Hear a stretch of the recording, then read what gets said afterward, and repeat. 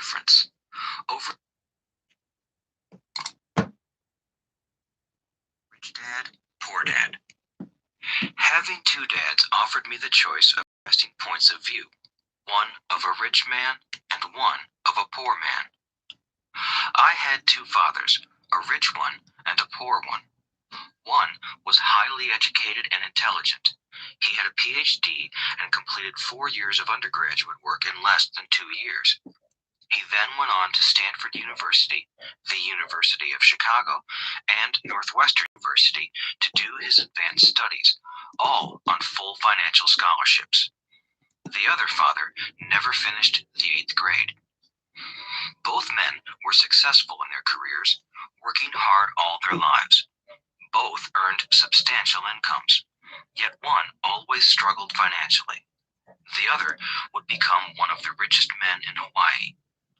One died, leaving tens of millions of dollars to his family, charities, and his church.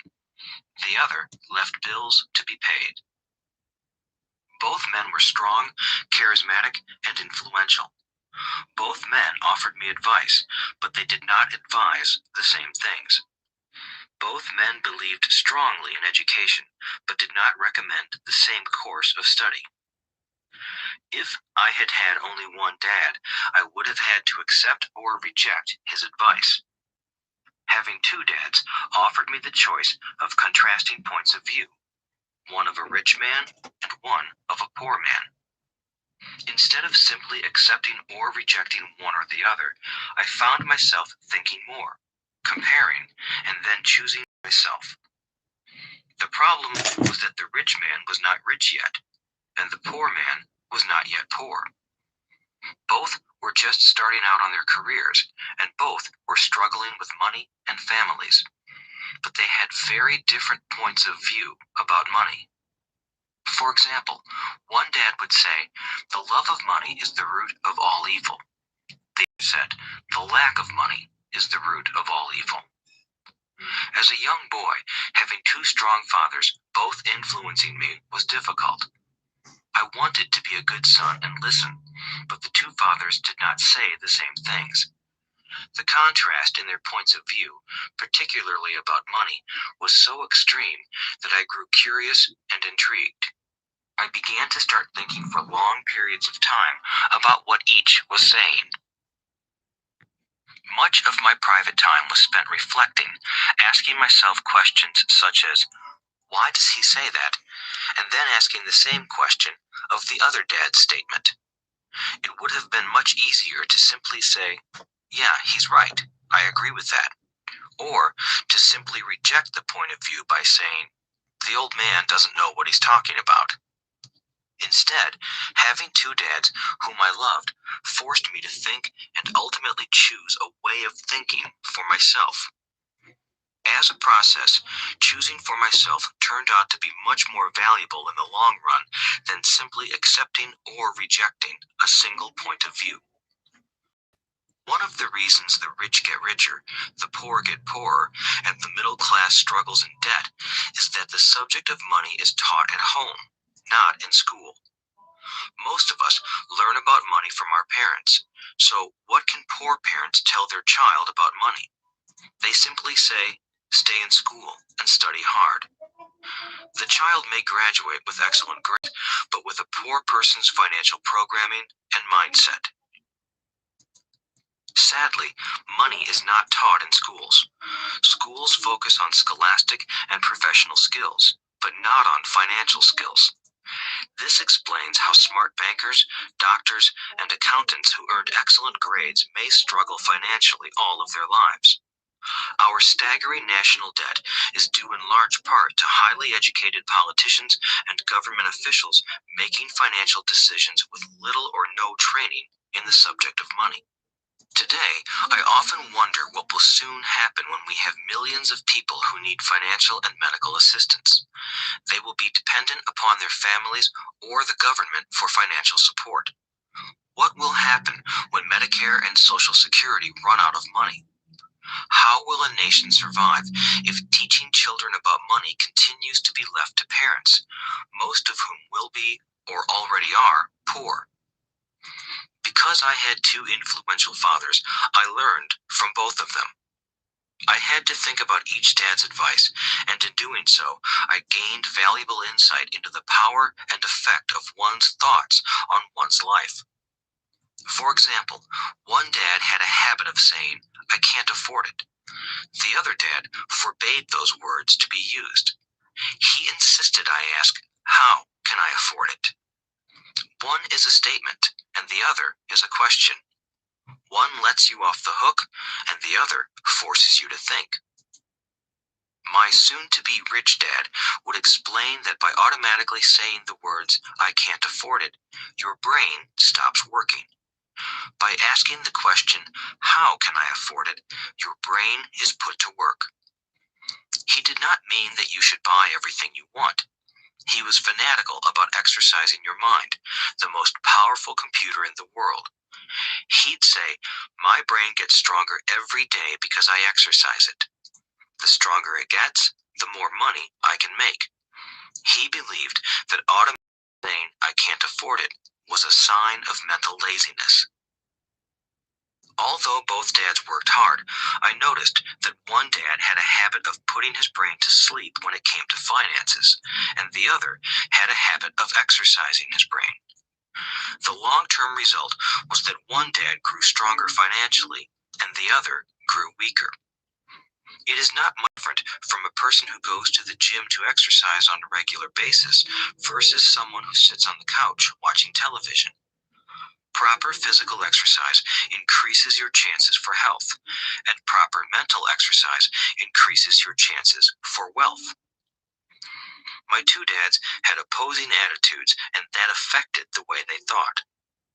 One dad thought that the rich should pay more in taxes to take care of those less fortunate. The other said, taxes punish those who produce and reward those who don't produce. One dad recommended, study hard so you can find a good company to work for. The other recommended, study hard so you can find a good company to buy. One dad said, the reason I'm not rich is because I have you kids. The other said, the reason I must be rich is because I have you kids. One encouraged talking about money and business at the dinner table, while the other forbade the subject of money to be discussed over a meal.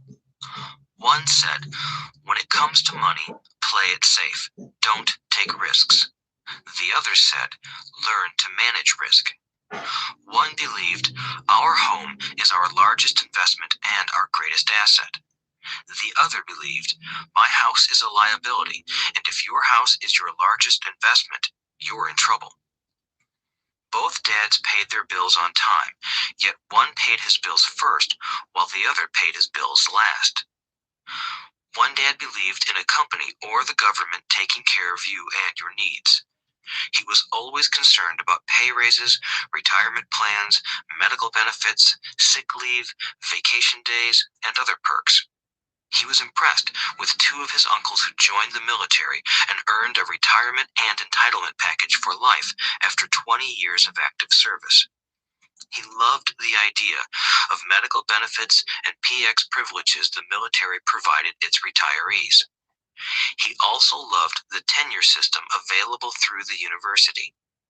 The idea of job protection for life and job benefits seemed more important at times than the job. He would often say, I've worked hard for the government and I'm entitled to these benefits. The other believed in total financial self-reliance. He spoke out against the entitlement mentality and how it created weak and financially needy people. He was emphatic about being financially competent. One dad struggled to save a few dollars. The other created investments. One dad taught me how to write an impressive resume so I could find a good job.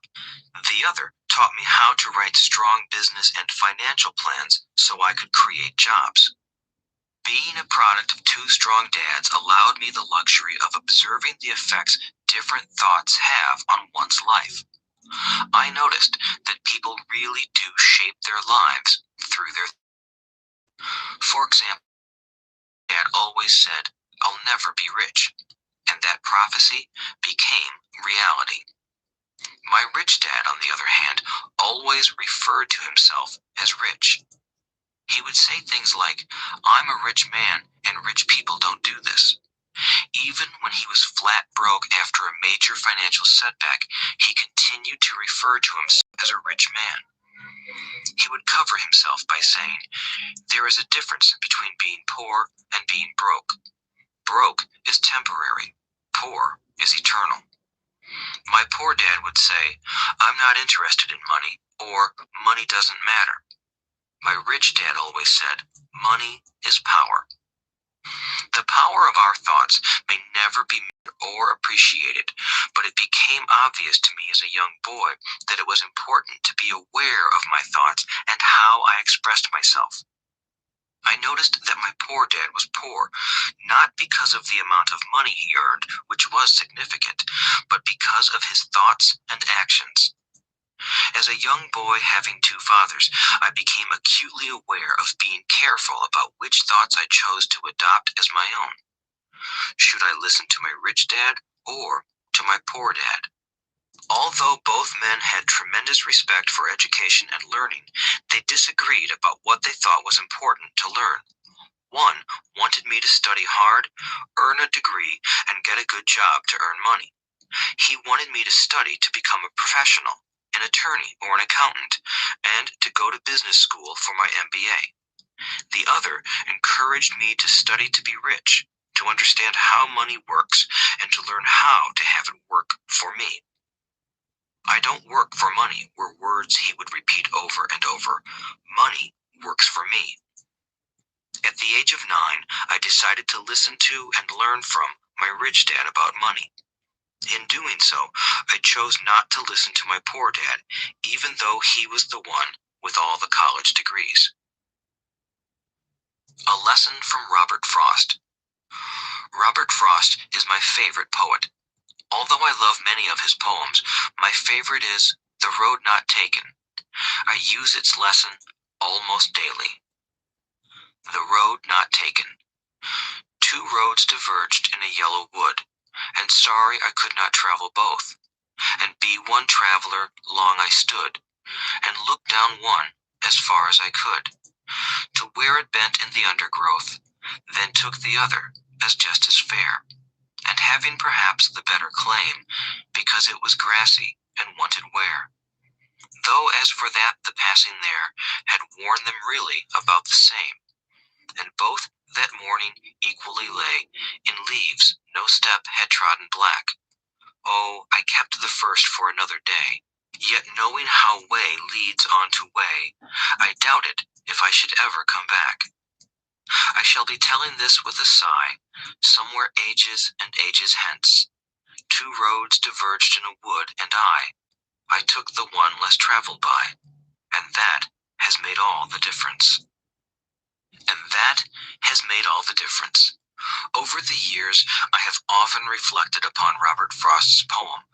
Choosing not to listen to my highly educated dad's advice and attitude about money was a painful decision, but it was a decision that shaped the rest of my life.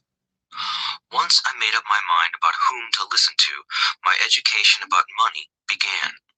My rich dad taught me over a period of 30 years until I was 39 years old.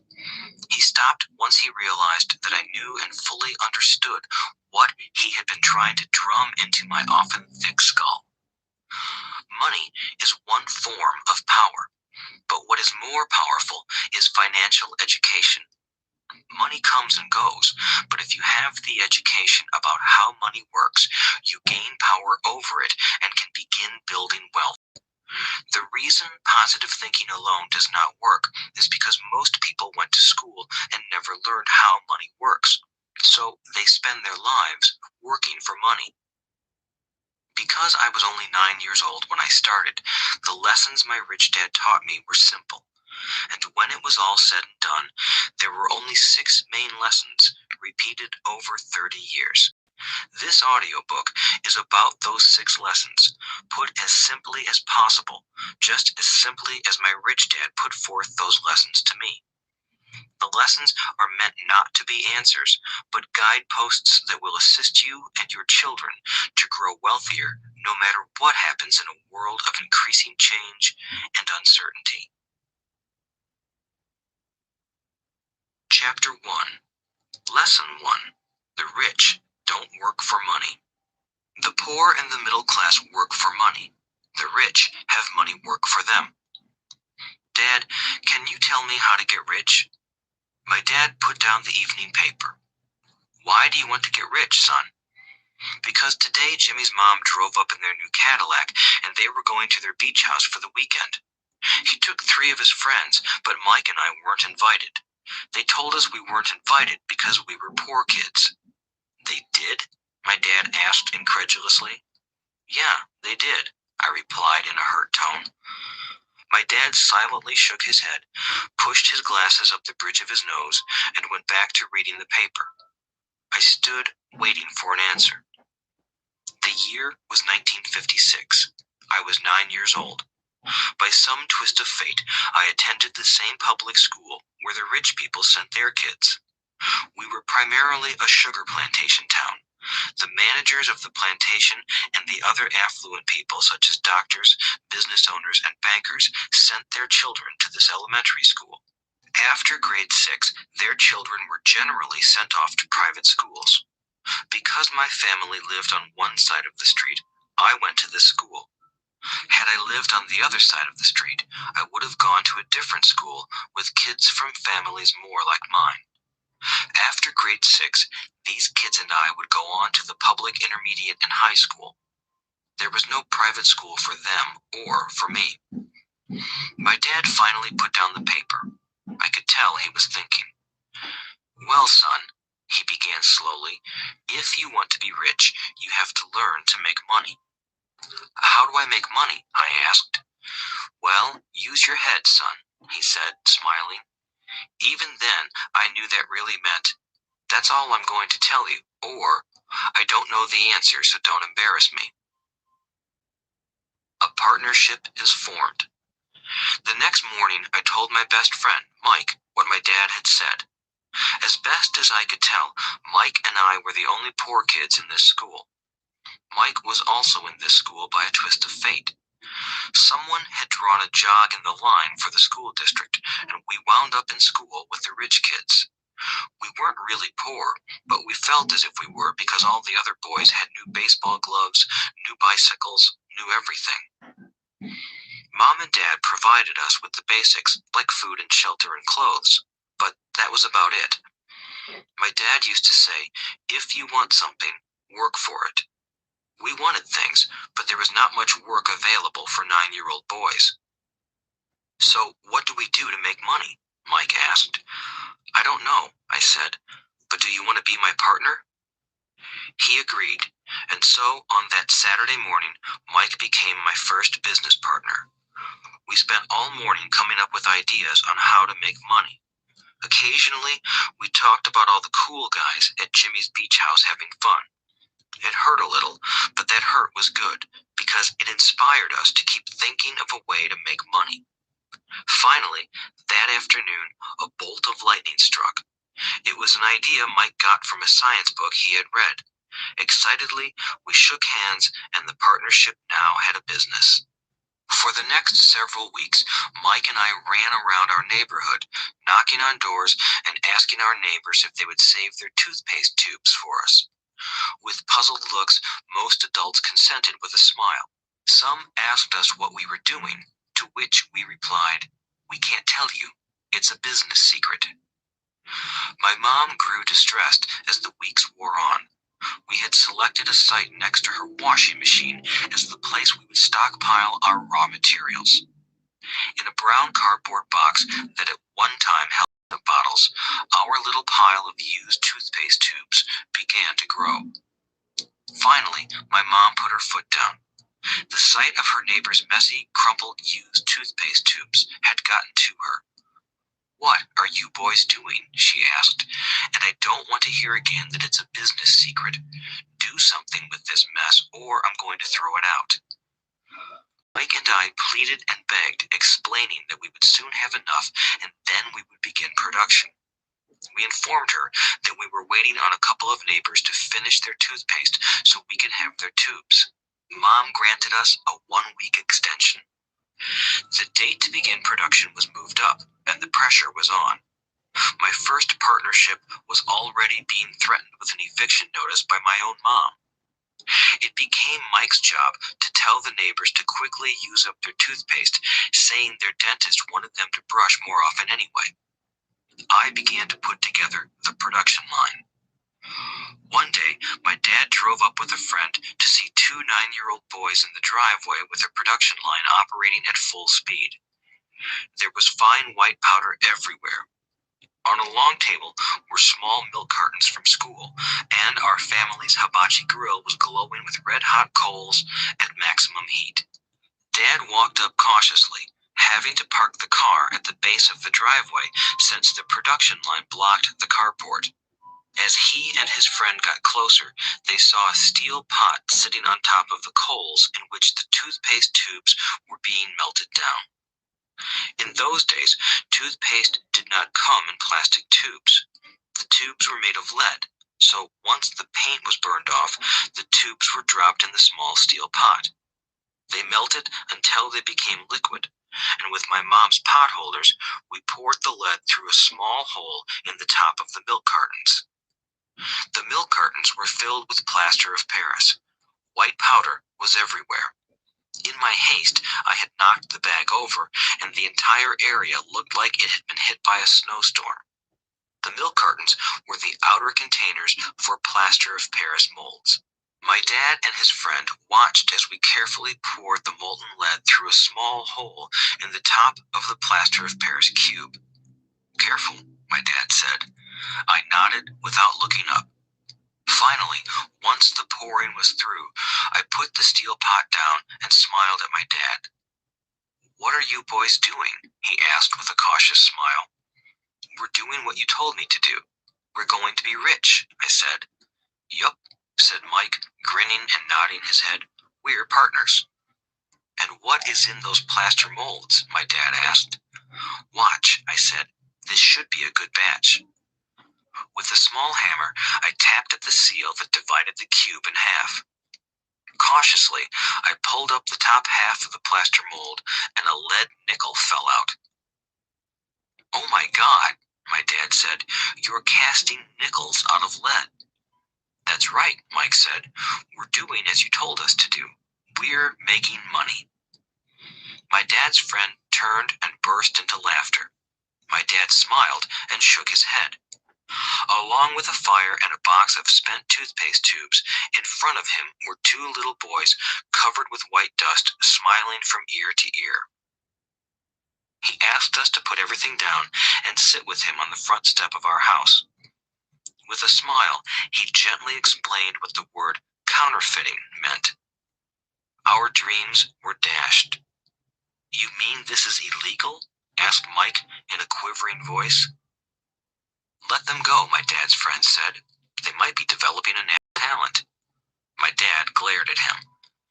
"Yes, it is illegal," my dad said gently, "but you boys have shown great creativity and original thought. Keep going. I'm really proud of you." Disappointed, Mike and I sat in silence for about 20 minutes before we began cleaning up our mess. The business was over on opening day. Sweeping the powder up, I looked at Mike and said, "I guess Jimmy and his friends are right. We are poor." My father was just leaving as I said that. "Boys," he said, "you're only poor if you give up. The most important thing is that you did something. Most people only talk and dream of getting rich. You've done something. I'm very proud of the two of you. I will say it again. Keep going. Don't quit." Mike and I stood there in silence. They were nice words, but we still did not know what to do. "So how come you're not rich, Dad?" I asked. "Because I chose to be a school teacher. School teachers really don't think about being rich. We just like to teach. I wish I could help you, but I really don't know how to make money." Mike and I turned and continued our cleanup. "I know," said my dad. "If you boys want to learn how to be rich, don't ask me. Talk to your dad, Mike." "My dad?" asked Mike with a scrunched-up face. Yeah, your dad, repeated my dad with a smile. Your dad and I have the same banker, and he raves about your father. He's told me several times that your father is brilliant when it comes to making money. My dad? Mike asked again in disbelief. Then how come we don't have a nice car and a nice house like the rich kids at school? A nice car and a nice house don't necessarily mean you're rich or you know how to make money, my dad replied. Jimmy's dad works for the sugar plantation. He's not much different from me. He works for a company and I work for the government. The company buys the car for him. The sugar company is in financial trouble, and Jimmy's dad may soon have nothing. Your dad is different, Mike. He seems to be building an empire, and I suspect in a few years he will be a very rich man. With that, Mike and I got excited again. With new vigor, we began cleaning up the mess caused by our now defunct first business. As we were cleaning, we made plans for how and when to talk to Mike's dad. The problem was that Mike's dad worked long hours and often did not come home until late. His father owned warehouses, a construction company, a chain of stores, and 3 restaurants. It was the restaurants that kept him out late. Mike caught the bus home after we had finished cleaning up. He was going to talk to his dad when he got home that night and to ask him if he would teach us how to become rich. Mike promised to call as soon as he had talked to his dad, even if it was late. The phone rang at 8:30 p.m. Okay, I said, next Saturday. I put the phone down. Mike's dad had agreed to meet with us. On Saturday, I caught the 7:30 a.m. bus to the poor side of town. The lessons begin. Mike and I met with his dad that morning at 8 o'clock. He was already busy, having been at work for more than an hour. His construction supervisor was just leaving in his pickup truck as I walked up to his simple, small, and tidy home. Mike met me at the door. Dad's on the phone, and he said to wait on the back porch, Mike said as he opened the door. The old wooden floor creaked as I stepped across the threshold of the aging house. There was a cheap mat just inside the door. The mat was there to hide the years of wear from countless footsteps that the floor had supported. Although clean, it needed to be replaced. I felt claustrophobic as I entered the narrow living room that was filled with old, musty, overstuffed furniture that today would be collector's items. Sitting on the couch were 2 women, both a little older than my mom. Across from the women sat a man in workman's clothes. He wore khaki slacks and a khaki shirt, neatly pressed but without starch, and polished work boots. He was about 10 years older than Dad. They smiled as Mike and I walked past them toward the back porch. I smiled back shyly. Who are those people? I asked. Oh, they work for my dad. The older man runs his warehouses, and the women are the managers of the restaurants. And as you arrived, you saw the construction supervisor who was working on a road project about 50 miles from here. His other supervisor, who was building a track of houses, left before you got here. Does this go on all the time? I asked. Not always, but quite often, said Mike, smiling as he pulled up a chair to sit down next to me. I asked my dad if he would teach us to make money, Mike said. Oh, and what did he say to that? I asked with cautious curiosity. Well, he had a funny look on his face at first, and then he said he would make us an offer. Oh, I said, rocking my chair back against the wall. I sat there, perched on 2 rear legs of the chair. Mike did the same thing. Do you know what the offer is? I asked. No, but we'll soon find out. Suddenly, Mike's dad burst through the rickety screen door and onto the porch. Mike and I jumped to our feet, not out of respect, but because we were startled. Ready, boys? He asked as he pulled up a chair to sit down with us. We nodded our heads as we pulled our chairs away from the wall to sit in front of him. He was a big man, about 6 feet tall and 200 pounds. My dad was taller, about the same weight, and 5 years older than Mike's dad. They sort of looked alike, though not of the same ethnic makeup. Maybe their energy was similar. Mike says you want to learn to make money. Is that correct, Robert? I nodded my head quickly, but with a little trepidation. He had a lot of power behind his words and smile. Okay, here's my offer. I'll teach you, but I won't do it classroom style. You work for me, I'll teach you. You don't work for me, I won't teach you. I can teach you faster if you work, and I'm wasting my time if you just want to sit and listen like you do in school. That's my offer. Take it or leave it. May I ask a question first? I asked. No. Take it or leave it. I've got too much work to do to waste my time. If you can't make up your mind decisively, then you'll never learn to make money anyway. Opportunities come and go. Being able to know when to make quick decisions is an important skill. You have the opportunity that you asked for. School is beginning, or it's over in 10 seconds, Mike's dad said with a teasing smile. Take it, I said. Take it, said Mike. Good, said Mike's dad. Mrs. Martin will be by in 10 minutes. After I'm through with her, you'll ride with her to my superette and you can begin working. I'll pay you 10 cents an hour and you'll work 3 hours every Saturday. But I have a softball game today, I said. Mike's dad lowered his voice to a stern tone. Take it or leave it, he said. I'll take it, I replied, choosing to work and learn instead of playing. 30 cents later. By 9 a.m. that day, Mike and I were working for Mrs. Martin. She was a kind and patient woman. Always said that Mike and I reminded her of her 2 grown sons. Although kind, she believed in hard work and kept us moving. We spent 3 hours taking canned goods off the shelves, brushing each can with a feather duster to get the dust off, and then restacking them neatly. It was excruciatingly boring work. Mike's dad, whom I called my rich dad, owned 9 of these little superettes, each with a large parking lot. They were the early version of the 7-Eleven convenience stores, little neighborhood grocery stores where people bought items such as milk, bread, butter, and cigarettes. The problem was that this was Hawaii before air conditioning was widely used, and the stores could not close their doors because of the heat. On 2 sides of the store, the doors had to be wide open to the road and parking lot. Every time a car drove by or pulled into the parking lot, dust would swirl and settle in the store. We knew we had a job as long as there was no air conditioning.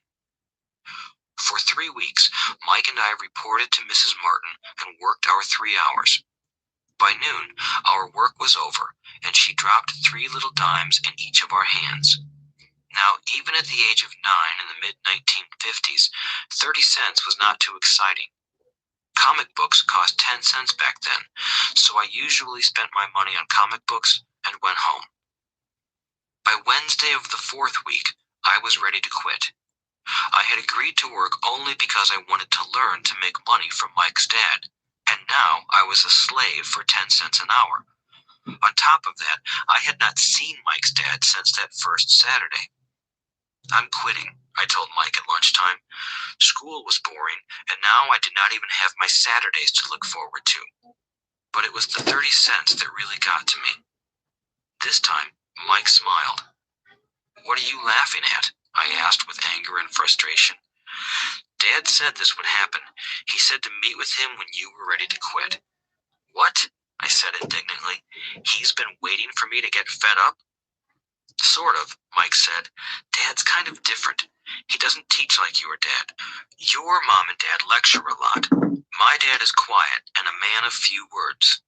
You just wait till this Saturday. I'll tell him you're ready. You mean I've been set up? No, not really. But maybe. Dad will explain on Saturday. Waiting in line on Saturday. I was ready to face Mike's dad. Even my real dad was angry with him. My real dad, the one I called the poor one, thought that my rich dad was violating child labor laws and should be investigated. My educated poor dad told me to demand what I deserve, at least 25 cents an hour. My poor dad told me that if I did not get a raise, I was to quit immediately. You don't need that damn job anyway, said my poor dad with indignation. At 8 o'clock Saturday morning, I walked through the door of Mike's house when Mike's dad opened it. Take a seat and wait in line, he said as I entered. He turned and disappeared into his little office next to a bedroom. I looked around the room and didn't see Mike anywhere. Feeling awkward, I cautiously sat down next to the same two women who were there 4 weeks earlier. They smiled and slid down the couch to make room for me. 45 minutes went by and I was steaming. The two women had met with him and left 30 minutes earlier. An older gentleman was in there for 20 minutes and was also gone. The house was empty, and here I sat in a musty, dark living room on a beautiful, sunny Hawaiian day, waiting to talk to a cheapskate who exploited children. I could hear him rustling around the office, talking on the phone, and ignoring me. I was ready to walk out, but for some reason, I stayed. Finally, 15 minutes later, at exactly 9 o'clock, Rich Dad walked out of his office, said nothing, and signaled with his hand for me to enter. I understand you want a raise or you're going to it, Rich Dad said as he swiveled in his office chair. Well, you're not keeping your end of the bargain, I blurted out, nearly in tears. It was really frightening for me to confront a grown-up. You said that you would teach me if I worked for you. Well, I've worked for you. I've worked hard. I've given up my baseball games to work for you, but you haven't kept your word, and you haven't taught me anything. You are a crook like everyone in town thinks you are. You're greedy. You want all the money and don't take care of your employees. You made me wait and don't show me any respect. I'm only a little boy, but I deserve to be treated better. Rich Dad rocked back in his swivel chair, hands up to his chin, and stared at me. Not bad, he said. In less than a month, you sound like most of my employees. What? I asked. Not understanding what he was saying, I continued with my grievance. I thought you were going to keep your end of the bargain and teach me. Instead, you want to torture me? That's cruel. That's really cruel. I am teaching you, Rich Dad said quietly. What have you taught me? Nothing, I said angrily. You haven't even talked to me once since I agreed to work for peanuts. 10 cents an hour. Ha! I should notify the government about you. We have child labor laws, you know. My dad works for the government, you know. Wow, said Rich Dad. Now you sound just like most of the people who used to work for me. People I've either fired or who have quit. So, what do you have to say? I demanded, feeling pretty brave for a little kid. You lied to me. I've worked for you, and you have not kept your word. You haven't taught me anything. How do you know that I've not taught you anything? Asked Rich Dad calmly. Well, you've never talked to me. I've worked for 3 weeks, and you have not taught me anything, I said with a pout. Does teaching mean talking or a lecture? Rich Dad asked. Well, yes, I replied. That's how they teach you in school, he said, smiling. But that is not how life teaches you, and I would say that life is the best teacher of all. Most of the time, life does not talk to you. It just sort of pushes you around. Each push is life saying, wake up, there's something I want you to learn. What is this man talking about? I asked myself silently. Life pushing me around was life talking to me? Now I knew I had to quit my job. I was talking to someone who needed to be locked up. If you learn life's lessons, you will do well. If not, life will just continue to push you around. People do two things. Some just let life push them around. Others get angry and push back. But they push back against their boss, or their job, or their husband or wife. They do not know it's life that's pushing. I had no idea what he was talking about. Life pushes all of us around. Some people give up and others fight. A few learn the lesson and move on. They welcome life pushing them around. To these few people, it means they need and want to learn something. They learn and move on. Most quit, and a few, like you, fight. Rich Dad stood and shut the creaky old that needed repair. If you learn this lesson, you will grow into a wise, wealthy, and happy young man. If you don't, you will spend your life blaming a job, low pay, or your boss for your problems. You'll live life always hoping for that big break that will solve all your money problems. Rich Dad looked over at me to see if I was still listening. His eyes met mine. We stared at each other, communicating through our eyes. Finally, I looked away once I had absorbed his message. I knew he was right. I was blaming him, and I did ask to learn. I was fighting. Rich Dad continued. Or, if you are the kind of person who has no guts, you just give up every time life pushes you. If you are that kind of person, you'll live all your life playing it safe, doing the right things, saving yourself for some event that never happens. Then you die a boring old man. You'll have lots of friends who really like you because you were such a nice, hard-working guy. But the truth is that you let life push you into submission. Deep down, you were terrified of taking risks. You really wanted to win, but the fear of losing was greater than the excitement of winning. Deep inside, you and only you will know you didn't go for it. You chose to play it safe. Our eyes met again. You've been pushing me around? I asked. Some people might say that, smiled Rich Dad. I would say that I just gave you a taste of life. What taste of life? I asked, still angry, but now curious and ready to learn. You boys are the first people that have ever asked me to teach them how to make money. I have more than 150 employees, and not one of them has asked me what I know about money. They ask me for a job and a paycheck, but never to teach them about money. So most will spend the best years of their lives working for money, not really understanding what it is they are working for. I sat there listening intently. So when Mike told me you wanted to learn how to make money, I decided to design a course that mirrored real life. I could talk until I was blue in the face, but you wouldn't hear a thing. So I decided to let life push you around a bit so you could hear me. That's why I only paid you 10 cents. So what is the lesson I learned from working for only 10 cents an hour? I asked. That you're cheap and exploit your workers? Rich Dad rocked back and laughed heartily. Finally, he said, you'd best change your point of view. Stop blaming me and thinking I'm the problem. If you think I'm the problem, then you have to change me. If you realize that you're the problem, then you can change yourself, learn something, and grow wiser.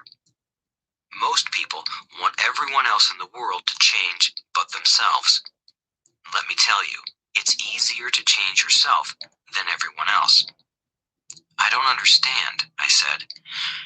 Don't blame me for your problems, Rich Dad said, growing impatient. But you only pay me 10 cents. So what are you learning? Rich Dad asked, smiling. That you're cheap, I said with a sly grin. See, you think I'm the problem, said Rich Dad. But you are. Well, keep that attitude and you'll learn nothing. Keep the attitude that I'm the problem, and what choices do you have? Well, if you don't pay me more or show me more respect and teach me, I'll quit. Well put, Rich Dad said. That's exactly what most people do. They quit and go looking for another job, a better opportunity and higher pay, actually thinking that this will solve the problem. In most cases, it won't. So what should I do? I asked. Just take this measly 10 cents an hour and sell?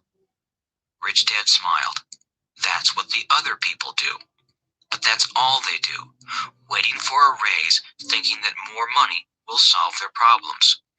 Most just accept it, and some take a second job working harder, but again, accepting a small paycheck. I sat staring at the floor, beginning to understand the lesson Rich Dad was preaching.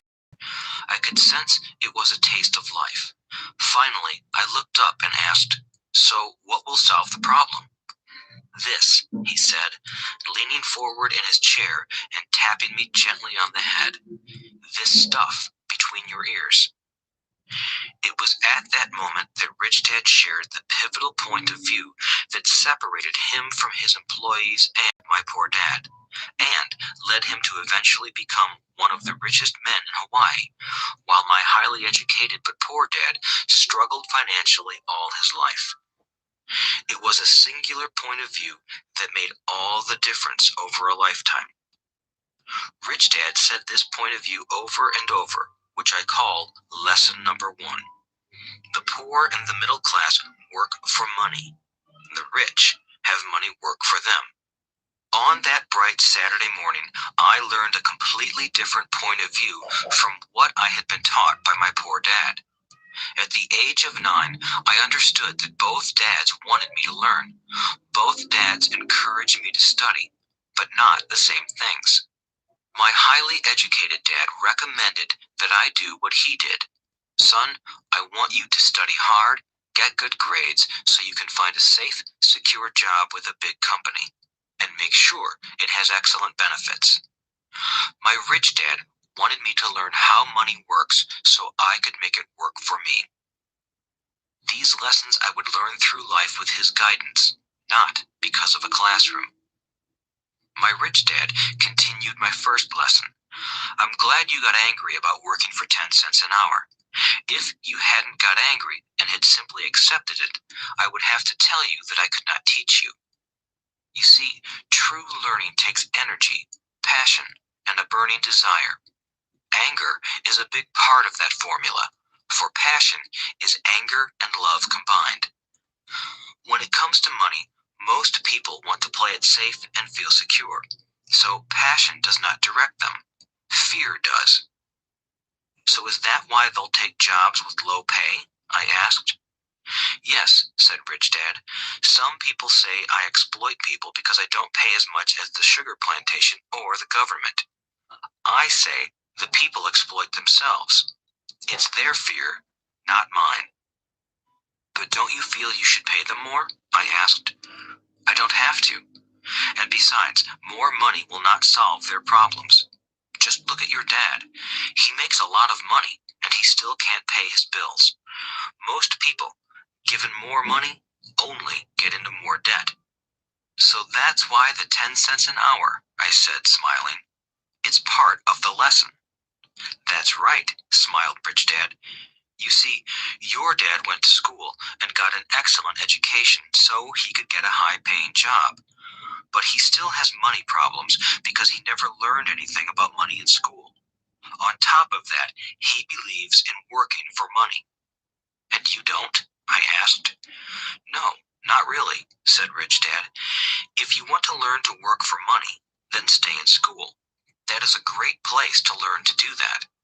But if you want to learn how to have money work for you, then I will teach you, but only if you want to learn. Wouldn't everyone want to learn that? I asked.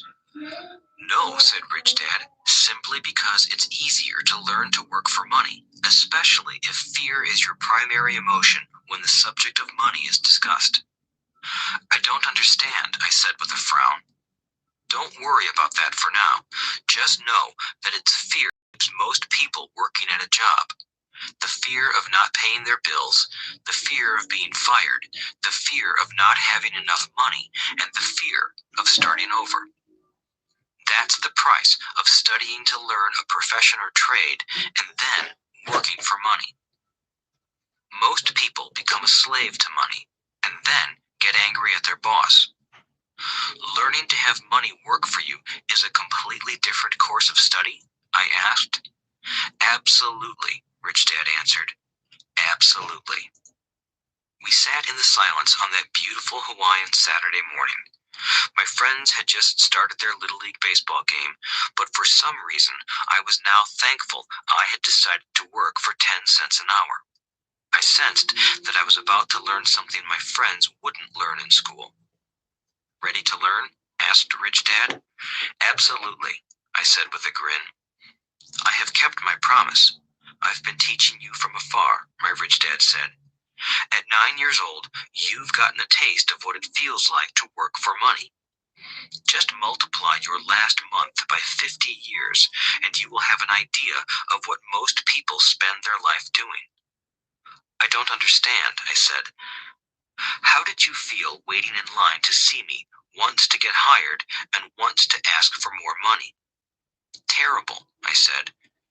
If you choose to work for money, that is what life will be like, said Rich Dad. And how did you feel when Mrs. Martin dropped 3 dimes in your hand for 3 hours of work? I felt like it wasn't enough. It seemed like nothing.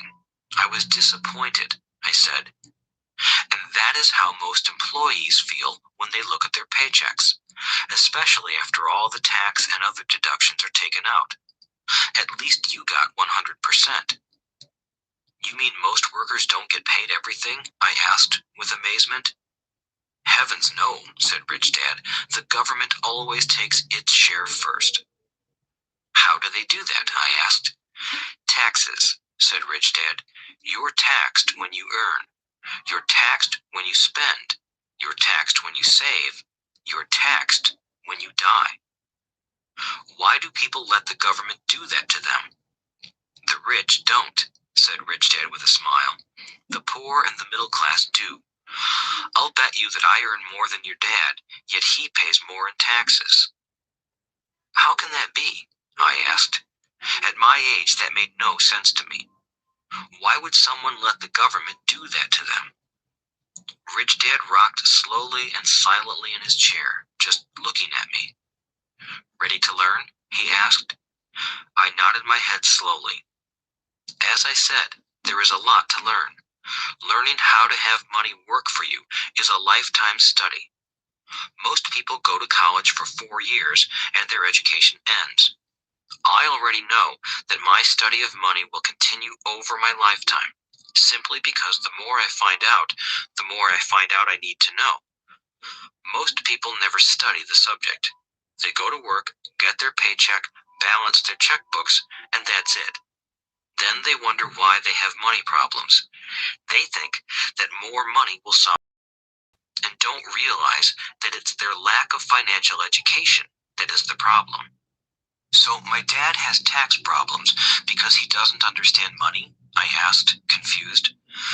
Look, said Rich Dad, taxes are just one small section on learning how to have money work for you. Today, I just wanted to find out if you still have the passion to learn about money. Most people don't. They want to go to school, learn a profession, have fun at their work, and earn lots of money. One day they wake up with big money problems, and then they can't stop working. That's the price of only knowing how to work for money instead of studying how to have money work for you. So, do you still have the passion to learn? Asked Rich Dad. I nodded my head. Good, said Rich Dad. Now get back to work. This time, I will pay you nothing. What? I asked in amazement. You heard me. Nothing. You will work the same hours every Saturday, but this time you will not be paid 10 cents per hour. You said you wanted to learn to not work for money, so I'm not going to pay you anything. I couldn't believe what I was hearing. I've already had this conversation with Mike, and he's already working, dusting and stacking canned goods for free. You better hurry and get back there. That's not fair, I shouted. You've got to pay something. You said you wanted to learn. If you don't learn this now, you'll grow up to be like the 2 women and the older man sitting in my living room, working for money and hoping I don't fire them.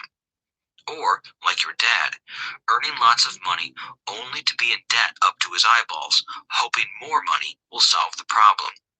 If that's what you want, I'll go back to our original deal of 10 cents an hour. Or you can do what most adults do. Complain that there is not enough pay, quit, and go looking for another job. But what do I do? I asked. Rich Dad tapped me on the head. Use this, he said. If you use it well, you will soon thank me for giving you an opportunity, and you will grow into a rich man. I stood there, still not believing what a raw deal I was handed. I came to ask for a raise, and somehow I was instead working for nothing. Rich Dad tapped me on the head again and said, "Use this. Now, get out of here and get back to work." Lesson number 1. The rich don't work for money. I didn't tell my poor dad I wasn't being paid. He wouldn't have understood, and I didn't want to try to explain something I didn't understand myself.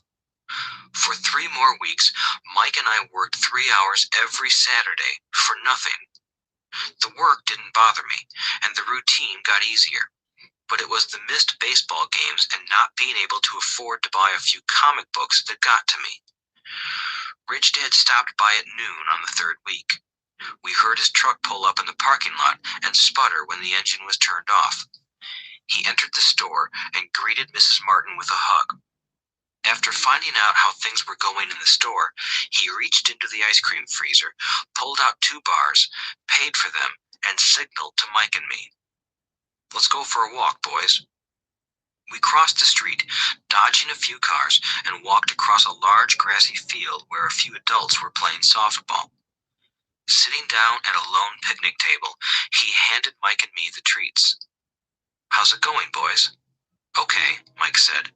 I nodded in agreement. "Learn anything yet?" Rich Dad asked. Mike and I looked at each other, shrugged our shoulders, and shook our heads in unison. Avoiding one of life's biggest traps. Well, you boys had better start thinking. You're staring at one of life's biggest lessons. If you learn it, you'll enjoy a life of great freedom and security. If you don't, you'll wind up like Mrs. Martin and most of the people playing softball in this park. They work very hard for little money, clinging to the illusion of job security and looking forward to a 3-week vacation each year and maybe a skimpy pension after 45 years of service. If that excites you, I'll give you a raise to 25 cents an hour. "But these are good-hearted people. Are you making fun of them?" I demanded. A smile came over Rich Dad's face. "Mrs. Martin is like a mother to me. I would never be that cruel.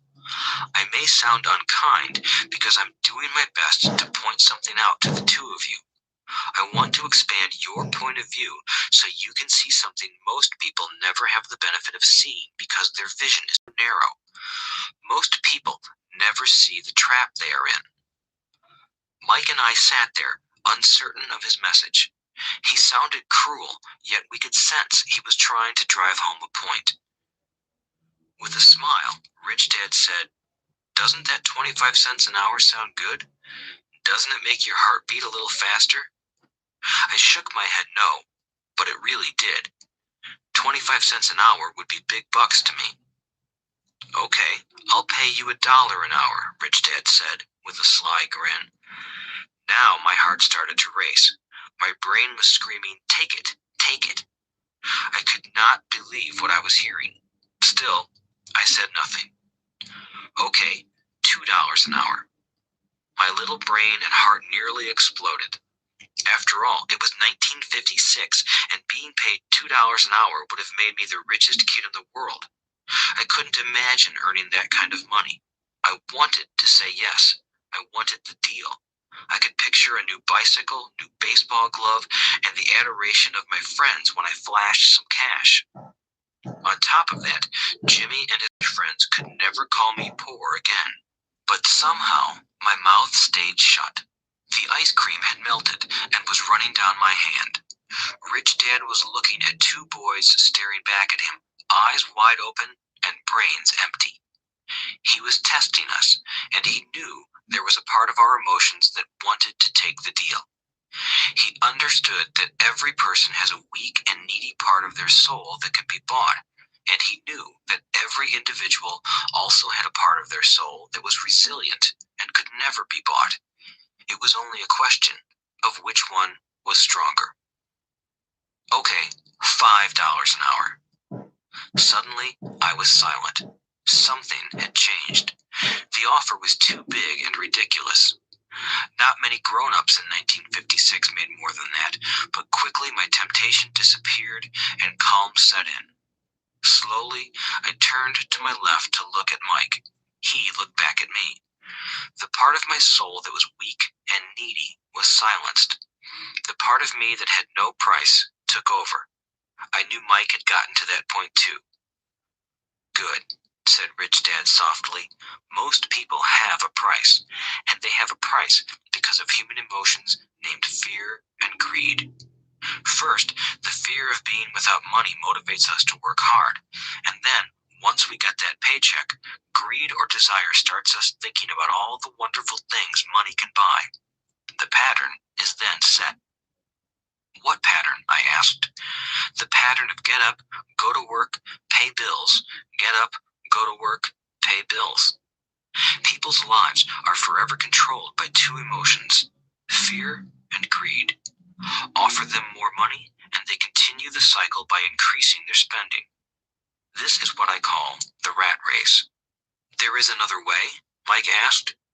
Yes, said Rich Dad slowly, but only a few people find it. And what is that way? Mike asked. That's what I hope you boys will learn as you work and study with me.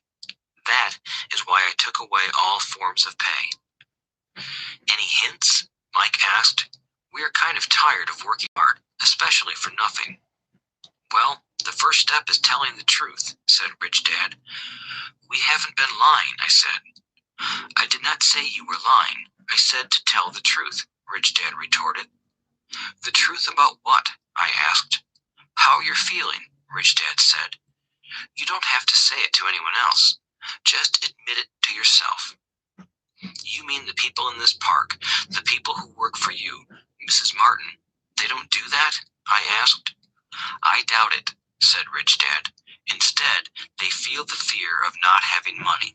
They don't confront it logically.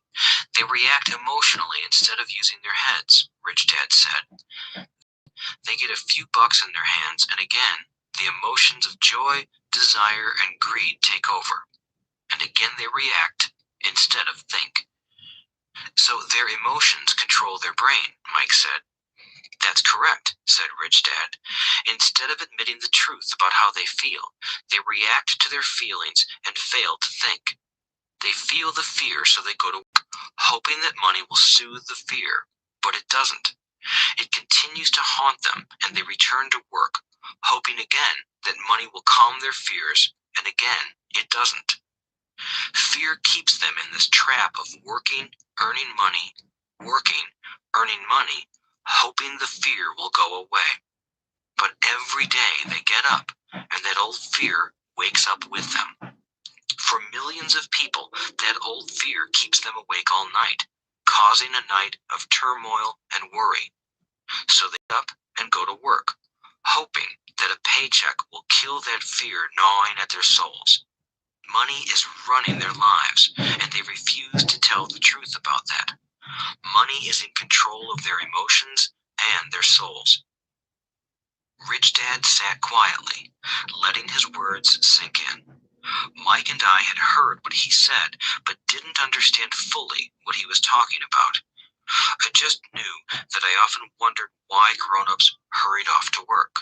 It did not seem like much fun, and they never looked that happy, but something kept them going. Realizing we had absorbed as much as possible of what he was talking about, Rich Dad said, I want you boys to avoid that trap. That is really what I want to teach you. Not just to be rich, because being rich does not solve the problem. It doesn't? I asked, surprised. No, it doesn't. Let me explain the other emotion, desire. Some call it greed, but I prefer desire. It's perfectly normal to desire something better, prettier, more fun, or exciting. So people also work for money because of desire. They desire money for the joy they think it can buy. But the joy that money brings is often short-lived, and they soon need more money for more joy, more pleasure, more comfort, and more security. So they keep working, thinking money will soothe their souls that are troubled by fear and desire. But money can't do that. Even rich people do this? Mike asked.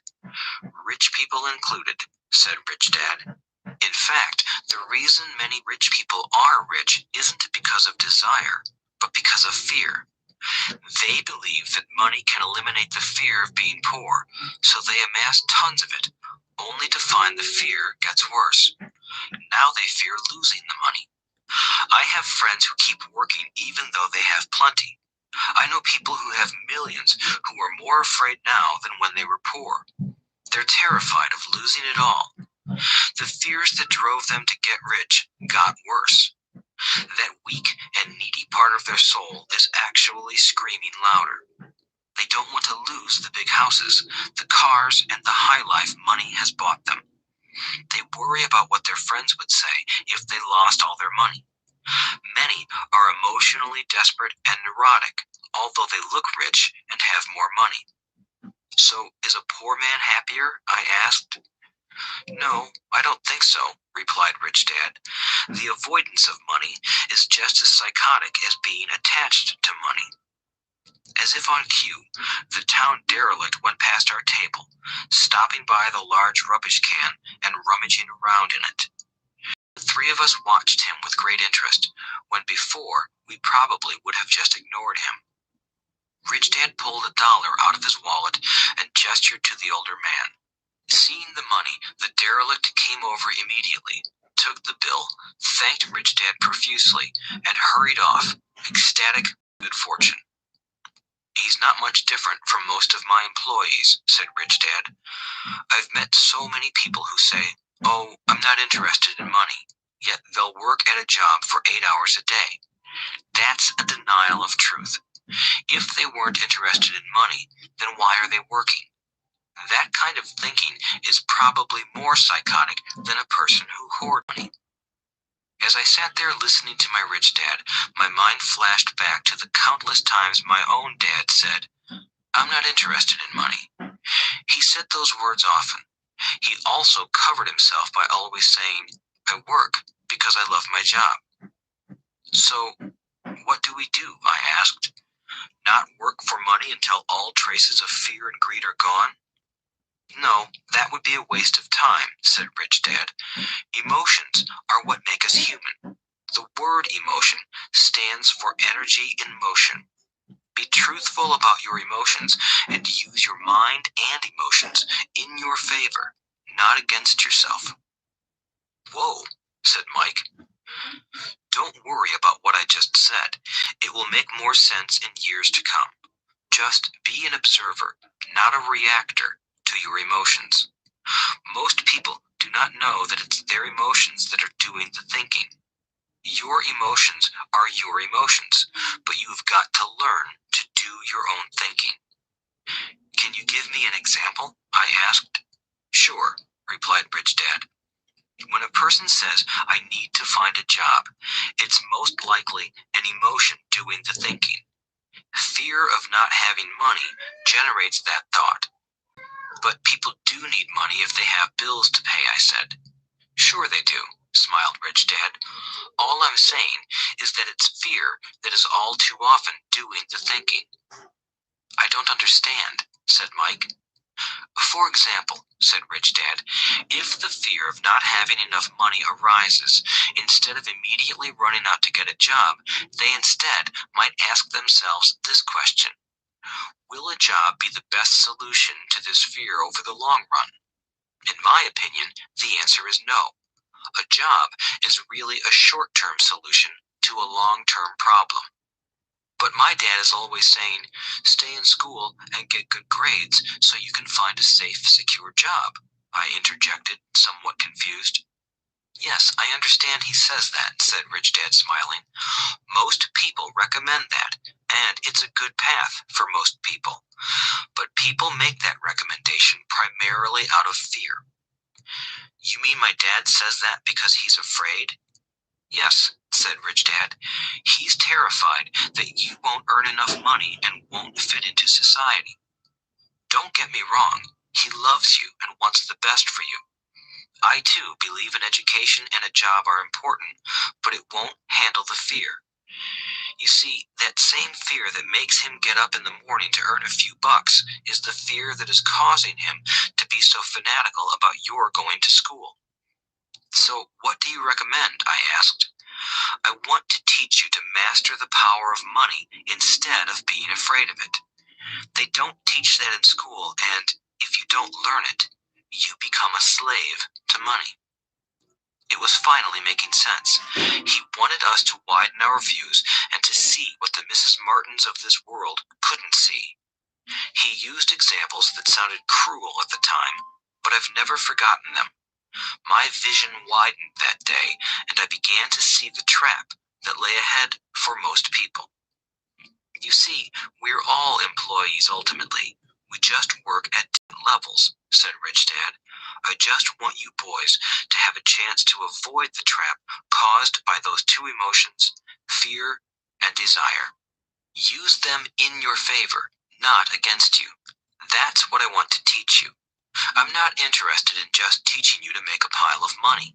It won't handle the fear or desire. If you don't first handle fear and desire, and you get rich, you'll only be a highly paid slave. So how do we avoid the trap? I asked. The main cause of poverty or financial struggle is fear and ignorance, not the economy or the government or the rich. It's self-inflicted fear and ignorance that keep people trapped.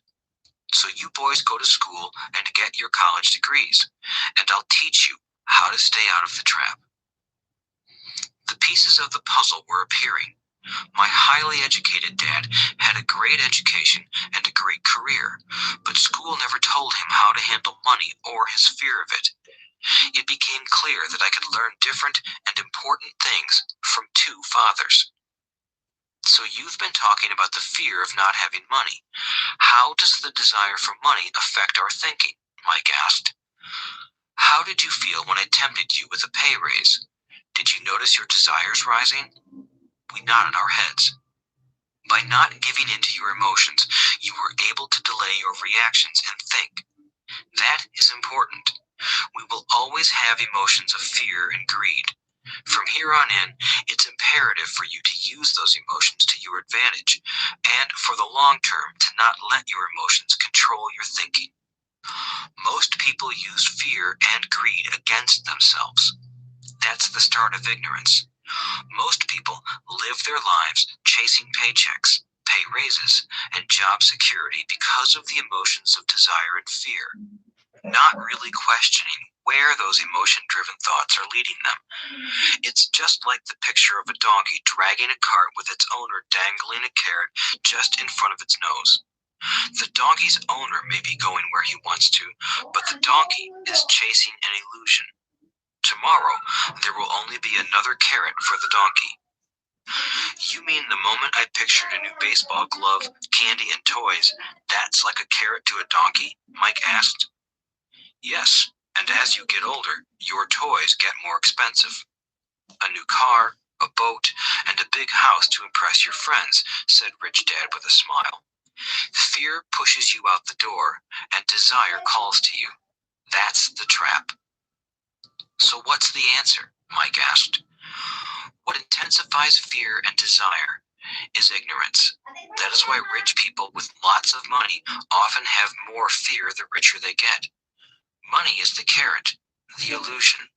If the donkey could see the whole picture, it might rethink its choice to chase the carrot. Rich Dad went on to explain that a human's life is a struggle between ignorance and illumination. He explained that once a person stops searching for information and self-knowledge, ignorance sets in. That struggle is a moment-to-moment decision to learn to open or close one's mind.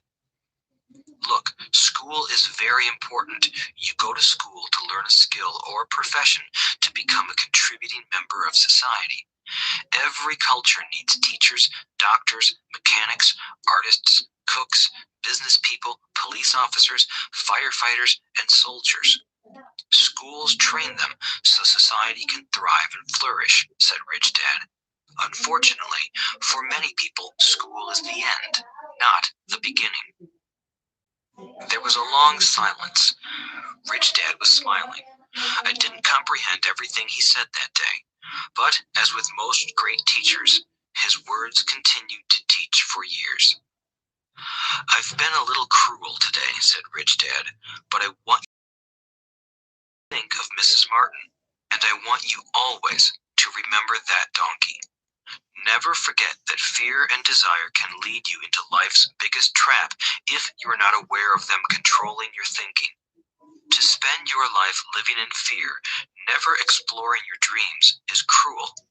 To work hard for money, thinking that it will buy you things that will make you happy, is also cruel. To wake up in the middle of the night terrified about paying bills is a horrible way to live. To live a life dictated by the size of a paycheck is not really living a life. Thinking that a job makes you secure is lying to yourself. That's cruel, and that's the trap I want you to avoid. I've seen how money runs people's lives. Don't let that happen to you. Please, don't let money run your life. A softball rolled under our table. Rich Dad picked it up and threw it back. So, what does ignorance have to do with greed and fear? I asked.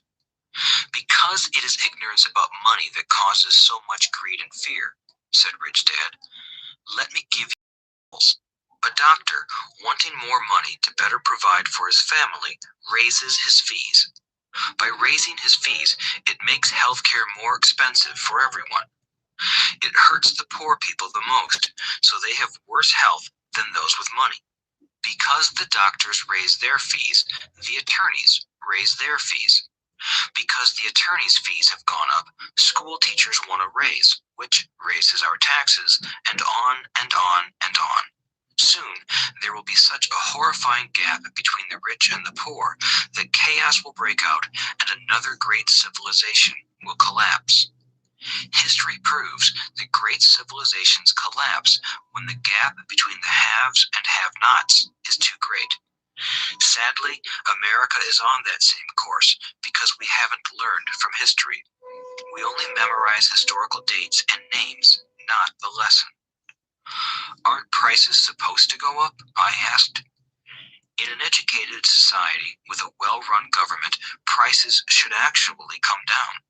Of course, that is often only true in theory. Prices go up because of greed and fear caused by ignorance. If schools taught people about money, there would be more money and lower prices. But schools focus only on teaching people to work for money, not how to harness money's power. But don't we have business schools? Mike asked. And haven't you encouraged me to go for my MBA? Yes, said Rich Dad, but all too often business schools train employees to become sophisticated bean counters. Heaven forbid a bean counter takes over a business. All they do is look at the numbers, fire people, and kill the business. I know this because I hire bean counters. All they think about is cutting costs and raising prices, which cause more problems. Bean counting is important. I wish more people knew it, but it, too, is not the whole picture, added Rich Dad angrily. So, is there an answer? Asked Mike. Yes, said Rich Dad. Learn to use your emotions to think, not think with your emotions. When you boys mastered your emotions by agreeing to work for free, I knew there was hope. When you again resisted your emotions when I tempted you with more money, you were again learning to think in spite of being emotionally charged. That's the first step. Why is that step so important? I asked. Well, that's up to you to find out. If you want to learn, I'll take you boys into the briar patch, a place almost everyone else avoids. If you go with me, you'll let go of the idea of working for money and instead learn to have money work for you. And what will we get if we go with you? What if we agree to learn from you? What will we get? I asked. The same thing Brer Rabbit got, said Rich Dad, referring to the classic children's story. Is there a briar patch? I asked. Yes, said Rich Dad. The briar patch is our fear and greed. Confronting fear, weaknesses, and neediness by choosing our own thoughts is the way out. Choosing our thoughts thoughts? Mike asked, puzzled. Yes, choosing what we think rather than reacting to our emotions. Instead of just getting up and going to work because not having the money to pay your bills is scaring you, ask yourself, is working harder at this the best solution to this problem? Most people are too afraid to rationally think things through and instead run out the door to a job they hate. The tar baby is in control. That's what I mean by choosing your thoughts. And how do we do that? Mike asked. That's what I will teach you. I'll teach you to have a choice of thoughts rather than a knee-jerk reaction, like gulping down your morning coffee and running out the door. Remember what I said before. A job is only a short-term solution to a long-term problem. Most people have only one problem in mind, and it's short-term. It's the bills at the end of the month, the tar baby. Money controls their lives, or should I say the fear and ignorance about money controls it. So they do as their parents did. They get up every day and go work for money, not taking the time to ask the question, is there another way? Their emotions now control their thinking, not their heads. Can you tell the difference between emotions thinking and the head thinking? Mike asked. Oh yes, I hear it all the time, said Rich Dad. I hear things like, well, everyone has to work, or the rich are crooks, or I'll get another job. I deserve this raise. You can't push me around. Or I like this job because it's secure. No one asks, is there something I'm missing here? Which would break through the emotional thought and give you time to think clearly. As we headed back to the store, Rich Dad explained that the rich really did make money. They did not work for it. He went on to explain that when Mike and I were casting 5-cent pieces out of lead, thinking we were making money, we were very close to thinking the way the rich think. The problem was that creating money is legal for the government and banks to do, but illegal for us to do. There are legal ways to create money from nothing, he told us. Rich Dad went on to explain that the rich know that money is an illusion, truly like the carrot for the donkey. It's only out of fear and greed that the illusion of money is held together by billions of people who believe that money is real. It's not. Money is really made up. It is only because of the illusion of confidence and the ignorance of the masses that this house of cards stands. He talked about the gold standard that America was on, and that each dollar bill was actually a silver certificate. What concerned him was the rumor that we would someday go off the gold standard and our dollars would no longer be backed by something tangible. If that happens, boys, all hell will break loose. The poor, the middle class, and the ignorant will have their lives ruined simply because they will continue to believe that money is real and that the company they work for or the government will look after them. We really did not understand what he was saying that day, but over the years, it made more and more sense. Seeing what others miss. As he climbed into his pickup truck outside his convenience store, Rich Dad said, keep working, boys, but the sooner you forget about needing a paycheck, the easier your adult life will be. Keep using your brain, work for free, and soon your mind will show you ways of making money far beyond what I could ever pay you. You will see things that other people never see. Most people never see these opportunities because they're looking for money and security, so that's all they get. The moment you see one opportunity, you'll see them for the rest of your life. The moment you do that, I'll teach you something else. Learn this, and you'll avoid one of life's biggest traps. Mike and I picked up our things from the store and waved goodbye to Mrs. Martin. We went back to the park, to the same picnic bench, and spent several more hours thinking and talking. We spent the next week at school thinking and talking too. For 2 more weeks, we kept talking, and working for free. At the end of the second Saturday, I was again saying goodbye to Mrs. Martin and looking at the comic book stand with a longing gaze. The hard thing about not even getting 30 cents every Saturday was that I didn't have any money to buy comic books. Suddenly, as Mrs. Martin said goodbye to Mike and me, I saw her do something I'd never seen her do before. Mrs. Martin was cutting the front page of the comic book in half. She kept the top half of the comic book cover and threw the rest of the book into a large cardboard box. When I asked her what she did with the comic books, she said, "I throw them away. I give the top half of the cover back to the comic book distributor for credit when he brings in the new comics. He's coming in an hour." Mike and I waited for an hour. Soon, the distributor arrived, and I asked him if we could have the comic books. To my delight, he said, "You can have them if you work for this store and do not resell them." Remember our old business partnership? Well, Mike and I revived it. Using a spare room in Mike's basement, we began piling hundreds of comic books in that room. Soon, our comic book library was open to the public. We hired Mike's younger sister, who loved to study, to be head librarian.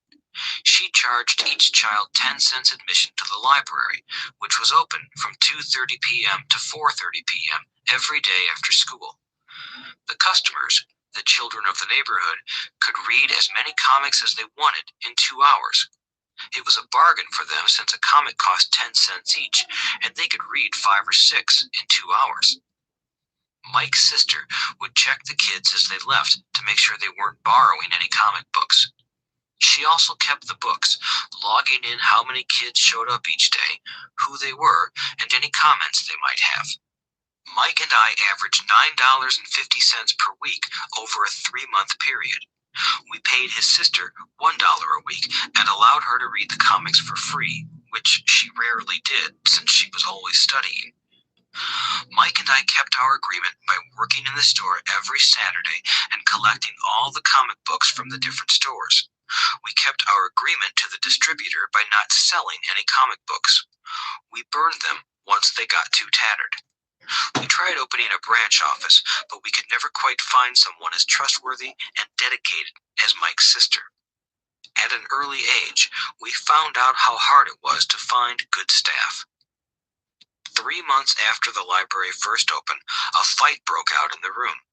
Some bullies from another neighborhood pushed their way in, and Mike's dad suggested we shut down the business. So our comic book business shut down, and we stopped working on Saturdays at the convenience store. But Rich Dad was excited because he had new things he wanted to teach us. He was happy because we had learned our first lessons so well. We learned to make money work for us. By not getting paid for our work at the store, we were forced to use our imaginations to identify an opportunity to make money. By starting our own business, the comic book library, we were in control of our own finances, not dependent on an employer. The best part was that our business generated money for us even when we weren't physically there. Our money worked for us. Instead of paying us money, Rich Dad had given us so much more. Chapter 2. Lesson 2. Why teach financial literacy? It's not how much money you make, it's how much money you keep. In 1990, Mike took over his father's empire and is, in fact, doing a better job than his dad did. We see each other once or twice a year on the golf course. He and his wife are wealthier than you can imagine. Rich Dad's empire is in great hands, and Mike is now grooming his son to take his place, as his dad had groomed us. In 1994, I retired at the age of 47, and my wife Kim was 37. Retirement does not mean not working. For us, it means that, barring unforeseen cataclysmic changes, we can work or not work, and our wealth grows automatically, staying ahead of inflation. Our assets are large enough to grow by themselves. It's like planting a tree. You water it for years, and then one day it doesn't need you anymore. Its roots are implanted deep enough. Then the tree provides shade for your enjoyment. Mike chose to run the empire, and I chose to retire. Whenever I speak to groups of people, they often ask what I would recommend that they do. How do I get started? Is there a book you would recommend? What should I do to prepare my children? What is your secret to success? How do I make millions? Whenever I hear one of these questions, I'm reminded of the following story. The Richest Businessmen. In 1923, a group of our greatest leaders and richest businessmen held a meeting at the Edgewater Beach Hotel in Chicago. Among them were Charles Schwab, head of the largest independent steel company, Samuel Insull, president of the world's largest utility, Howard Hobson, head of the largest gas company, Ivar Kruger, president of International Match Company, one of the world's largest companies at that time, Leon Fraser, president of the Bank of International Settlements, Richard Whitney, president of the New York Stock Exchange, Arthur Cotton and Jesse Livermore, two of the biggest stock speculators, and Albert Fall, a member of President Harding's cabinet. 25 years later, 9 of these titans ended their lives as follows. Schwab died penniless after living for 5 years on borrowed money. Insull died broke in a foreign land, and Kruger and Cotton also died broke. Hobson went insane. Whitney and Albert Fall were released from prison, and Fraser and Livermore committed suicide. I doubt if anyone can say what really happened to these men. If you look at the date, 1923, it was just before the 1929 market crash and the Great Depression, which I suspect had a great impact on these men and their lives. The point is this. Today, we live in times of greater and faster change than these men did. I suspect there will be many booms and busts in the coming years that will parallel the ups and downs these men faced. I am concerned that too many people are too focused on money and not on their greatest wealth, their education. If people are prepared to be flexible, keep an open mind, and learn, they will grow richer and richer despite tough changes. If they think money will solve problems, they will have a rough ride. Intelligence solves problems and produces money. Money without financial intelligence is money soon gone. Most people fail to realize that in life, it's not how much money you make, it's how much money you keep. We've all heard stories of lottery winners who are poor, then suddenly rich, and then poor again. They win millions, yet are soon back where they started. Or stories of professional athletes who at the age of 24 are earning millions, but are sleeping under a bridge 10 years later. I remember a story of a young basketball player who a year ago had millions. Today, at just 29, he claims his friends, attorney, and accountant took his money and he was forced to work at a car wash for minimum wage. He was fired from the car wash because he refused to take off his championship ring as he was wiping off the cars. His story made national news, and he is appealing his termination, claiming hardship and discrimination. He claims that the ring is all he has left, and if it was stripped away, he'll crumble. I know so many people who became instant millionaires, and while I am glad some people have become richer and richer, I caution them that in the long run, it's not how much money you make, it's how much you keep and how many generations you keep it. So when people ask, where do I get started? Or tell me how to get rich quick, they often are greatly disappointed with my answer. I simply say to them what my rich dad said to me when I was a little kid. If you want to be rich, you need to be financially literate. That idea was drummed into my head every time we were together. As I said, my educated dad stressed the importance of reading books, while my rich dad stressed the need to master financial literacy. If you are going to build the Empire State Building, the first thing you need to do is dig a deep hole and pour a strong foundation. If you are going to build a home in the suburbs, all you need to do is pour a 6-inch slab of concrete. Most people, in their drive to get rich, are trying to build an Empire State Building on a 6-inch slab. Our school system, created in the agrarian age, still believes in homes with no foundation.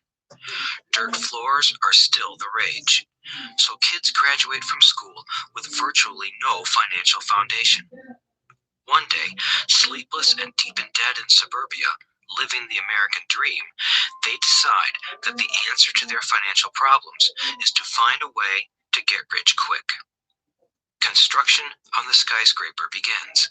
It goes up quickly, and soon, instead of the Empire State Building, we have the Leaning Tower of suburbia. The sleepless nights return. As for Mike and me in our adult years, both of our choices were possible because we were taught to pour a strong financial foundation when we were just kids. Accounting is possibly the most confusing, boring subject in the world, but if you want to be rich long term, it could be the most important subject. For Rich Dad, the question was how to take a boring and confusing subject and teach it to kids. The answer he found was to make it simple by teaching it in pictures.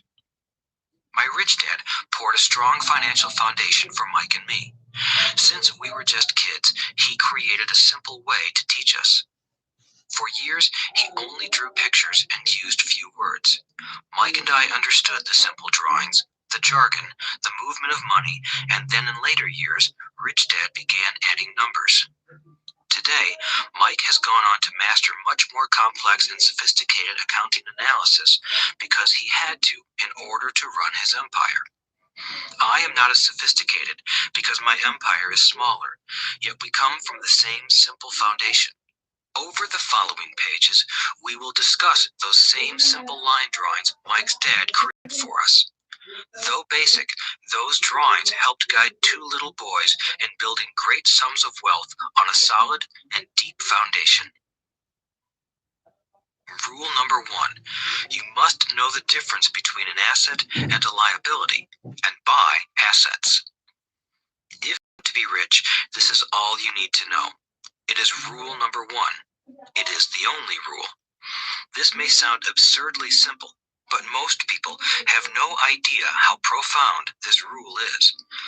Most people struggle financially because they do not know the difference between an asset and a liability. Rich people acquire assets. The poor and middle class acquire liabilities that they think are assets, said Rich Dad. When Rich Dad explained this to Mike and me, we thought he was kidding. Here we were, nearly teenagers, and waiting for the secret to getting rich, and this was his answer. It was so simple that we stopped for a long time to think about it. What is an asset? Asked Mike. Don't worry right now, said Rich Dad. Just let the idea sink in. If you can comprehend the simplicity, your life will have a plan and be financially easy. It is simple. That is why the idea is missed. You mean all we need to know is what an asset is, acquire them, and we'll be rich? I asked. Rich Dad nodded his head. It's that simple. If it's that simple, how come everyone is not rich? I asked. Rich Dad smiled.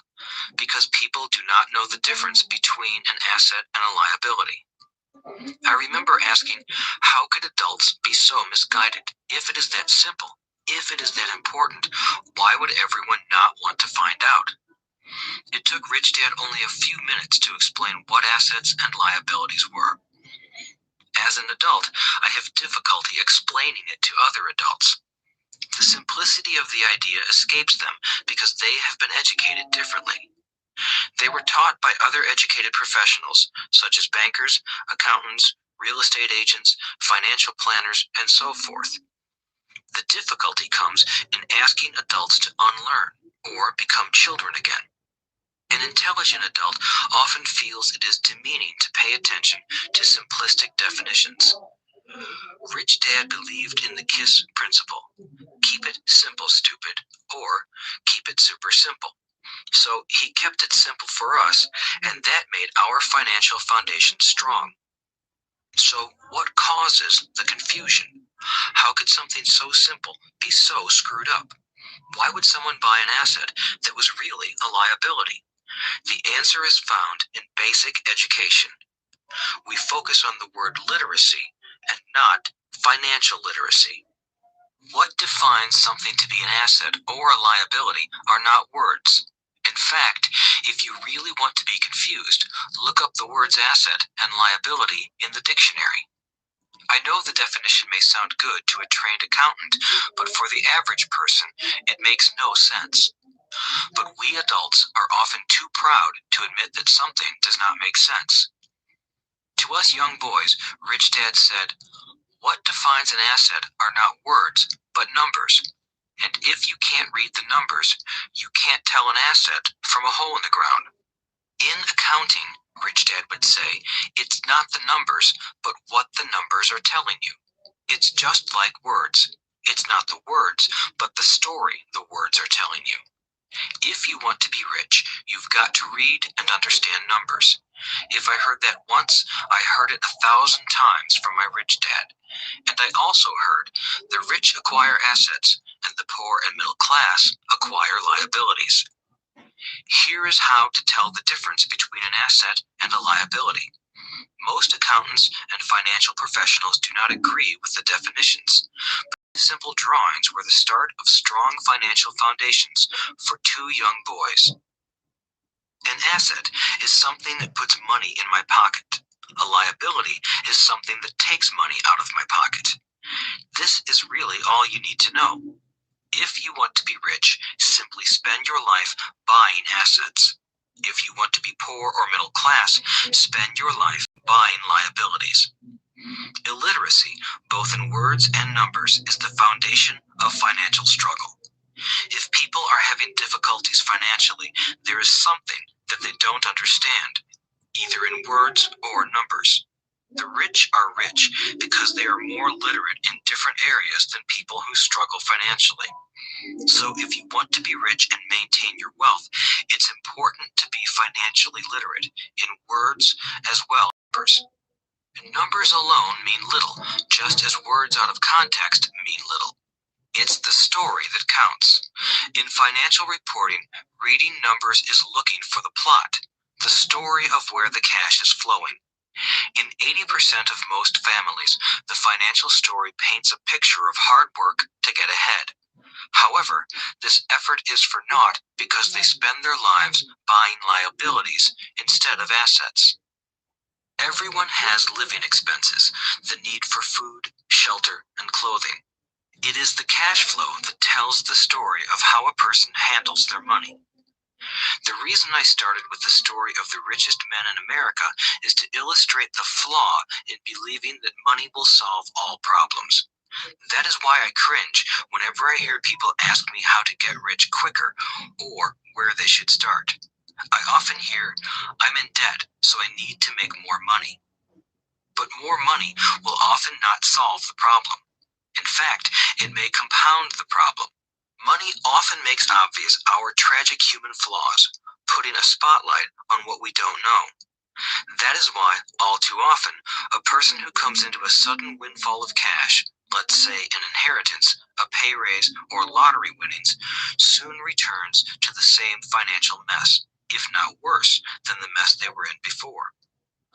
Money only accentuates the cash flow pattern running in your head. If your pattern is to spend everything you get, most likely an increase in cash will just result in an increase in spending. Thus the saying, "A fool and his money is one big party." I have said many times that we go to school to gain scholastic and professional skills, both of which are important. We learn to make money with our professional skills. In the 1960s, when I was in high school, if someone did well academically, people assumed this bright student would go on to be a medical doctor because it was the profession with the promise of the greatest financial reward. Today, doctors face financial challenges I wouldn't wish on my worst enemy. Insurance companies taking control of the business, managed healthcare, government intervention, and malpractice suits. Today, kids want to be famous athletes, movie stars, rock stars, beauty queens, or CEOs because that is where the fame, money, and prestige are. That is the reason it is so hard to motivate kids in school today. They know that professional success is no longer solely linked to academic success, as it once was. Because students leave school without financial skills, millions of educated people pursue their profession successfully, but later find themselves struggling financially. They work harder, but don't get ahead. What is missing from their education is not how to make money, but how to manage money. It's called financial aptitude. What you do with the money once you make it, how to keep people from taking it from you, how to keep it longer, and how to make that money work hard for you. Most people don't understand why they struggle financially because they don't understand cash flow. A person can be highly educated, professionally successful, and financially illiterate. These people often work harder than they need to because they learned how to work hard, but not how to have their money work hard for them. The story of how the quest for a financial dream turns into a financial nightmare. The classic story of hardworking people has set a pattern. Recently married, the happy, highly educated young couple moves into one of their cramped, rented apartments. Immediately, they realize that they are saving money because two can live as cheaply as one. The problem is, the apartment is cramped. They decide to save money to buy their dream home so they can have kids. They now have two incomes, and they begin to focus on their careers. Their incomes begin to increase. As their incomes go up, their expenses go up as well. The number one expense for most people is taxes. Many people think it's income tax, but for most Americans, their highest tax is Social Security. As an employee, it appears as if the Social Security tax combined with the Medicare tax rate is roughly 7.5%, but it's really 15% since the employer must match the Social Security amount. In essence, it is money the employer can't pay you. On top of that, you still have to pay income tax on the amount deducted from your wages for Social Security tax. Income you never received because it went directly to Social Security through withholding. Going back to the young couple, as a result of their incomes increasing, they decide to buy the house of their dreams. Once in their house, they have a new tax called property tax. Then buy a new car, new furniture, and new appliances to match their new house. All of a sudden, they wake up and their liabilities column is full of mortgage and credit card debt. Their liabilities go up. They're now trapped in the rat race. Pretty soon, a baby comes along and they work harder. The process repeats itself. Higher incomes cause higher taxes, also called bracket creep. A credit card comes in the mail. They use it. It maxes out. A loan company calls and says their greatest asset, their home, has appreciated in value. Because their credit is so good, the company offers a bill consolidation loan and tells them the intelligent thing to do is clear off the high-interest consumer debt by paying off their credit card. And besides, interest on their home is a tax deduction. They go for it and pay off those high-interest credit cards. They breathe a sigh of relief. Their credit cards are paid off. They've now folded their consumer debt into their home mortgage. Their payments go down because they extend their debt over 30 years. It is the smart thing to do. Their neighbor calls to invite them to go shopping. The Memorial Day sale is on. They promise themselves they'll just window shop, but they take a credit card, just in case. I run into this young couple all the time. Their names change, but their financial dilemma is the same. They come to one of my talks to hear what I have to say. They ask me, can you tell us how to make more money? They don't understand that their trouble is really how they choose to spend the money they do have. It is caused by financial illiteracy and not understanding the difference between an asset and a liability. More money seldom solves someone's money problems. Intelligence solves problems. There is a saying a friend of mine says over and over to people in debt. If you find you have dug yourself into a hole, stop digging. As a child, my dad often told us that the Japanese were aware of three powers: the power of the sword, the jewel, and the mirror. The sword symbolizes the power of weapons. America has spent trillions of dollars on weapons, and because of this, is a powerful military presence in the world. The jewel symbolizes the power of money. There is some degree of truth to the saying, remember the golden rule. He who has the gold makes the rules. The mirror symbolizes the power of self-knowledge. This self-knowledge, according to Japanese legend, was the most treasured of the three. All too often, the poor and middle class allow the power of money to control them. By simply getting up and working harder, failing to ask themselves if what they do makes sense, they shoot themselves in the foot as they leave for work every morning. By not fully understanding money, the vast majority of people allow its awesome power to control them. If they used the power of the mirror, they would have asked themselves, does this make sense? All too often, instead of trusting their inner wisdom, that genius inside, most people follow the crowd. They do things because everybody else does them. They conform rather than question. Often, they mindlessly repeat what they have been told. Diversify. Your home is an asset. Your home is your biggest investment. You get a tax break for going into greater debt. Get a safe job. Don't make mistakes. Don't take risks. It is said that the fear of public speaking is a fear greater than death for most people. According to psychiatrists, the fear of public speaking is caused by the fear of ostracism, the fear of standing out, the fear of criticism, the fear of ridicule, and the fear of being an outcast. The fear of being different prevents most people from seeking new ways to solve their problems. That is why my educated dad said the Japanese valued the power of the mirror the most, for it is only when we look into it that we find truth. Fear is the main reason that people say, play it safe. That goes for anything, be it sports, relationships, careers, or money. It is that same fear, the fear of ostracism, that causes people to conform to and not question commonly accepted opinions or popular trends. Your home is an asset.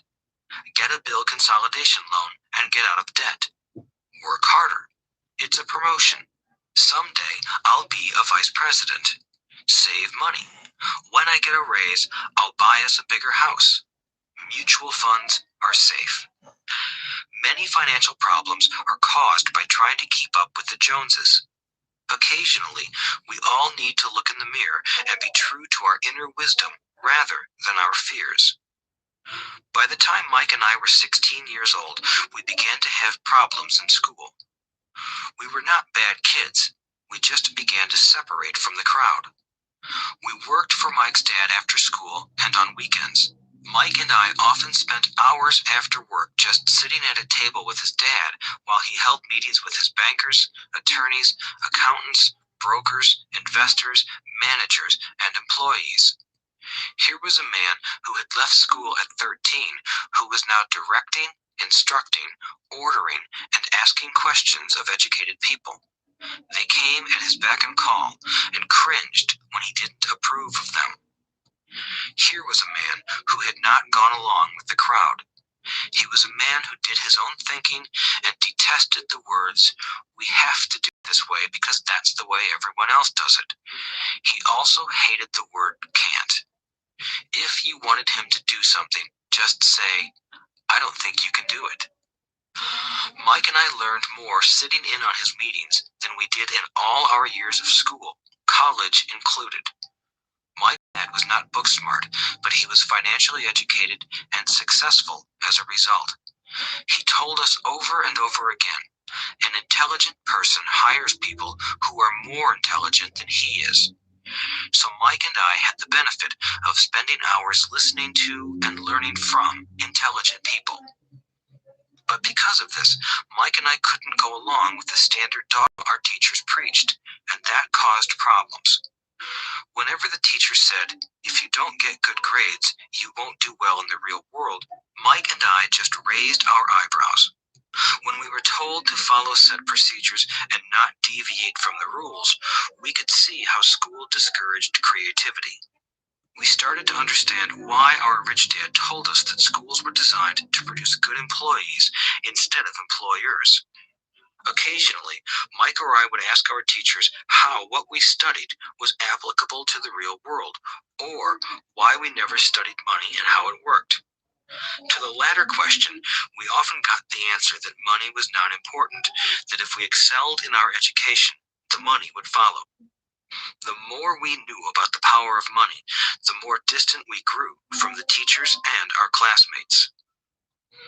My highly educated dad never pressured me about my grades, but we did begin to argue about money. By the time I was 16, I probably had a far better foundation with money than both my parents. I could keep books, I listened to tax accountants, corporate attorneys, bankers, real estate brokers, investors, and so forth. By contrast, my dad talked to other teachers. One day, my dad told me that our home was his greatest investment. A not too pleasant argument took place when I showed him why I thought a house was not a good investment. I showed him the ancillary expenses that went along with owning the home. A bigger home meant bigger expenses, and the cash flow kept going out through the expense column. Today, people still challenge me on the idea of a house not being an asset. I know that for many people, it is their dream as well as their largest investment. And owning your own home is better than nothing. I simply offer an alternative way of looking at this popular dogma. If my wife and I were to buy a bigger, flashier house, we realize it wouldn't be an asset. It would be a liability since it would take money out of our pocket. So here is the argument I put forth. I really don't expect most people to agree with it because your home is an emotional thing, and when it comes to money, high emotions tend to lower financial intelligence. I know from personal experience that money has a way of making every decision emotional. 1. When it comes to houses, most people work all their lives paying for a home they never own. In other words, most people buy a new house every few years, each time incurring a new 30-year loan to pay off the previous one. 2. Even though people receive a tax deduction for interest on mortgage payments, they pay for all their other expenses with after-tax dollars, even after they pay off their mortgage. 3. My wife's parents were shocked when the property taxes on their home increased to $1,000 a month. This was after they had retired, so the increase put a strain on their retirement budget, and they felt forced to move.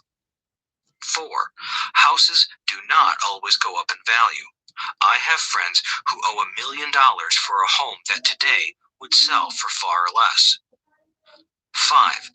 The greatest losses of all are those from missed opportunities.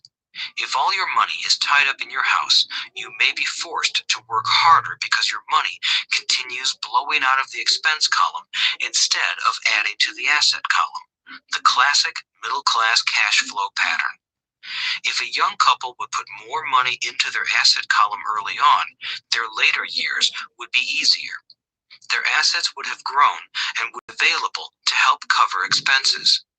All too often, a house only serves as a vehicle for incurring a home equity loan to pay for mounting expenses. In summary, the end result in making a decision to own a house that is too expensive in lieu of starting an investment portfolio impacts an individual in at least the following 3 ways. 1. Loss of time, during which other assets could have grown in value. 2.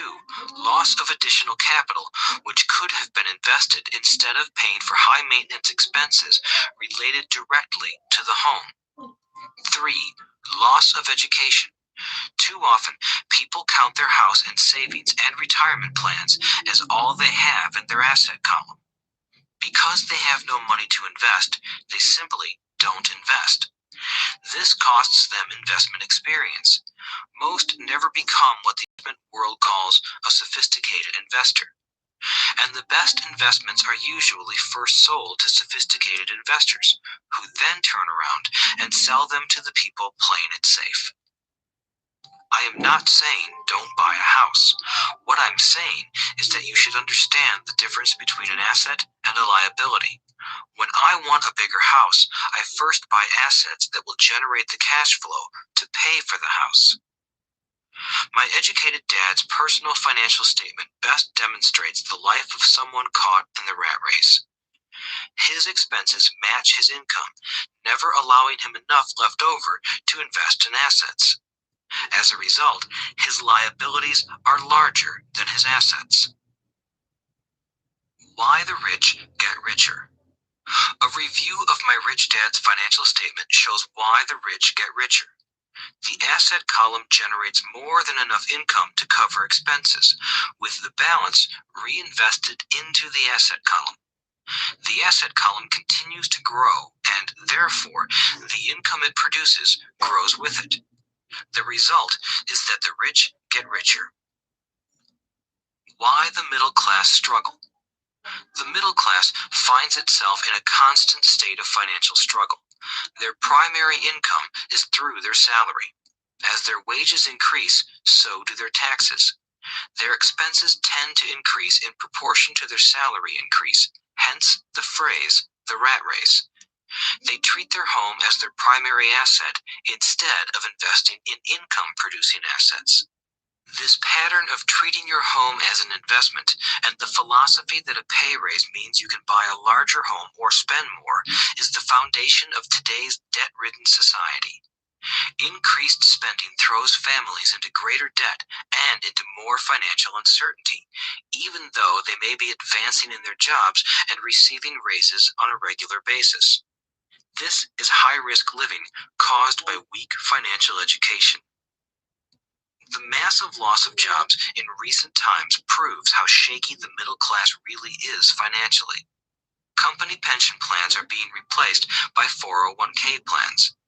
Social Security is obviously in trouble and can't be relied upon as a source for retirement.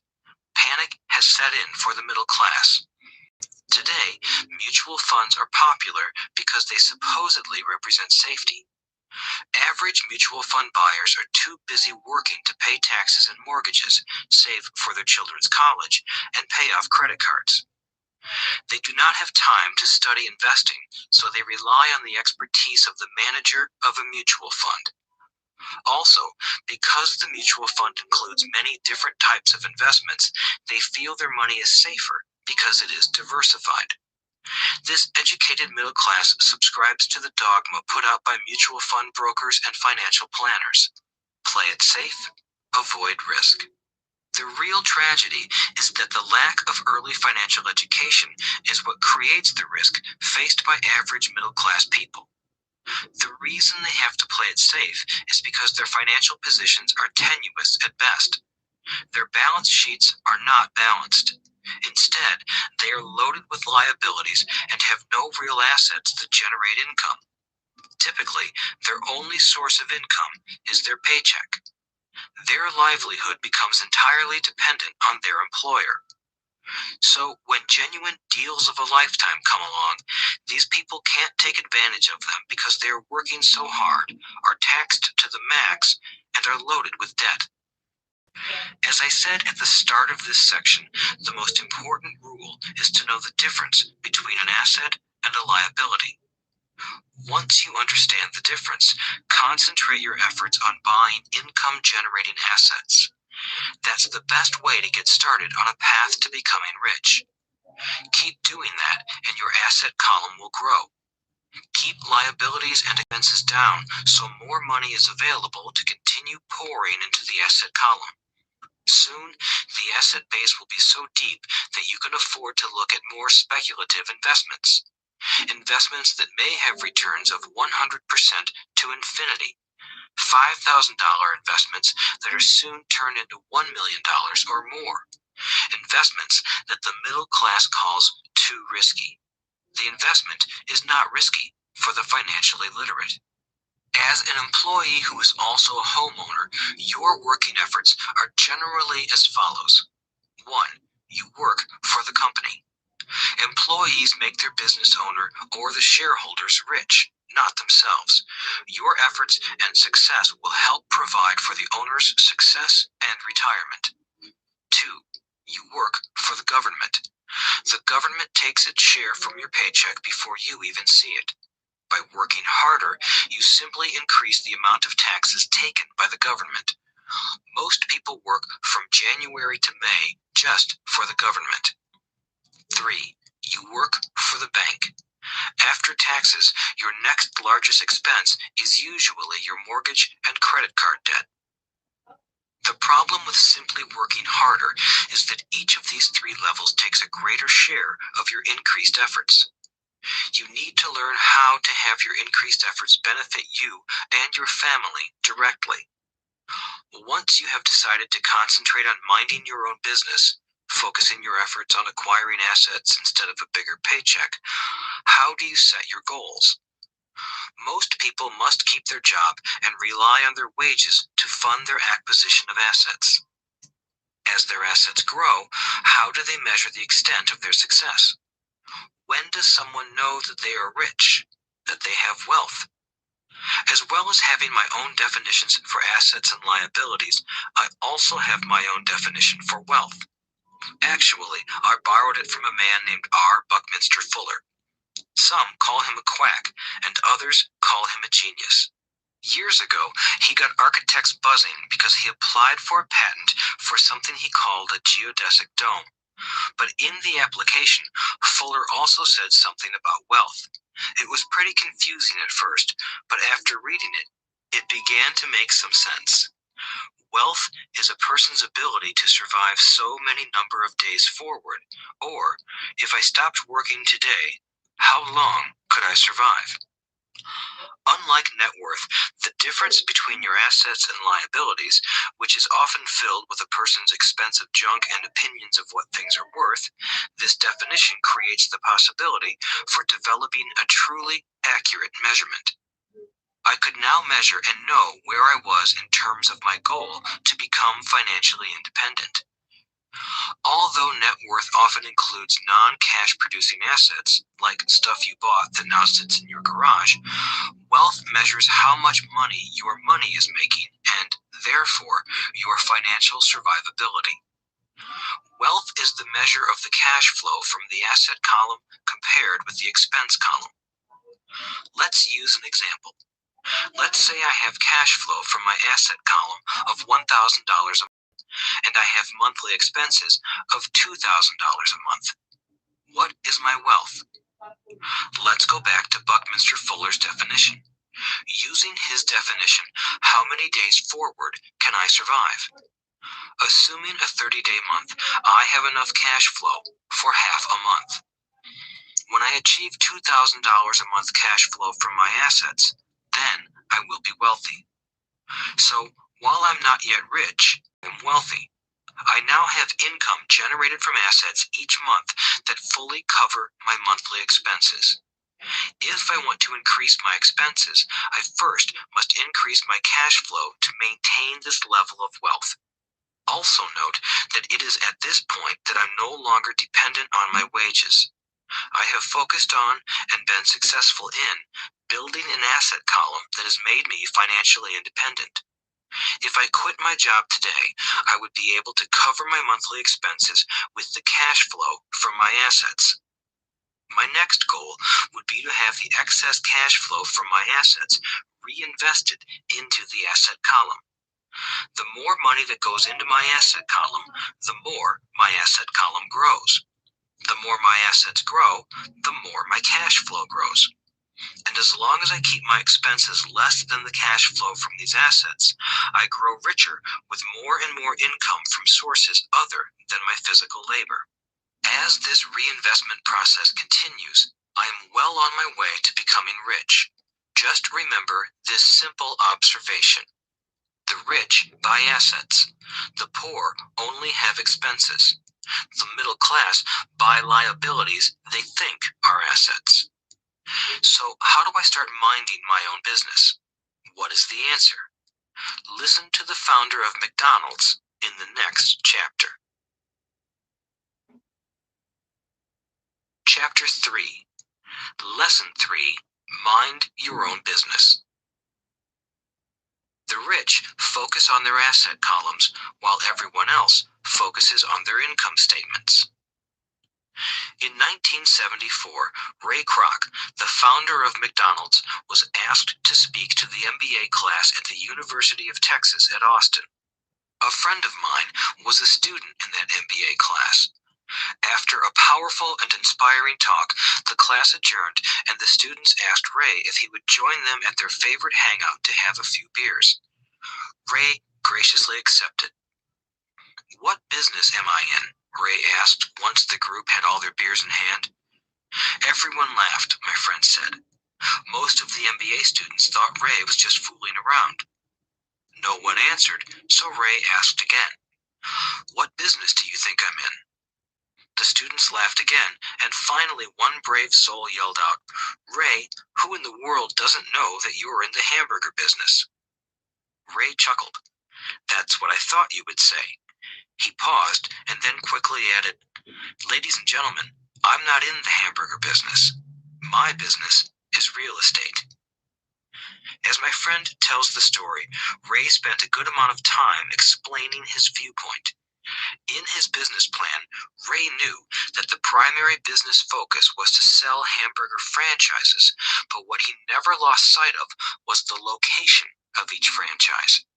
He knew that the land and its location were the most significant factors in the success of each franchise.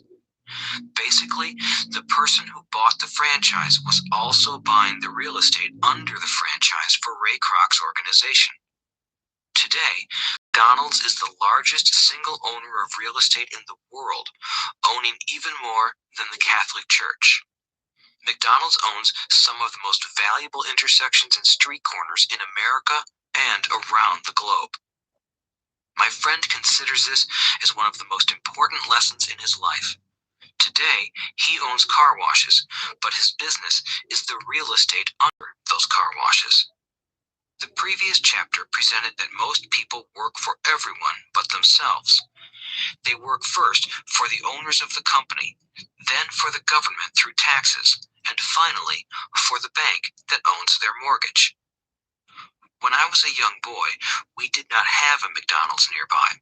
Yet my rich dad was responsible for teaching Mike and me the same lesson that Ray Kroc talked about at the University of Texas. It is secret number 3 of the rich. The secret is mind your own business. Financial struggle is often directly the result of people working all their lives for someone else. Many people will simply have nothing at the end of their working days to show for their efforts.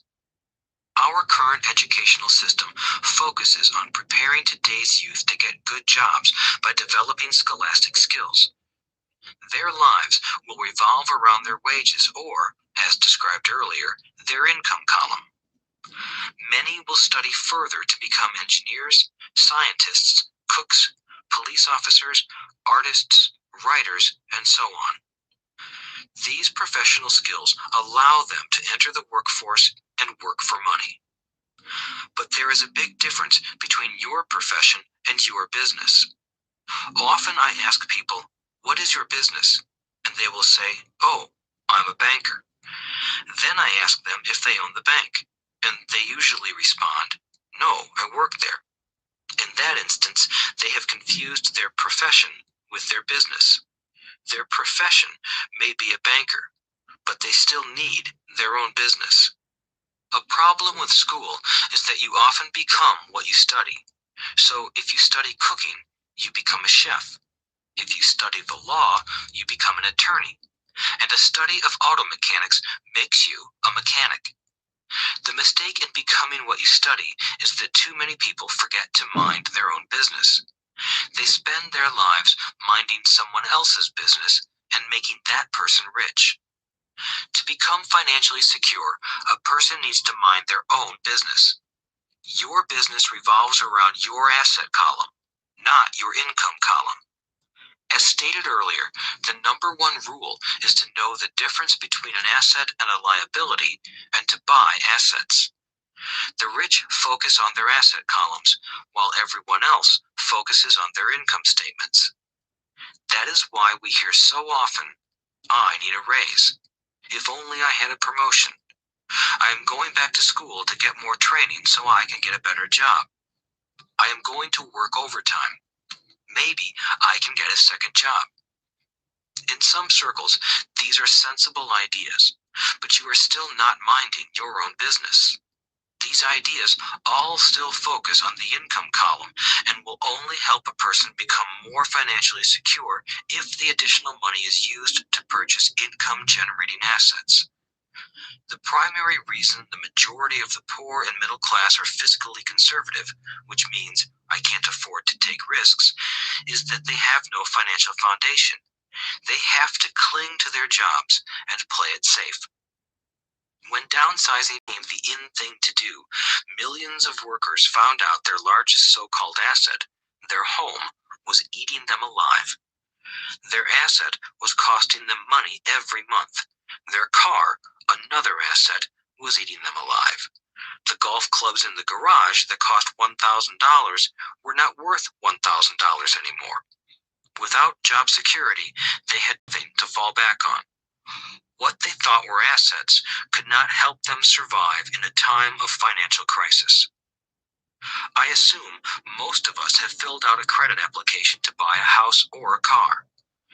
It's always interesting to look at the net worth section because of what accepted banking and accounting practices allow a person to count as assets. One day when I wanted a loan, my financial position did not look too good. So I added my new golf clubs, my art collection, books, electronics, Armani suits, wristwatches, shoes, and other personal effects to boost the number in the asset column. But I was turned down because I had too much investment real estate. The loan committee didn't like that I made so much money from rent. They wanted to know why I did not have a normal job with a salary. They did not question the Armani suits, golf clubs, or art collection. Life is sometimes tough when you do not fit the standard profile. I cringe every time I hear someone say to me that their net worth is $1 million or $100,000 or whatever. One of the main reasons net worth is not accurate is simply because the moment you begin selling your assets, you are taxed for any gains. So many people have put themselves in deep financial trouble when they run short of income.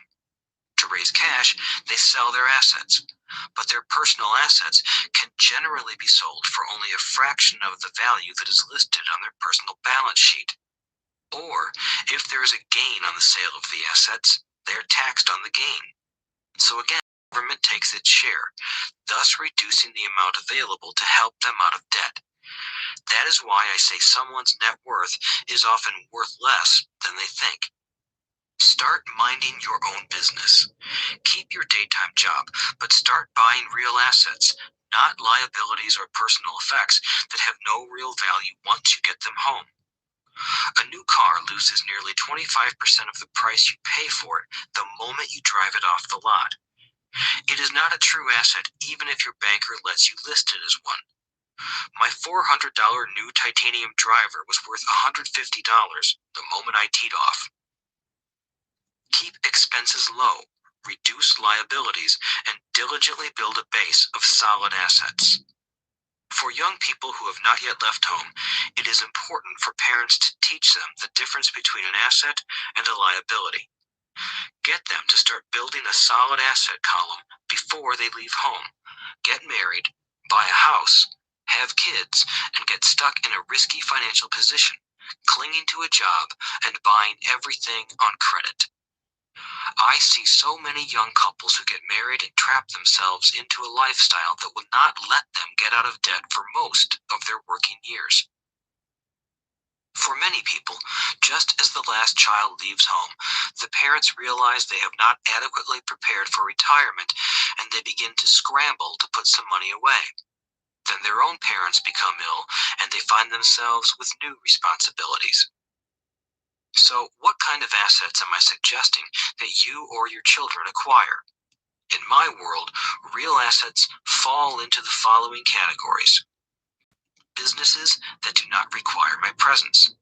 I own them, but they are managed or run by other people. If I have to work there, it's not a business. It becomes my job.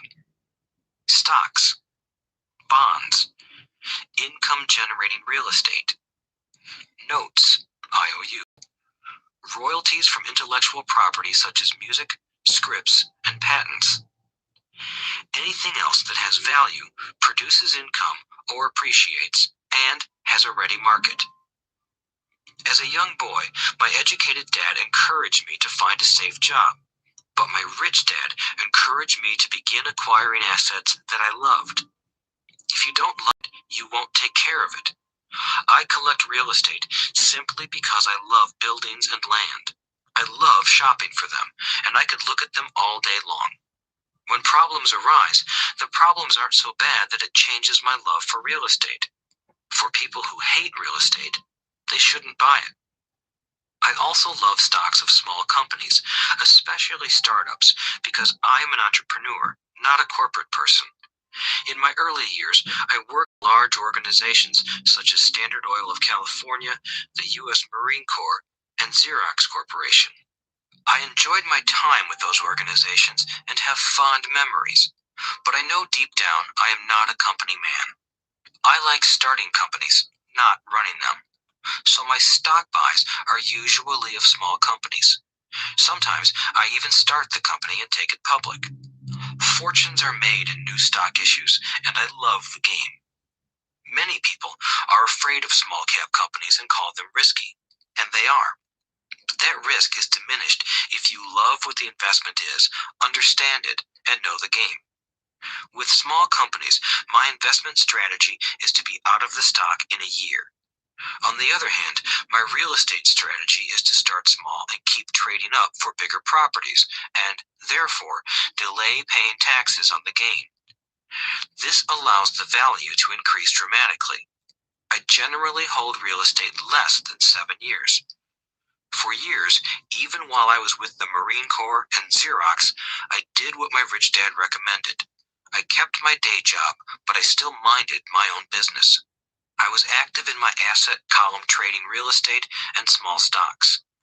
Rich Dad always stressed the importance of financial literacy. The better I was at understanding the accounting and cash management, the better I would be at analyzing investments and eventually starting and building my own company. I don't encourage anyone to start a company unless they really want to. Knowing what I know about running a company, I wouldn't wish that task on anyone. There are times when people can't find employment and starting a company seems like the best solution. But the odds are against success. 9 out of 10 companies fail in 5 years. Of those that survive the first 5 years, 9 out of every 10 of those eventually fail as well. So only if you really have the desire to own your own company do I recommend it. Otherwise, keep your day job and mind your own business. When I say mind your own business, I mean to build and keep your asset column strong. Once a dollar goes into it, never let it come out. Think of it this way. Once a dollar goes into your asset column, it becomes your employee. The best thing about money is that it works 24 hours a day and can work for generations. Keep your day job, be a great hardworking employee, but keep building that asset column. As your cash flow grows, you can indulge in some luxuries. An important distinction is that rich people buy luxuries last, while the poor and middle class tend to buy luxuries first. The poor and the middle class often buy luxury items like big houses, diamonds, furs, jewelry, or boats because they want to look rich. They look rich, but in reality they just get deeper in debt on credit. The old money people, the long-term rich, build their asset column first. Then the income generated from the asset column buys their luxuries. The poor and middle class buy luxuries with their own sweat, blood, and children's inheritance. A true luxury is a reward for investing in and developing a real asset. For example, when my wife Kim and I had extra money coming from our apartment houses, she went out and bought her Mercedes. It didn't take any extra work or risk on her part because the apartment house bought the car. She did, however, have to wait 4 years while the real estate investment portfolio grew and began generating enough extra cash flow to pay for the car. But the luxury, the Mercedes, was a true reward because she proved she knew how to grow her asset column. That car now means a lot more to her than simply another pretty car. It means she used her financial intelligence to afford it. Instead, most people impulsively go out and buy a new car or some other luxury on credit. They may feel bored and just want a new toy. Buying a luxury on credit often causes a person to eventually resent that luxury because the debt becomes a financial burden. After you've taken the time and invested in and built your own business, you are now ready to learn the biggest secret of the rich, the secret that puts the rich way ahead of the pack. Chapter 4, Lesson 4, The History of Taxes and the Power of Corporations. My rich dad just played the game smart, and he did it through corporations, the biggest secret of the rich. I remember in school being told the story of Robin Hood and his merry men. My teacher thought it was a wonderful story of a romantic hero who robbed from the rich and gave to the poor. My rich dad did not see Robin Hood as a hero. He called Robin Hood a crook. Robin Hood may be long gone, but his followers live on. I often still hear people say, "Why don't the rich pay for it?" Or, "The rich should pay more in taxes and give it to the poor." It is this Robin Hood fantasy, or taking from the rich to give to the poor, that has caused the most pain for the poor and the middle class. The reason the middle class is so heavily taxed is because of the Robin Hood ideal. The reality is that the rich are not taxed. It's the middle class who pays for the poor, especially the educated, upper income middle class. Again, to understand fully how things happen, we need to look at the history of taxes. Although my highly educated dad was an expert on the history of education, my rich dad fashioned himself an expert on the history of taxes. Rich Dad explained to Mike and me that originally in England and America, there were no taxes. Occasionally, there were temporary taxes levied in order to pay for wars. The king or the president would put the word out and ask everyone to chip in. Taxes were levied in Britain for the fight against Napoleon from 1799 to 1816, and in America to pay for the Civil War from 1861 to 1865. In 1874, England made income tax a permanent levy on its citizens. In 1913, an income tax became permanent in the United States with the adoption of the 16th Amendment to the U.S. Constitution. At one time, Americans were anti-tax. It had been the tax on tea that led to the famous Tea Party in Boston Harbor, an incident that helped ignite the Revolutionary War. It took approximately 50 years in both England and the United States to sell the idea of a regular income tax. What these historical dates fail to reveal is that both of these taxes were initially levied against only the rich. It was this point that Rich Dad wanted Mike and me to understand. He explained that the idea of taxes was made popular and accepted by the majority by telling the poor and the middle class that taxes were created only to punish the rich. This is how the masses voted for the law, and it became constitutionally legal. Although it was intended to punish the rich, in reality it wound up punishing the very people who voted for it, the poor and middle class. Once government got a taste of money, its appetite grew, said Rich Dad. Your dad and I are exactly opposite. He's a government bureaucrat, and I am a capitalist. We get paid, and our success is measured on opposite behaviors. He gets paid to spend money and hire people. The more he spends and the more people he hires, the larger his organization becomes. In the government, a large organization is a respected organization. On the other hand, within my organization, the fewer people I hire and the less money I spend, the more I am respected by my investors. That's why I don't like government people. They have different objectives than most business people. As the government grows, more and more tax dollars are needed to support it. My educated dad sincerely believed that government should help people. He loved John F. Kennedy and especially the idea of the Peace Corps. He loved the idea so much that both he and my mom worked for the Peace Corps, training volunteers to go to Malaysia, Thailand, and the Philippines. He always strived for additional grants and budget increases so he could hire more people, both in his job with the Education Department and in the Peace Corps.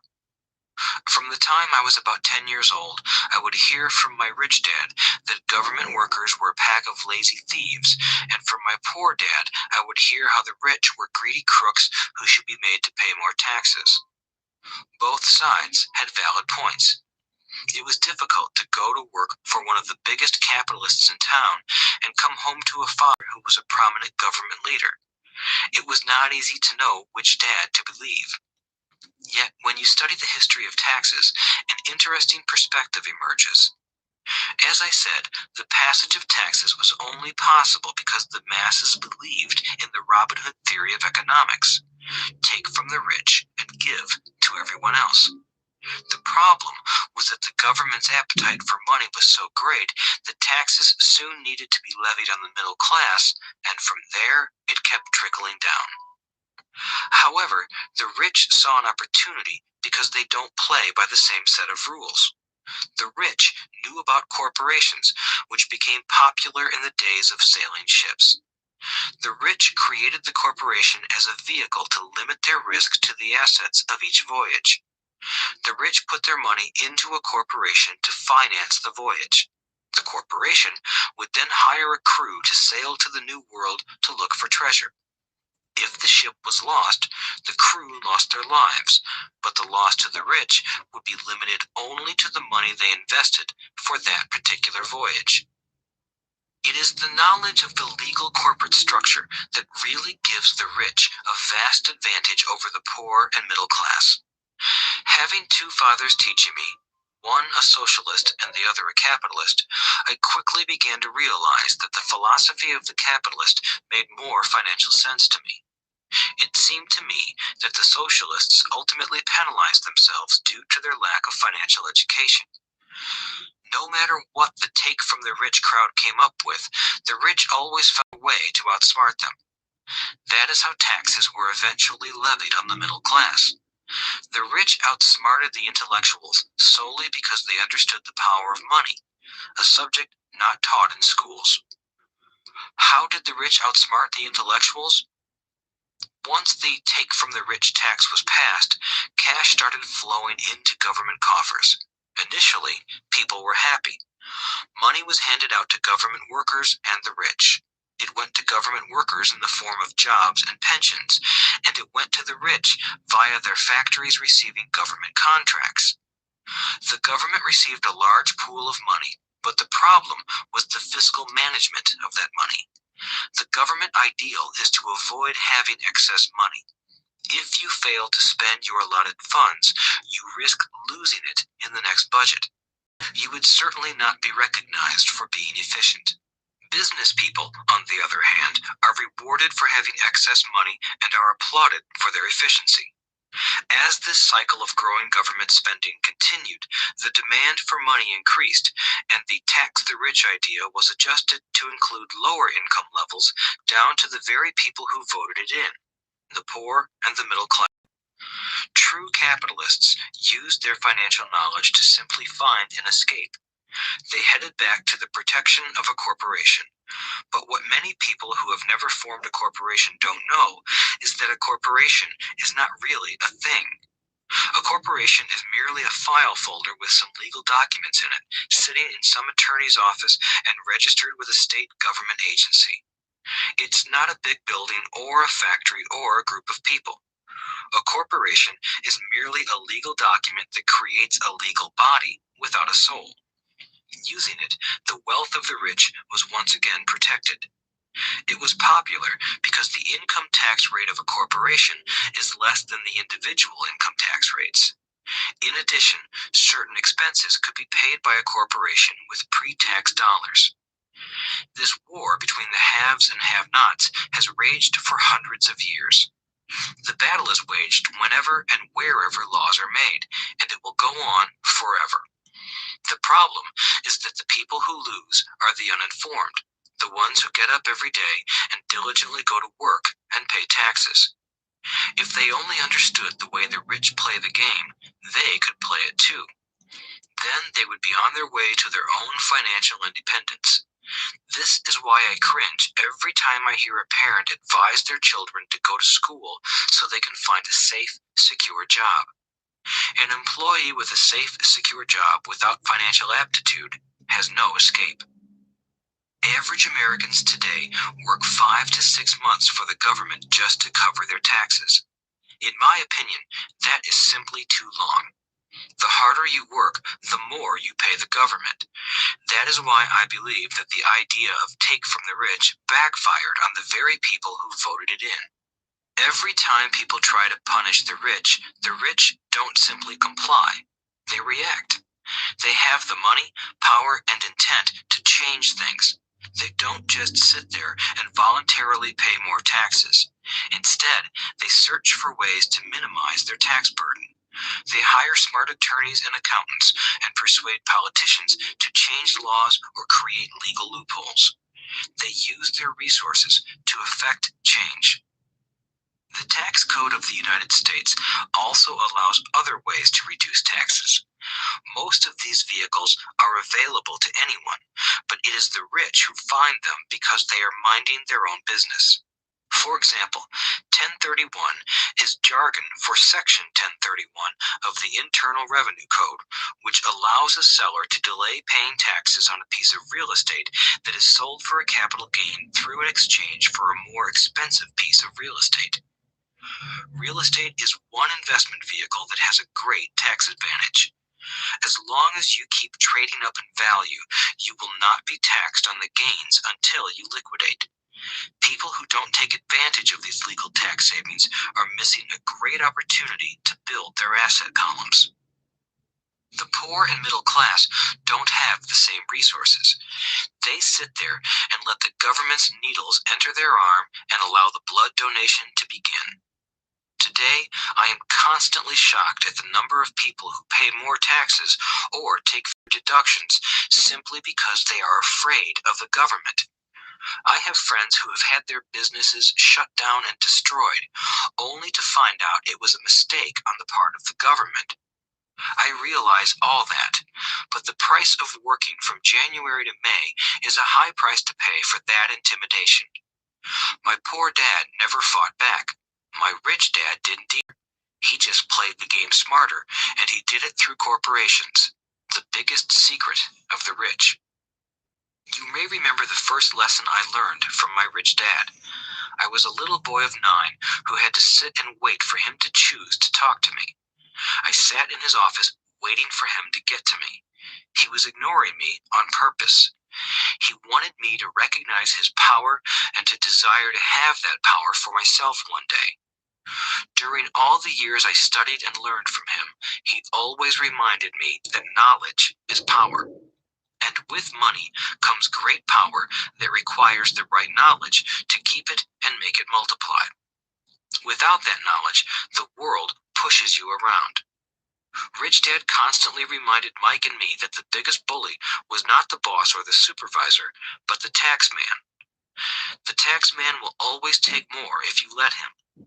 The first lesson of having money work for you, as opposed to you working for money, is all about power. If you work for money, you give the power to your employer. If money works for you, you keep the power and control it. Once we had this knowledge of the power of money working for us, he wanted us to be financially smart and not let anyone or anything push us around. If you're ignorant, it's easy to be bullied. If you know what you're talking about, you have a fighting chance. That is why he paid so much for smart tax accountants and attorneys. It was less expensive to pay them than to pay the government. His best lesson to me was, be smart, and you won't be pushed around as much. He knew the law because he was a law-abiding citizen, and because it was expensive to not know the law. If you know you're right, you're not afraid of fighting back, even if you are taking on Robin Hood and his band of merry men. My highly educated dad always encouraged me to land a good job with a strong corporation. He spoke of the virtues of working your way up the corporate ladder. He didn't understand that, by relying solely on a paycheck from a corporate employer, I would be a docile cow ready for milking. When I told my rich dad of my father's advice, he only chuckled. "Why not own the ladder?" was all he said. As a young boy, I did not understand what Rich Dad meant by owning my own corporation. It was an idea that seemed impossible and intimidating. Although I was excited by the idea, my inexperience wouldn't let me envision the possibility that grown-ups would someday work for a company I would own. The point is that, if not for my rich dad, I would have probably followed my educated dad's advice. It was merely the occasional reminder of my rich dad that kept the idea of owning my own corporation alive and kept me on a different path. By the time I was 15 or 16, I knew I wasn't going to continue down the path my educated dad recommended. I didn't know how I was going to do it, but I was determined not to head in the direction most of my classmates were heading. That decision changed my life. It was not until my mid-20s that my rich dad's advice began to make more sense to me. I was just out of the Marine Corps and working for Xerox. I was making a lot of money, but every time I looked at my paycheck, I was disappointed. The deductions were so large, and the more I worked, the greater they became.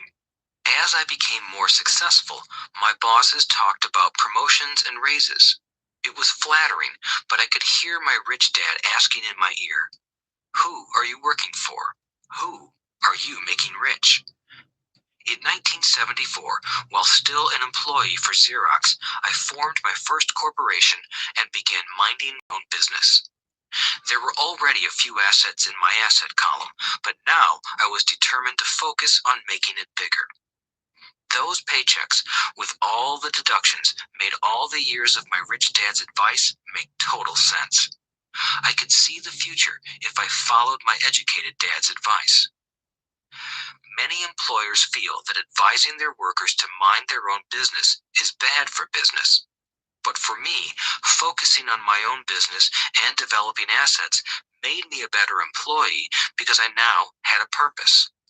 I came in early and worked diligently, amassing as much money as possible so I could invest in real estate. Hawaii was just set to boom, and there were fortunes to be made.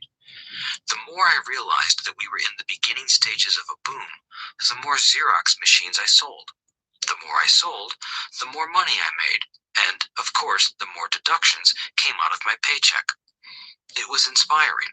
I wanted out of the employee trap so badly that I worked even harder so I could invest more. By 1978, I was consistently one of the top 5 salespeople at the company. I badly wanted out of the rat race. In less than 3 years, I was making more in my real estate holding corporation than I was making at Xerox, and the money I was making in my asset column in my own corporation was money working for me, not me pounding on doors selling copiers. My rich dad's advice made much more sense. Soon, the cash flow from my properties were so strong that my company bought me my first Porsche. My fellow Xerox salespeople thought I was spending my commissions. I wasn't. I was investing my commissions in assets. My money was working hard to make more money. Each dollar in my asset column was a great employee, working hard to make more employees and buy the boss a new Porsche with before tax dollars. I began to work harder for Xerox. The plan was working, and my Porsche was the proof. By using the lessons I learned from my rich dad, I was able to get out of the proverbial rat race at an early age. It was made possible because of the strong financial knowledge I had acquired through Rich Dad's lessons. Without this financial knowledge, which I call financial intelligence or financial IQ, my road to financial independence would have been much more difficult. I now teach others in the hope that I may share my knowledge with them. I remind people that financial IQ is made up of knowledge from 4 broad areas of expertise. 1. Accounting. Accounting is financial literacy or the ability to read numbers. This is a vital skill if you want to build an empire. The more money you are responsible for, the more accuracy is required, or the house comes tumbling down. This is the left brain side, or the details. Financial literacy is the ability to read and understand financial statements, which allows you to identify the strengths and weaknesses of any business. 2. Investing. Investing is the science of money making money. This involves strategies and formulas which use the creative right brain side. 3. Understanding markets. Understanding markets is the science of supply and demand. You need to know the technical aspects of the market, which are emotion driven, in addition to the fundamental or economic aspects of an investment. Does an investment make sense or does it not make sense based on current market conditions? 4. The law. A corporation wrapped around the technical skills of accounting, investing, and markets can contribute to explosive growth. A person who understands the tax advantages and protections provided by a corporation can get rich so much faster than someone who is an employee or a small business sole proprietor. It's like the difference between someone walking and someone flying. The difference is profound when it comes to long-term wealth. Tax advantages. A corporation can do many things that an employee cannot, like pay expenses before paying taxes. That is a whole area of expertise that is very exciting. Employees earn and get taxed, and then try to live on what is left. A corporation earns, spends everything it can, and is taxed on anything that is left. It's one of the biggest legal tax loopholes that the rich use. They're easy to set up and are not expensive if you own investments that are producing good cash flow. For example, by owning your own corporation, your vacations can be board meetings in Hawaii. Car payments, insurance, repairs, and health club memberships are company expenses. Most restaurant meals are partial expenses, and on. But it's done legally with pre-tax dollars. Protection from lawsuits. We live in a litigious society. Everybody wants a piece of your action. The rich hide much of their wealth using vehicles such as corporations and trusts to protect their assets from creditors. When someone sues a wealthy individual, they are often met with layers of legal protection and often find that the wealthy person actually owns nothing. They control everything, but own nothing. The poor and middle class try to own everything and lose it to the government or to fellow citizens who like to sue the rich. They learned it from the Robin Hood story. Take from the rich and give it to the poor. It is not the purpose of this audiobook to go into the specifics of a corporation, but I will say that if you own any kind of legitimate assets, I would consider finding out more about the benefits and protection offered by a corporation as soon as possible. There are many books written on the subject that will detail the benefits and even walk you through the steps necessary to set up a corporation. Garrett Sutton's books on corporations provide wonderful insight into the power of personal corporations. Financial IQ is actually the synergy of many skills and talents. I would say it is the combination of the 4 technical skills listed above that make up basic financial intelligence. If you aspire to great wealth, it is the combination of these skills that will greatly amplify your financial intelligence. In summary, business owners with corporations: 1. Earn. 2. Spend. 3. Pay taxes. Employees who work for corporations: 1. Earn. 2. Pay taxes. 3. Spend. As part of your overall financial strategy, I recommend that you learn about the protection that legal entities can provide for businesses and assets. Chapter 5. Lesson 5. The rich invent money. Often in the real world, it's not the smart who get ahead, but the bold. Last night, I took a break from writing and watched a TV program on the history of a young man named Alexander Graham Bell. Bell had just patented his telephone and was having growing pains because the demand for his new invention was so strong. Needing a bigger company, he then went to the giant at that time, Western Union, and asked them if they would buy his patent and his tiny company. He wanted $100,000 for the whole package. The president of Western Union scoffed at him and turned him down, saying the price was ridiculous. The rest is history. A multi-billion-dollar industry emerged, and AT&T was born. The evening news came on right after the story of Alexander Graham Bell. On the news was a story of another downsizing at a local company. The workers were angry and complained that the company ownership was unfair. He considered his termination. He had just bought a house and was afraid of losing it. The camera focused in on his pleading for all the world to see. Needless to say, it held my attention. I have been teaching professionally since 1984. It has been a great experience and a rewarding one. It is also a disturbing profession, for I have taught thousands of individuals and I see one thing in common in all of us, myself included. We all have tremendous potential, and we all are blessed with gifts.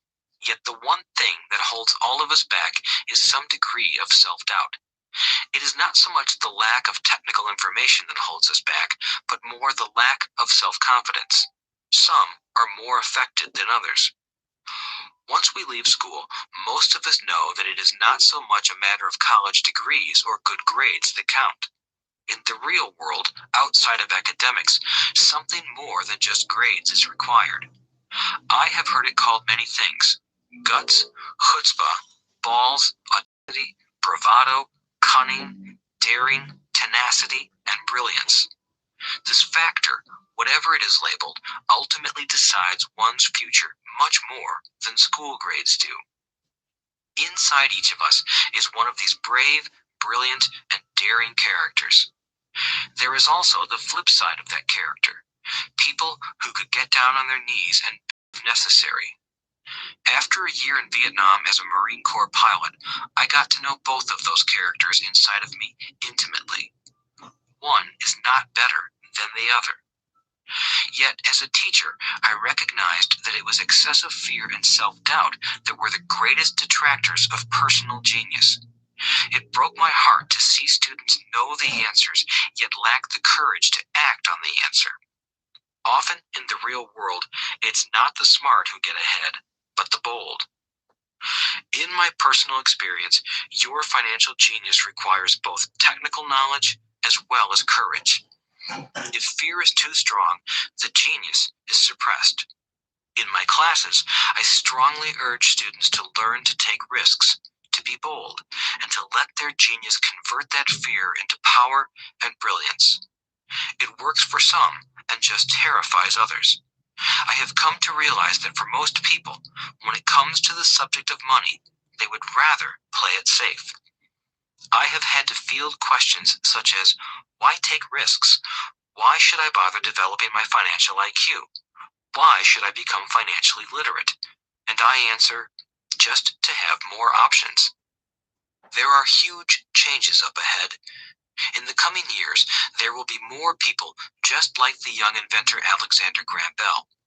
There will be 100 people like Bill Gates and hugely successful companies like Microsoft created every year all over the world. And there will also be many more bankruptcies, layoffs, and downsizings. So why bother developing your financial IQ? No one can answer that but you. Yet I can tell you why I myself do it. I do it because it is the most exciting time to be alive.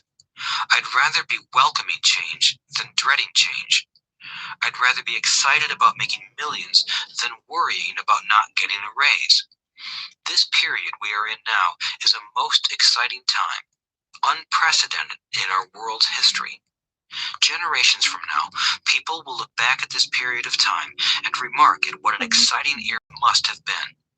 It was the death of the old and birth of the new. It was full of turmoil, and it was exciting. So why bother developing your financial IQ? Because if you do, you will prosper greatly.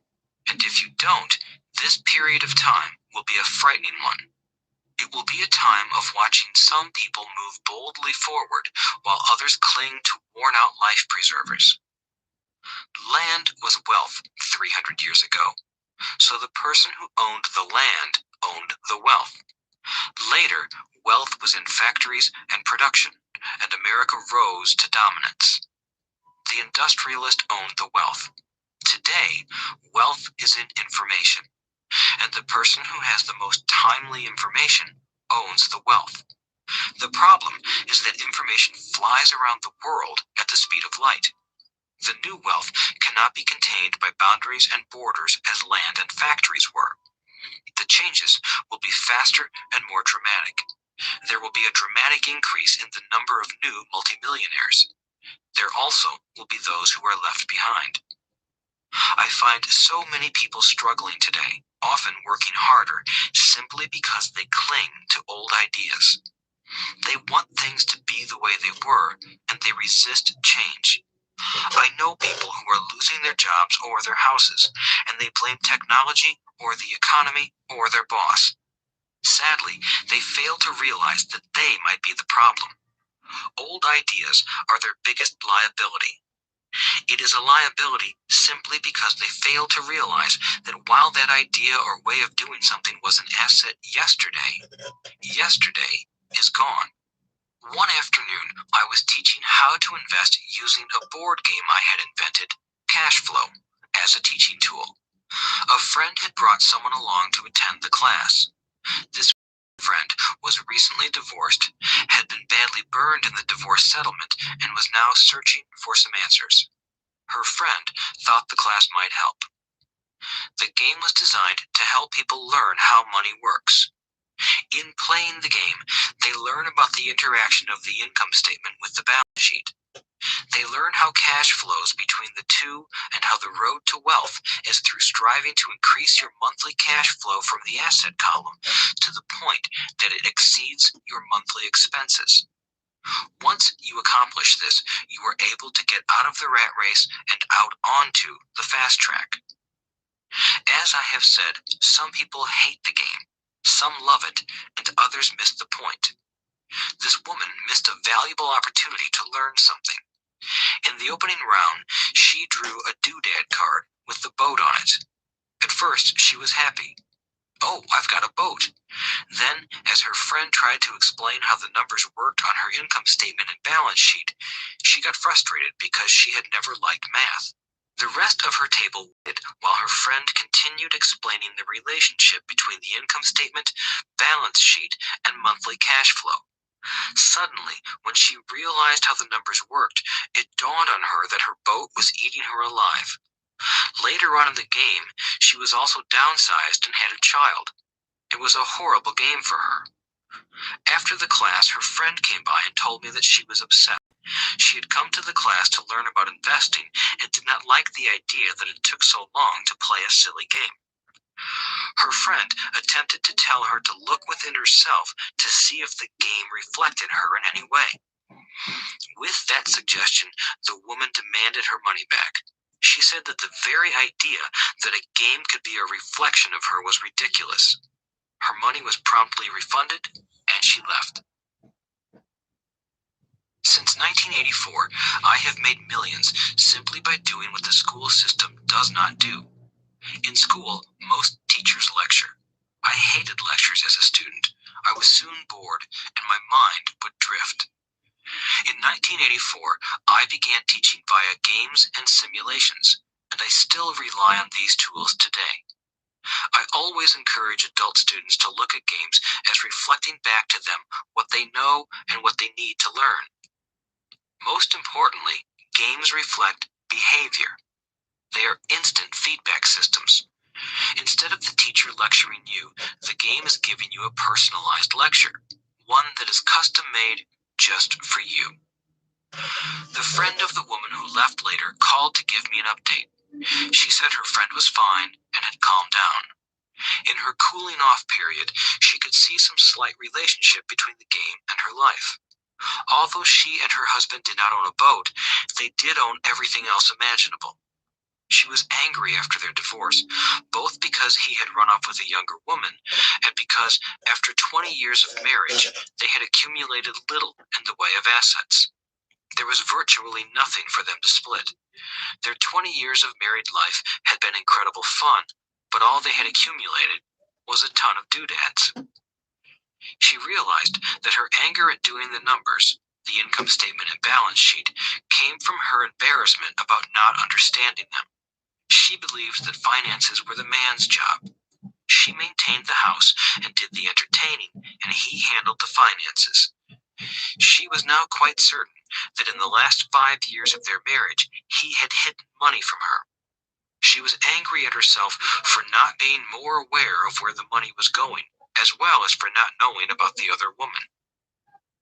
Just like a board game, the world is always providing us with instant feedback. We could learn a lot if we tuned in more. One day, not long ago, I complained to my wife that the cleaners must have shrunk my pants. My wife gently smiled and poked me in the stomach to inform me that the pants had not shrunk. Something else had expanded. Me. The cash flow game was designed to give every player personal feedback. Its purpose is to give you options. If you draw the boat card and it puts you into debt, the question is, now what can you do? How many different financial options can you come up with? That is the purpose of the game, to teach players to think and create new and various financial options. Thousands of people throughout the world have played this game. The players who get out of the rat race the quickest are the people who understand numbers and have creative financial minds. They recognize different financial options. Rich people are creative and take calculated risks. People who take the longest are people who are not familiar with numbers and often do not understand the power of investing. Some people playing cash flow gain lots of money in the game, but they don't know what to do with it. Even though they have money, everyone else seems to be getting ahead of them. And that is true in real life. There are a lot of people who have a lot of money and do not get ahead financially. Limiting your options is the same as hanging on to old ideas.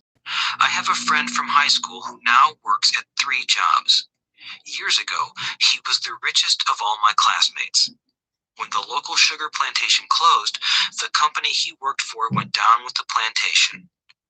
In his mind, he had but one option, and that was the old option: work hard. The problem was that he couldn't find an equivalent job that recognized his seniority from the old company. As a result, he is overqualified for the jobs he currently has, so his salary is lower.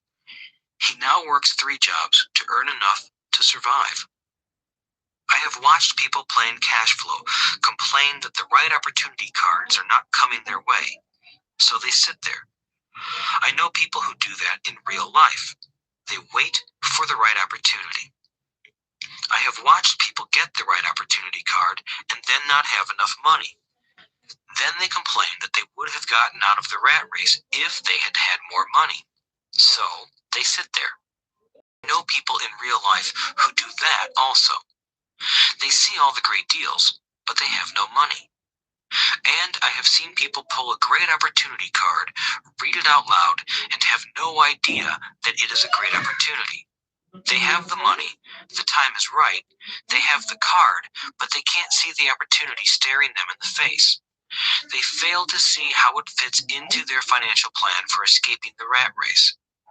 And I know more people like that than all the others combined. Most people have an opportunity of a lifetime flash right in front of them, and they fail to see it. A year later, they find out about it, after everyone else got rich. Financial intelligence is simply having more options.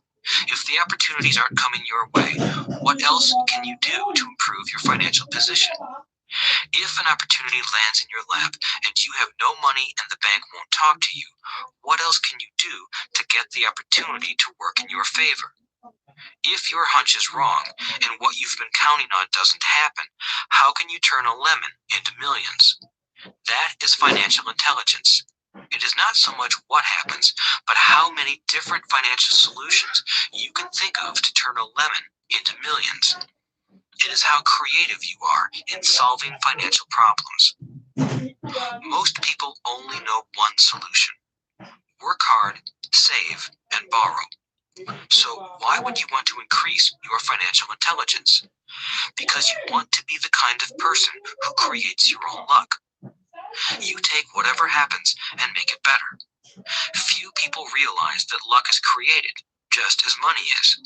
And if you want to be luckier and create money instead of working hard, then your financial intelligence is important. If you are the kind of person who is waiting for the right thing to happen, you might wait for a long time. It's like waiting for all the traffic lights to be green for 5 miles before you'll start your trip. As young boys, Mike and I were constantly told by my rich dad that money is not real. Rich Dad occasionally reminded us of how close we came to the secret of money on that first day we got together and began making money out of plaster of Paris. The poor and middle class work for money, he would say. The rich make money. The more real you think money is, the harder you will work for it. If you can grasp the idea that money is not real, you will grow richer faster. What is it? Was a question Mike and I often came back with. What is money if it is not real? What we agree it is, was all Rich Dad would say. The single most powerful asset we all have, our mind. If it is trained well, it can create enormous wealth seemingly instantaneously. An untrained mind can also create extreme poverty that can crush a family for generations. In the information age, money is increasing exponentially. A few individuals are getting ridiculously rich from nothing, just ideas and agreements. If you ask many people who trade stocks or other investments for a living, they see it done all the time. Often, millions can be made instantaneously from nothing. And by nothing, I mean no money was exchanged. It is done via agreement, a hand signal on a trading pit, on a trader's screen in Lisbon from a trader's screen in Toronto and back to Lisbon, a call to my broker to buy and a moment later to sell. Money did not change hands. Agreements did. So why develop your financial genius? Only you can answer that. I can tell you why I have been developing this area of my intelligence. I do it because I want to make money fast.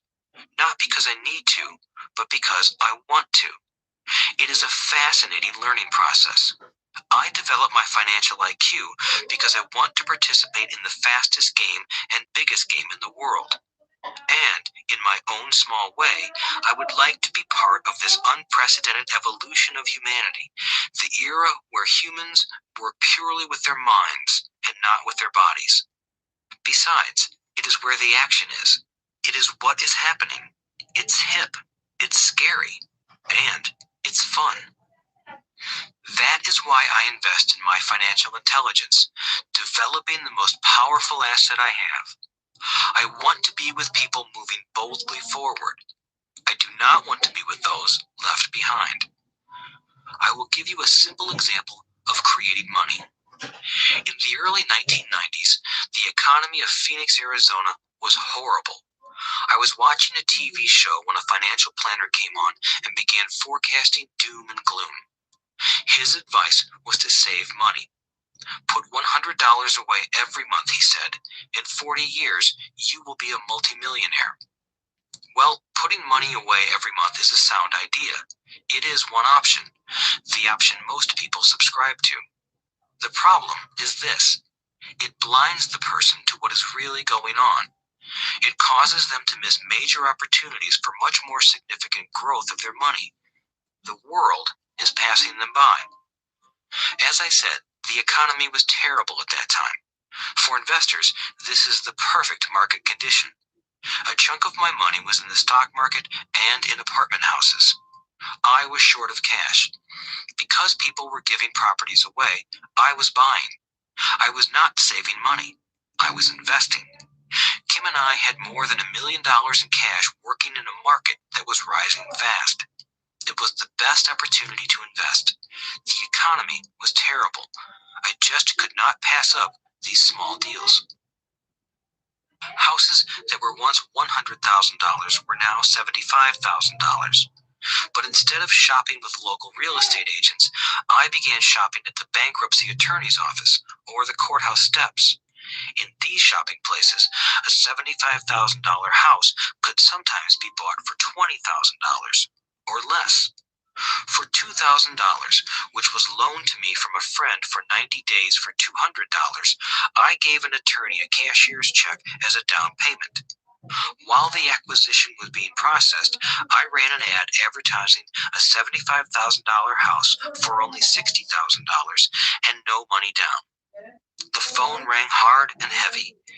Prospective buyers were screened, and once the property was legally mine, all the prospective buyers were allowed to look at the house.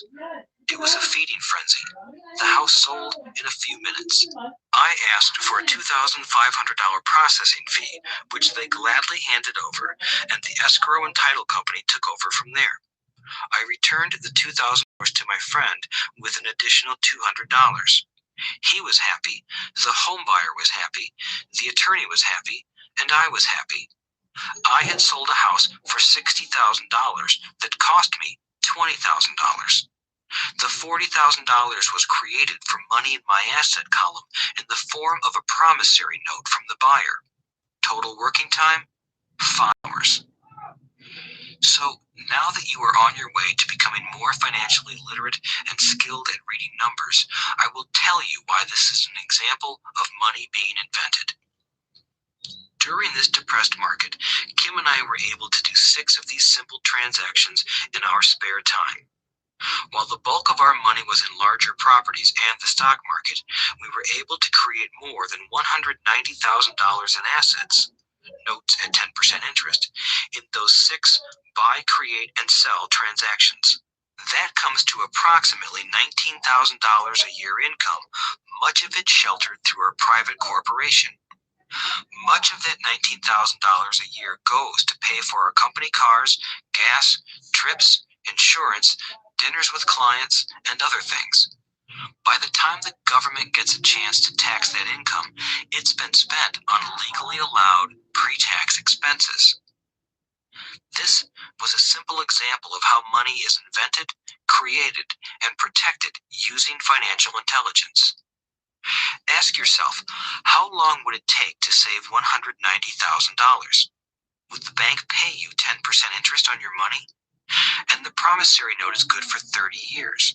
I hope they never pay me the $190,000.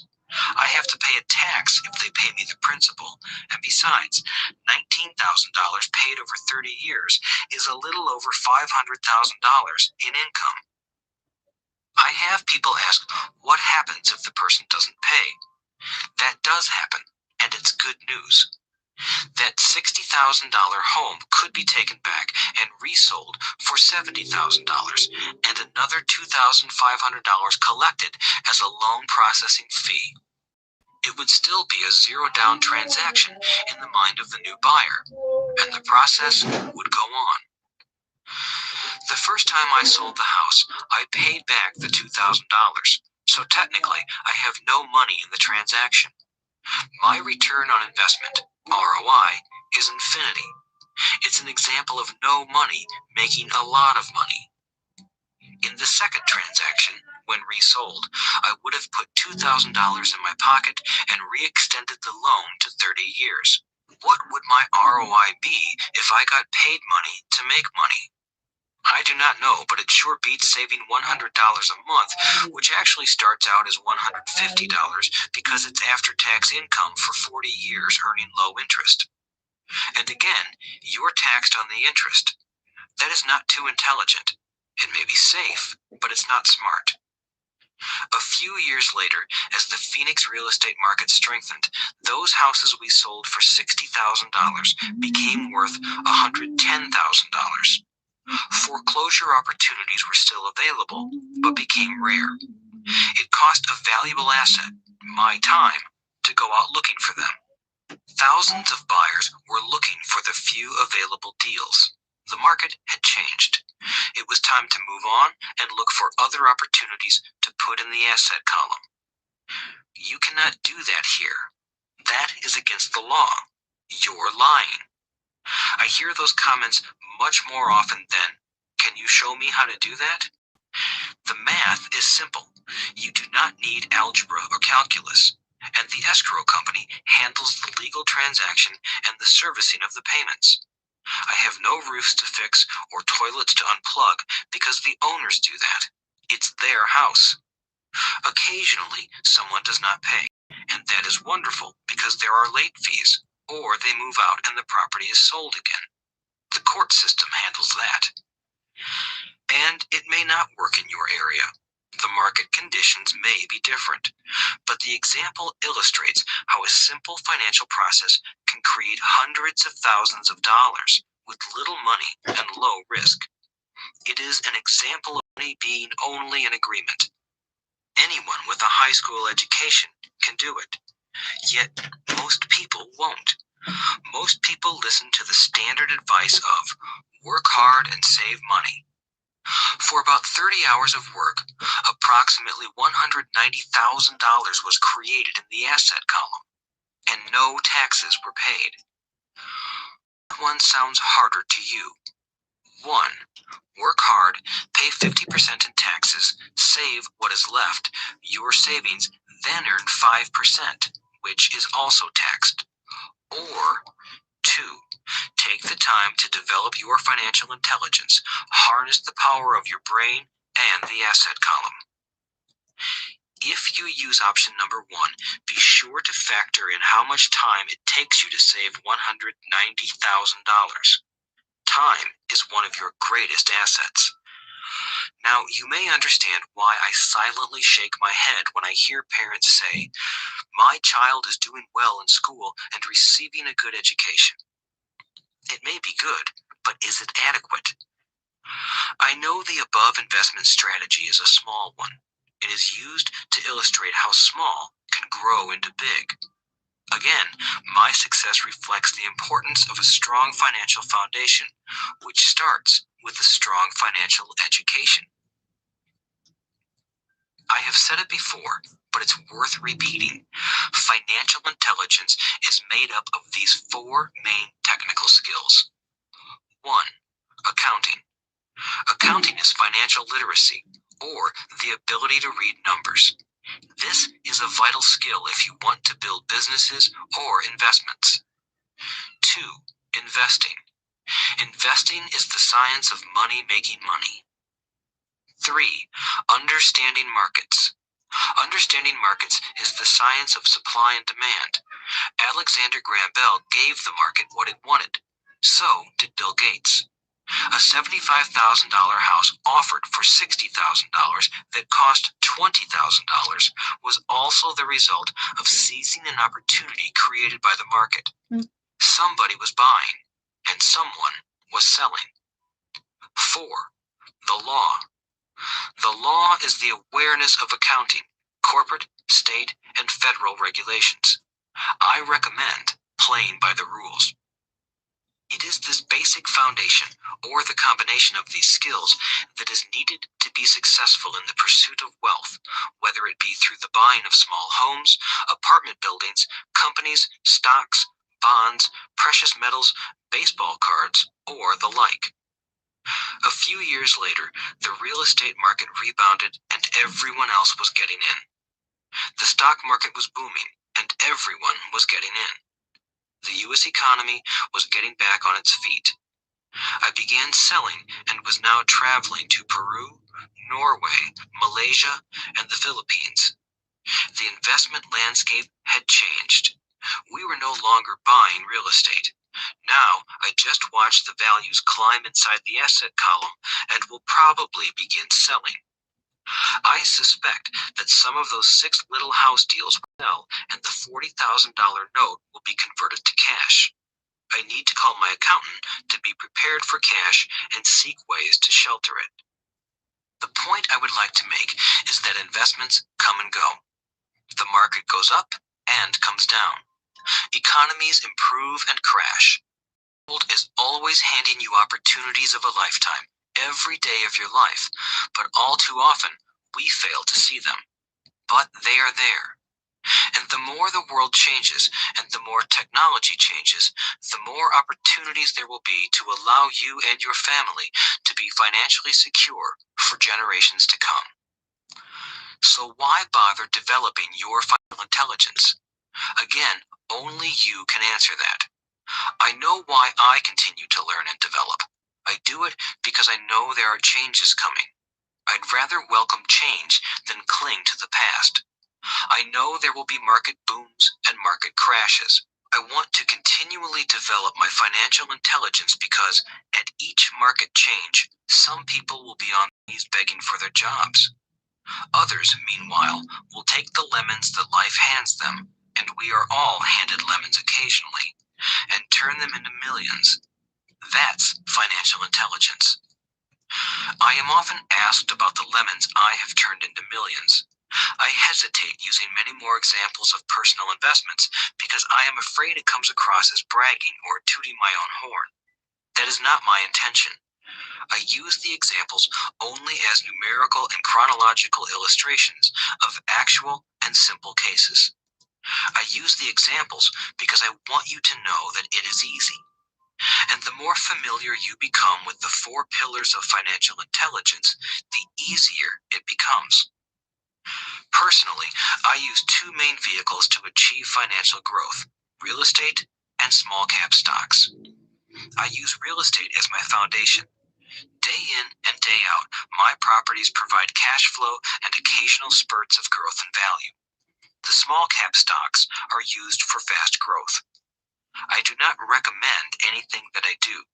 The examples are just that, examples.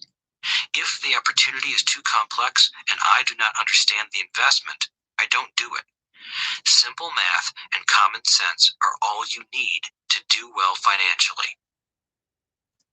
There are 5 reasons for using examples. 1. To inspire people to learn more. 2. To let people know it is easy if the foundation is strong.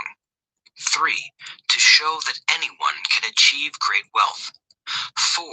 To show that there are millions of ways to achieve your goals. 5. To show that it's not rocket science. In 1989, I used to jog through a lovely neighborhood in Portland, Oregon. It was a suburb that had little gingerbread houses. They were small and cute. I almost expected to see Little Red Riding Hood skipping down the sidewalk on her way to Granny's. There were for sale signs everywhere. The timber market was terrible. The stock market had just crashed, and the economy was depressed. On one street, I noticed a for sale sign that was up longer than most. It looked old. Jogging past it one day, I ran into the owner, who looked troubled. "What are you asking for your house?" I asked. The owner turned and smiled weakly. "Make me an offer," he said. "It's been for sale for over a year. Nobody even comes by anymore to look at it." "I'll look," I said, and I bought the house a half hour later for $20,000 less than his asking price. It was a cute little 2-bedroom home with gingerbread trim on all the windows. It was light blue with gray accents and had been built in 1930. Inside, there was a beautiful rock fireplace, as well as 2 tiny bedrooms. It was a perfect rental house. I gave the owner $5,000 down for a $45,000 house that was really worth $65,000, except that no one wanted to buy it.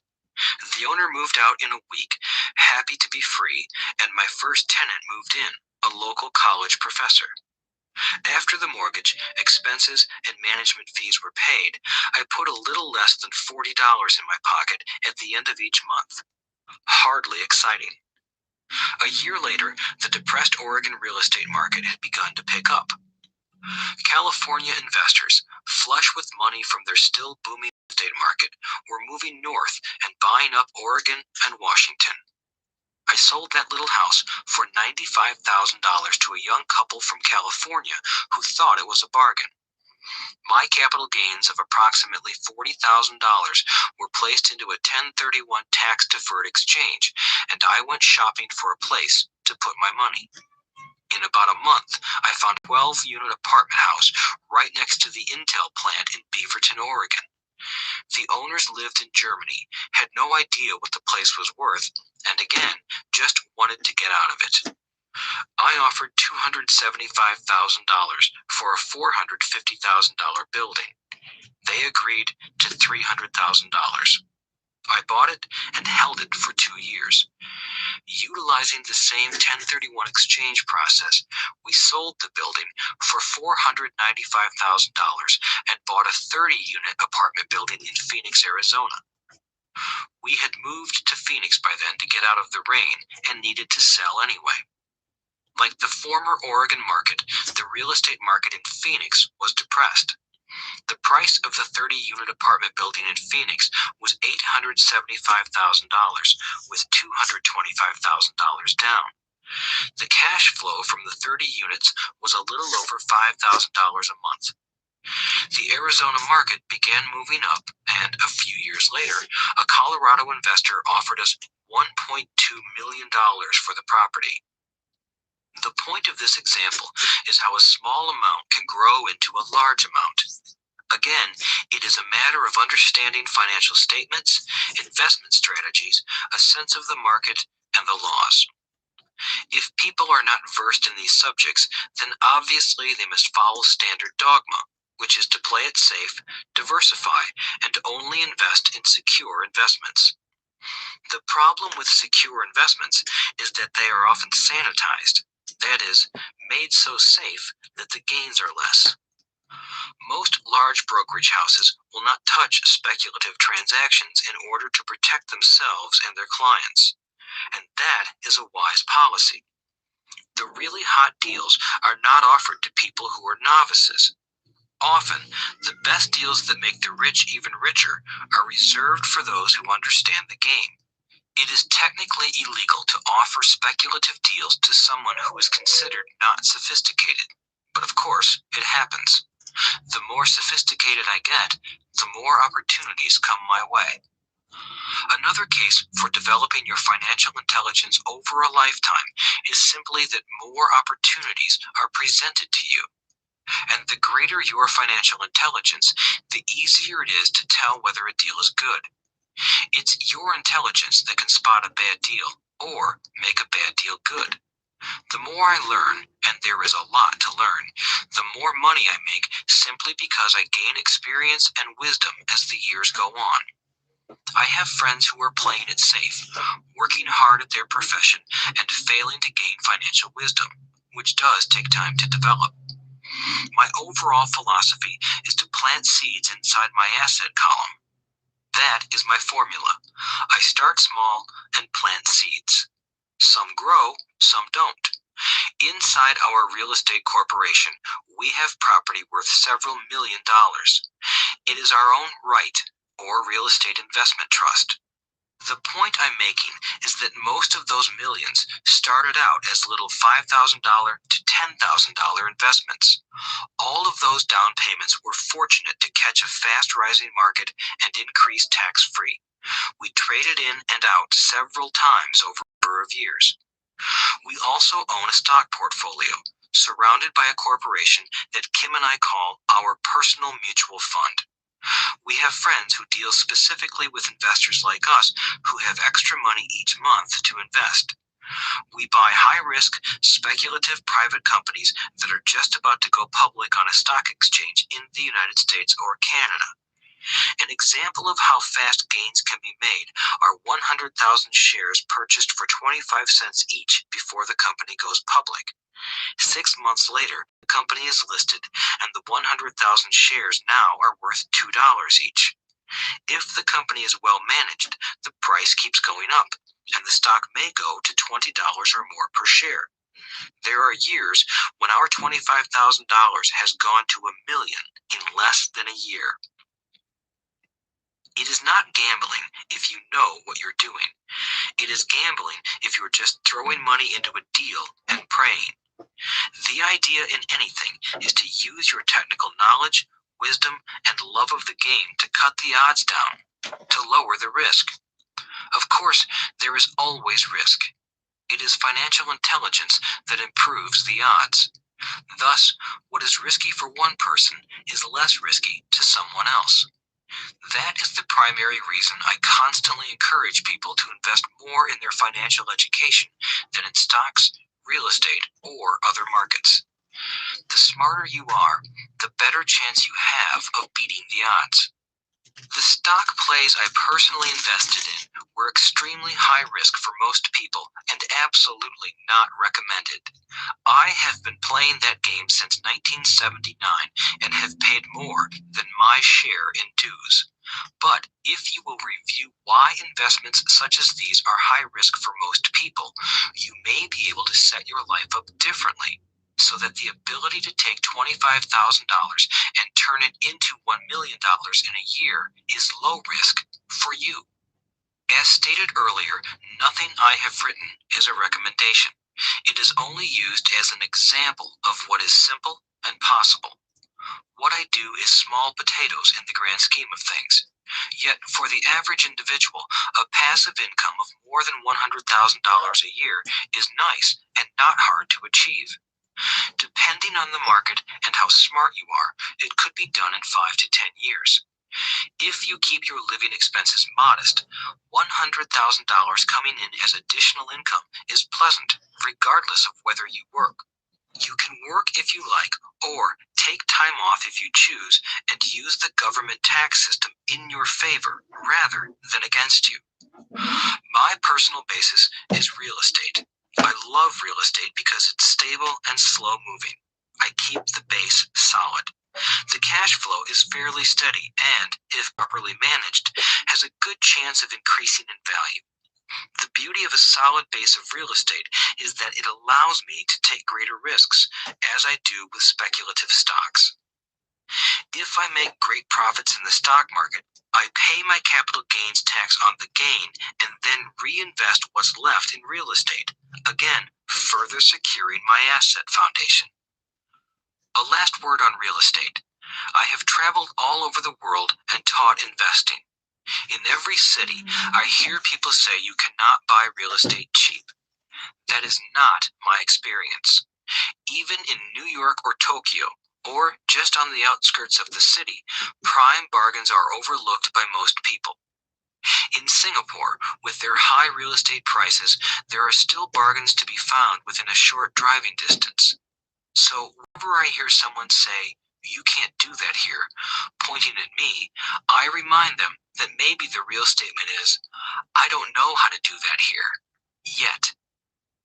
Great opportunities are not seen with your eyes. They are seen with your mind. Most people never get wealthy simply because they are not trained financially to recognize opportunities right in front of them. I am often asked, how do I start? In the final chapter of this audiobook, I offer 10 steps that I followed on the road to my financial freedom. But always remember to have fun. When you learn the rules and the vocabulary of investing and begin to build your asset column, I think you'll find that it's as fun a game as you've ever played. Sometimes you win, and sometimes you learn. But have fun. Most people never win because they're more afraid of losing. That is why I found school so silly. In school, we learn that mistakes are bad, and we are punished for making them. Yet if you look at the way humans are designed to learn, we learn by making mistakes. We learn to walk by falling down. If we never fell down, we would never walk. The same is true for learning to ride a bike. I still have scars on my knees, but today I can ride a bike without thinking. The same is true for getting rich. Unfortunately, the main reason most people are not rich is because they are terrified of losing. Winners are not afraid of losing. but losers are.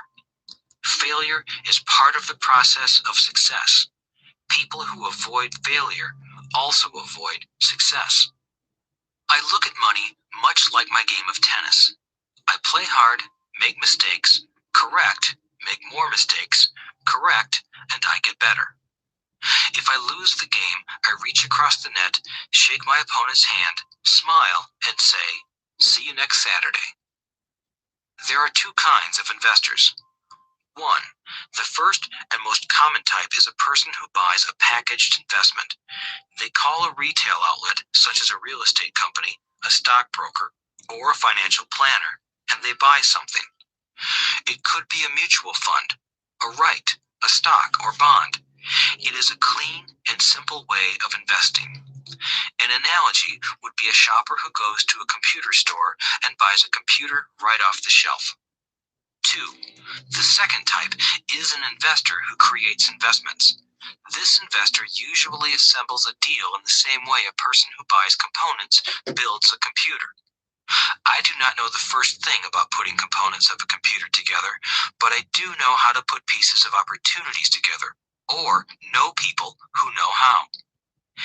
It is this second type of investor who is the more professional investor. Sometimes it may take years for all the pieces to come together, and sometimes they never do. It is this second type of investor that my rich dad encouraged me to be. It is important to learn how to put the pieces together, because that is where the huge wins reside, and sometimes some huge losses if the tide goes against you. If you want to be the second type of investor, you need to develop three main skills. These skills are in addition to those required to become financially intelligent. 1. Find an opportunity that everyone else missed. You see with your mind what others miss with their eyes. For example, a friend bought this run-down old house. It was spooky to look at. Everyone wondered why he bought it. What he saw that we did not was that the house came with 4 extra empty lots. He discovered that after going to the title company. After buying the house, he tore the house down and sold the 5 lots to a builder for 3 times what he paid for the entire package. He made $75,000 for 2 months of work. It's not a lot of money, but it sure beats minimum wage, and it's not technically difficult. 2. Raise money. The average person only goes to the bank. This second type of investor needs to know how to raise capital, and there are many ways that don't require a bank. To get started, I learned how to buy houses without a bank. It was the learned skill of raising money more than the houses themselves that was priceless. All too often, I hear people say, "The bank won't lend me money," or "I don't have the money to buy it." If you want to be a type 2 investor, you need to learn how to do that which stops most people. In other words, a majority of people let their lack of money stop them from making a deal. If you can avoid that obstacle, you will be millions ahead of those who don't learn those skills. There have been many times I have bought a house, a stock, or an apartment building without a penny in the bank. I once bought an apartment house for $1.2 million. I did what is called tying it up with a written contract between seller and buyer. I then raised the $100,000 deposit, which bought me 90 days to raise the rest of the money. Why did I do it? Simply because I knew it was worth $2 million. I never raised the money. Instead, the person who put up the $100,000 gave me $50,000 for finding the deal, took over my position, and I walked away. Total working time, 3 days. Again, it's what you know more than what you buy. Investing is not buying. It's more a case of knowing. 3. Organize smart people. Intelligent people are those who work with or hire a person who is more intelligent than they are. When you need advice, make sure you choose your advisor wisely. There is a lot to learn, but the rewards can be astronomical. If you do not want to learn those skills, then being a Type 1 investor is highly recommended. It is what you know that is your greatest wealth. It is what you do not know that is your greatest risk. There is always risk, so learn to manage risk instead of avoiding it. Chapter 6, Lesson 6, Work to Learn, Don't Work for Money. Job security meant everything to my educated dad. Learning meant everything to my rich dad. A few years ago, I granted an interview with a newspaper in Singapore.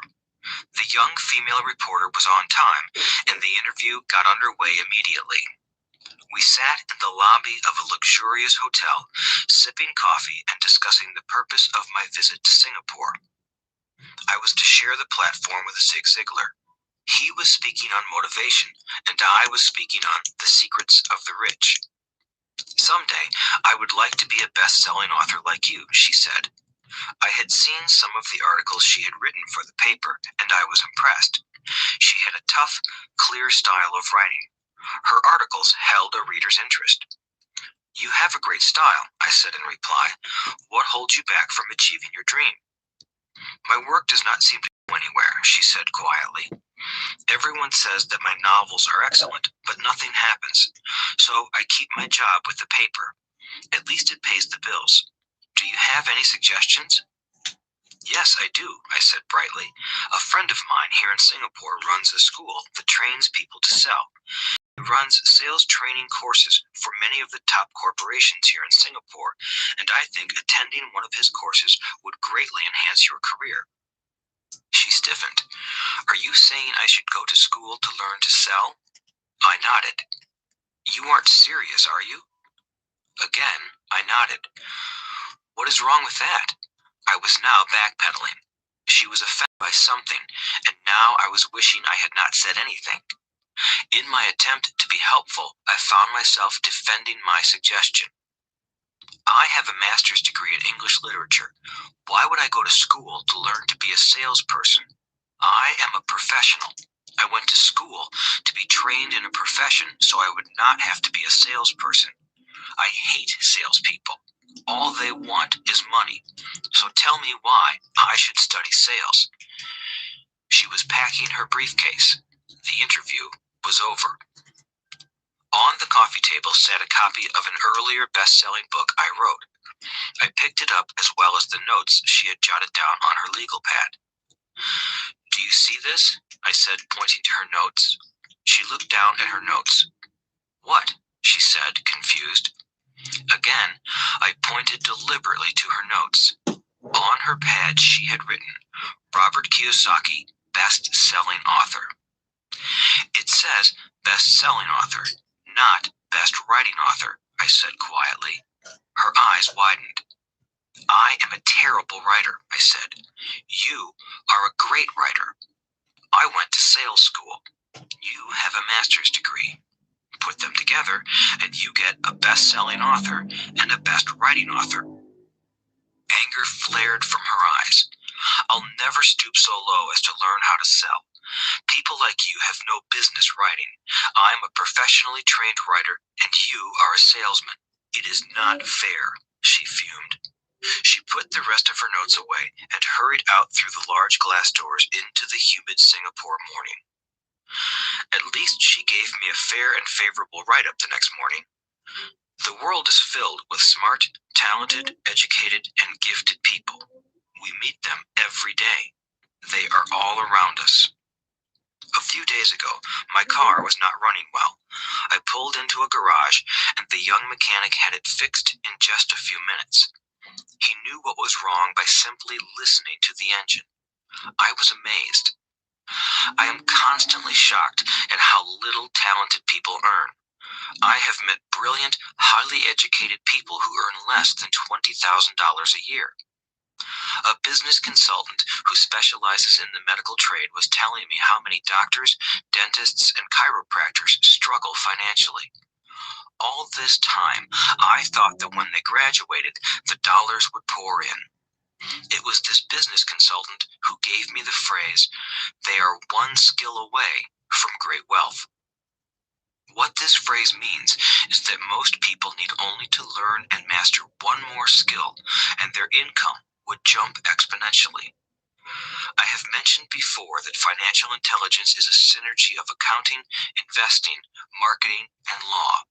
Combine those four technical skills, and making money with money is easier than most people would believe. When it comes to money, the only skill most people know is to work hard. The classic example of a synergy of skills was that young writer for the newspaper. If she diligently learned the skills of sales and marketing, her income would jump dramatically. If I were her, I would take some courses in advertising copy as well as sales. Then, instead of working at the newspaper, I would seek a job at an advertising agency. Even if it were cut and pay, she would learn how to communicate in shortcuts that are used in successful advertising. She also would spend time learning public relations, an important skill.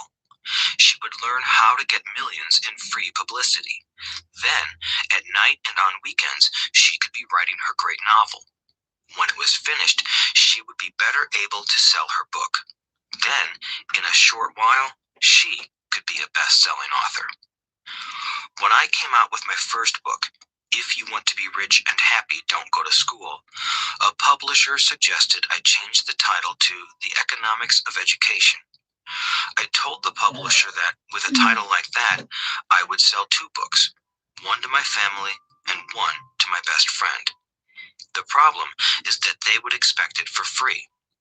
The obnoxious title, If You Want to Be Rich and Happy, Don't Go to School, was chosen because we knew it would get tons of publicity.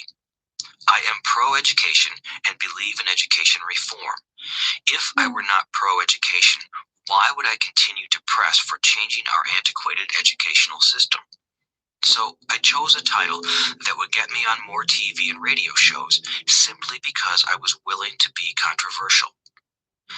Many people thought I was a fruitcake, but the book sold and sold. When I graduated from the U.S. Merchant Marine Academy in 1969, my educated dad was happy. Standard Oil of California had hired me for its oil tanker fleet as a third mate. The pay was low compared with my classmates, but it was okay for a first real job after college. My starting pay was about $42,000 a year, including overtime, and I only had to work for 7 months. I had 5 months of vacation.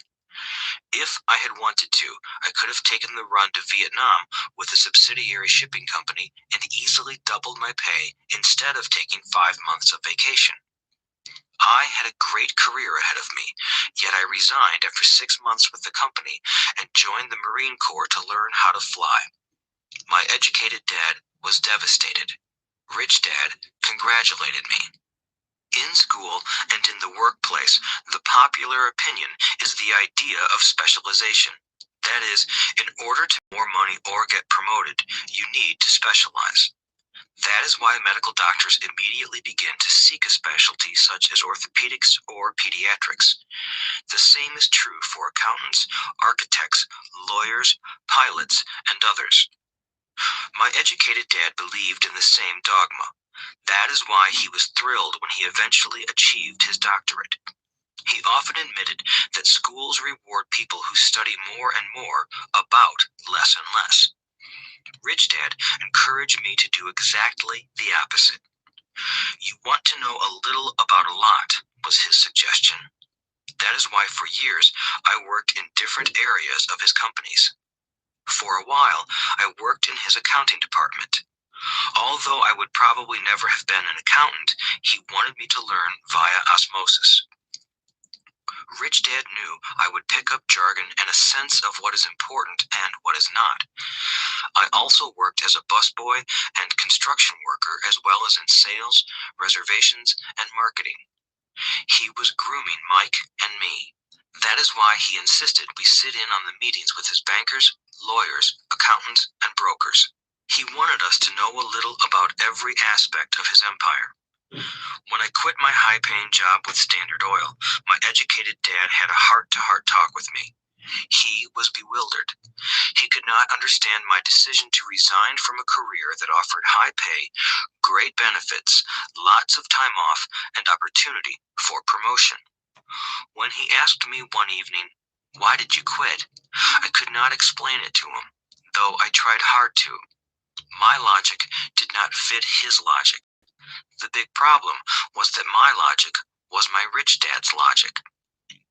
Job security meant everything to my educated dad. Learning meant everything to my rich dad. Educated dad thought I went to school to learn to be a ship's officer. Rich dad knew that I went to school to study international trade. So, as a student, I made cargo runs, navigating large freighters, oil tankers, and passenger ships to the Far East and the South Pacific. Rich dad emphasized that I should stay in the Pacific instead of taking ships to Europe because he knew that the emerging nations were in Asia, not Europe. While most of my classmates, including Mike, were partying at their fraternity houses, I was studying trade, people, business styles, and cultures in Japan, Taiwan, Thailand, Singapore, Hong Kong, Vietnam, Korea, Tahiti, Samoa, and the Philippines. I was partying also, but it was not in any frat house. I grew up rapidly. Educated dad just could not understand why I decided to quit and join the Marine Corps. I told him I wanted to learn to fly, but really I wanted to learn to lead troops. Rich dad explained to me that the hardest part of running a company is managing people. He had spent 3 years in the Army. My educated dad was draft exempt. Rich dad valued learning to lead men into dangerous situations.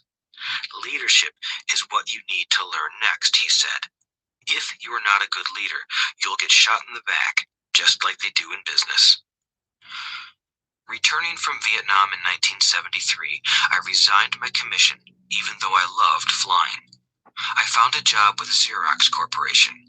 I joined it for one reason, and it was not for the benefits. I was a shy person, and the thought of selling was the most frightening subject in the world. Xerox has one of the best sales trainings programs in America. Rich dad was proud of me. My educated dad was ashamed. Being an intellectual, he thought that salespeople were below him. I worked with Xerox for 4 years until I overcame my fear of knocking on doors and being rejected. Once I could consistently be in the top 5 in sales, I again resigned and moved on, leaving behind another great career with an excellent company. In 1977, I formed my first company. Rich dad had groomed Mike and me to take over companies, so I now had to learn to form them and put them together. My first product, the nylon and Velcro wallet, was manufactured in the Far East and shipped to a warehouse in New York, near where I had gone to school. My formal education was complete, and it was time to test my wings. If I failed, I would go broke. Rich dad thought it best to go broke before 30. You still have time to recover, was his advice. On the eve of my 30th birthday, my first shipment left Korea for New York. Today, I still do business internationally, and as my rich dad encouraged me to do, I keep seeking the emerging nations. Today, my investment company invests in South American countries and Asian countries, as well as in Norway and Russia. There is an old cliche that goes, job is an acronym for just over broke. Unfortunately, I would say that applies to millions of people. Because school does not think financial intelligence is an intelligence, most workers live within their means. They work and they pay bills. There is another horrible management theory that goes, workers work hard enough to not be fired, and owners pay just enough so that workers won't quit. And if you look at the pay scales of most companies, again, I would say there is a degree of truth to that statement. The net result is that most workers never get ahead. They do what they've been taught to do, get a secure job. Most workers focus on working for pay and benefits that reward them in the short term, but are often disastrous in the long run. Instead, I recommend to young people to seek work for what they will learn more than what they will earn. Look down the road at what skills they want to acquire before choosing a specific profession and before getting trapped in the rat race. Once people are trapped in the lifelong process of bill paying, they become like those little hamsters running around in those metal wheels. Their little furry legs are spinning furiously. The wheel is turning furiously. But come tomorrow morning, they'll still be in the same cage. Great job. In the movie Jerry Maguire starring Tom Cruise, there are many great one-liners. Probably the most memorable is, "Show me the money." But there is one line I thought most truthful. It comes from the scene where Tom Cruise is leaving the firm. He has just been fired, and he is asking the entire company, "Who wants to come with me?" And the whole place is silent and frozen. Only one woman speaks up and says, "I'd like to, but I'm due for a promotion in 3 months." That statement is probably the most truthful statement in the whole movie. It is the type of statement that people use to keep themselves busy, working away to pay bills. I know my educated dad looked forward to his pay raise every year, and every year he was disappointed. So he would go back to school to earn more qualifications so he could get another raise. Then, once again, there would be another disappointment. The question I often ask people is, where is this daily activity taking you? Just like the little hamster, I wonder if people look at where their hard work is taking them. What does the future hold? In his book, The Retirement Myth, Craig S. Carpel writes, "I visited the headquarters of a major national pension consulting firm and met with a managing director who specializes in designing lush retirement plans for top management. When I asked her what people who don't have corner offices will be able to expect in the way of pension income, she said with a confident smile, 'The silver bullet.'" "What," I asked, "is the silver bullet?"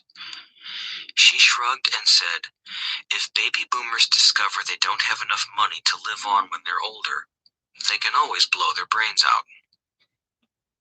Carpel goes on to explain the difference between the old defined benefit retirement plans and the new 401k plans that are riskier. It is not a pretty picture for most people working today, and that is just for retirement. Add medical fees and long-term nursing home care, and the picture is frightening. Already, many hospitals in countries with socialized medicine need to make tough decisions such as who will live and who will die. They make those decisions purely on how much money they have and how old the patients are. If the patient is old, they often will give the medical care to someone younger. The older, poor patient gets put to the back of the line. Just as the rich can afford better education, the rich will be able to keep themselves alive, while those who have little will die. So I wonder, are workers looking into the future or just until their next paycheck, never questioning where they are headed? When I speak to adults who want to earn more money, I always recommend the same thing. I suggest taking a long view of their life. Instead of simply working for the money and security, which I admit are important, I suggest they take a second job that will teach them a second skill. Often I recommend joining a network marketing company, also called multi-level marketing, if they want to learn sales skills. Some of these companies have excellent training programs that help people get over their fear of failure and rejection, which are the main reasons people are unsuccessful. Education is more valuable than money in the long run. When I offer this suggestion, I often hear in response, "Oh, that is too much hassle," or "I only want to do what I am interested in." If they say it's too much of a hassle, I ask, "So you would rather work all your life giving 50% of what you earn to the government?" If they tell me, "I only do what I am interested in," I say, "I'm not interested in going to the gym, but I go because I want to feel better and live longer. Unfortunately, there is some truth to the old statement, you can't teach an old dog new tricks. Unless a person is used to changing, it's hard to change. But for those of you who might be on the fence when it comes to the idea of working to learn something new, I offer this word of encouragement. Life is much like going to the gym. The most painful part is deciding to go. Once you get past that, it's easy. There have been many days I have dreaded going to the gym, but once I am there and in motion, it is a pleasure. After the workout is over, I am always glad I talked myself into going. If you are unwilling to work to learn something new and instead insist on becoming highly specialized within your field, make sure the company you work for is unionized. Labor unions are designed to protect specialists. My educated dad, after falling from grace with the governor, became the head of the teachers union in Hawaii. He told me that it was the hardest job he ever held. My rich dad, on the other hand, spent his life doing his best to keep his companies from becoming unionized. He was successful. Although the unions came close, Rich Dad was always able to fight them off. Personally, I take no sides because I can see the need for and the benefits of both sides. If you do as school recommends, become highly specialized, then seek union protection. For example, had I continued with my flying career, I would have a company that had a strong pilots union. Why? Because my life would be dedicated to learning a skill that was valuable in only one industry. If I were pushed out of that industry, my life's skills would not be as valuable to another industry. A displaced senior pilot with 100,000 hours of heavy airline transport time, earning $150,000 a year, would have a hard time finding an equivalent high-paying job teaching in school. Skills do not necessarily transfer from industry to industry. Skills the pilots are paid for in the airline industry are not as important in, say, the school system. The same is true even for doctors today. With all the changes in medicine, many medical specialists are needing to conform to medical organizations such as HMOs. School teachers definitely need to be union members. Today in America, the teachers' union is the largest and the richest labor union of all. The NEA, the National Education Association, has tremendous political clout. Teachers need the protection of their union because their skills are also of limited value to an industry outside of education. So the rule of thumb is highly specialized, then unionize. It's the smart thing to do. When I ask the classes I teach, how many of you can cook a better hamburger than McDonald's, almost all the students raise their hands. I then ask, so if most of you can cook a better hamburger, how come McDonald's makes more money than you? The answer is obvious. McDonald's is excellent at business systems. The reason so many talented people are poor is because they focus on building a better hamburger and know little to nothing about business systems. A friend of mine in Hawaii is a great artist. He makes a sizable amount of money. One day, his mother's attorney called to tell him that she had left him $35,000. That is what was left of her estate after the attorney and the government took their shares. Immediately, he saw an opportunity to increase his business by using some of this money to advertise. 2 months later, his first 4-color full-page ad appeared in an expensive magazine that targeted the very rich. The ad ran for 3 months. He received no replies from the ad, and all of his inheritance is now gone. He now wants to sue the magazine for misrepresentation. This is a common case of someone who can build a beautiful hamburger but knows little about business. When I asked him what he learned, his only reply was, advertising salespeople are crooks. I then asked him if he would be willing to take a course in sales and a course in direct marketing. His reply, I don't have the time, and I don't want to waste my money. The world is filled with talented poor people. All too often, they're poor or struggle financially or earn less than they are capable of, not because of what they know, but because of what they do not know. They focus on perfecting their skills at building a better hamburger rather than the skills of selling and delivering the hamburger. Maybe McDonald's does not make the best hamburger, but they are the best at selling and delivering a basic average burger. Poor Dad wanted me to specialize. That was his view on how to be paid more. Even after being told by the governor of Hawaii that he could no longer work in state government, my educated dad continued to encourage me to get specialized. Educated Dad then took up the cause of the teachers union, campaigning for further protection and benefits for these highly skilled and educated professionals. We argued often, but I know he never agreed that over-specialization is what caused the need for union protection. He never understood that the more specialized you become, the more you are trapped and dependent on that specialty. Rich Dad advised that Mike and I groom ourselves. Many corporations do the same thing. They find a young, bright student just out of business school and begin grooming that person to someday take over the company. So these bright young employees do not specialize in one department. They are moved from department to department to learn all the aspects of business systems. The rich often groom their children or the children of others. By doing so, their children gain an overall knowledge of the operations of the business and how the various departments interrelate. For the World War II generation, it was considered bad to skip from company to company. Today, it is considered smart. Since people will skip from company to company rather than seek greater specialization in skills, why not seek to learn more than to earn?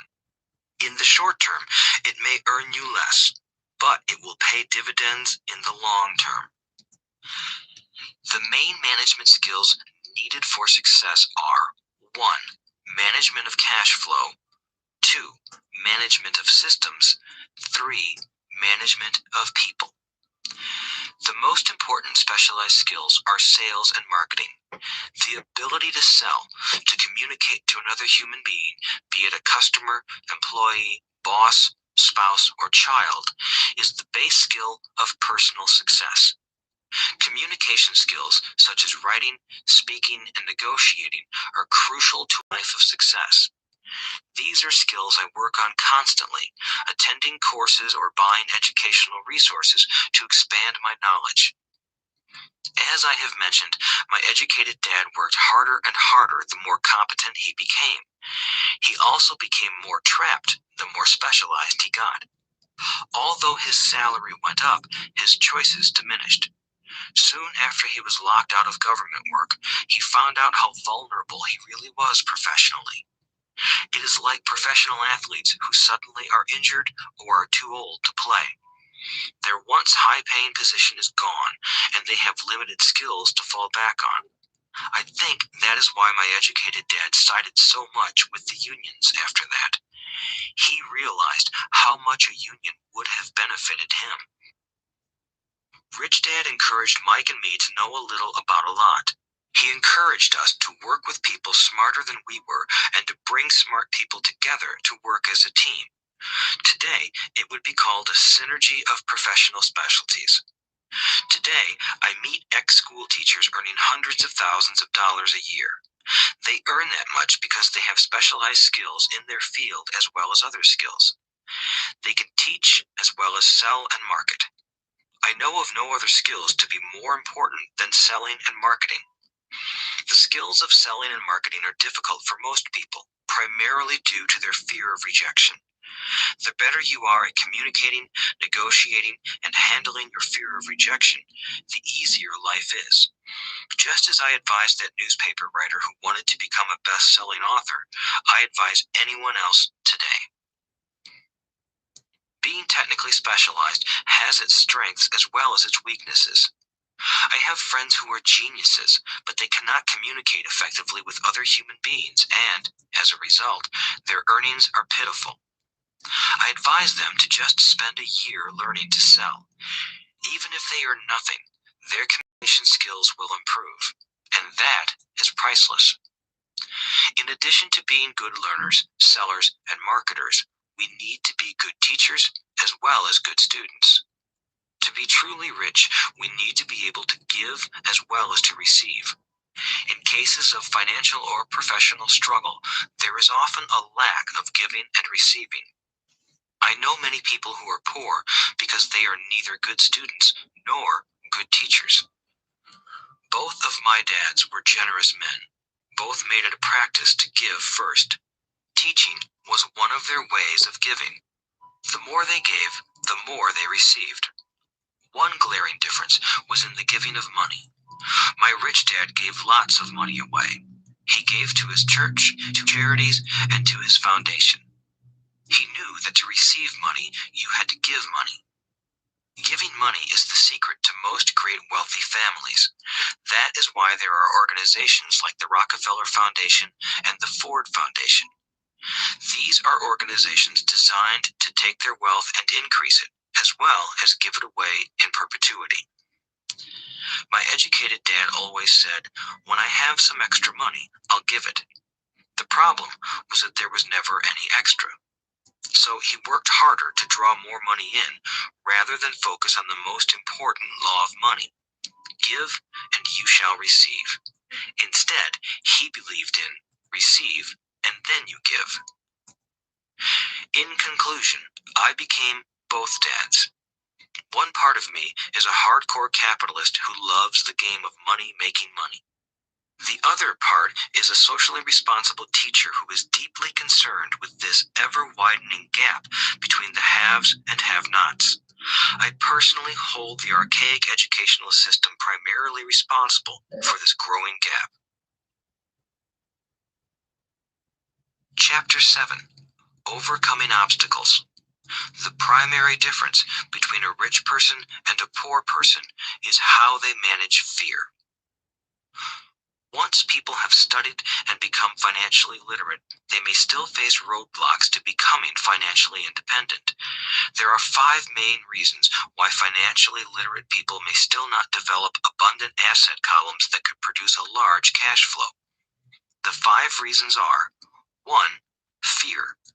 2. Cynicism. 3. Laziness. 4. Bad habits. 5. Arrogance. Overcoming fear. I have never met anyone who really likes losing money. And in all my years, I have never met a rich person who has never lost money. But I have met a lot of poor people who have never lost a dime. Investing, that is. The fear of losing money is real. Everyone has it, even the rich. But it's not having fear that is the problem. It's how you handle fear.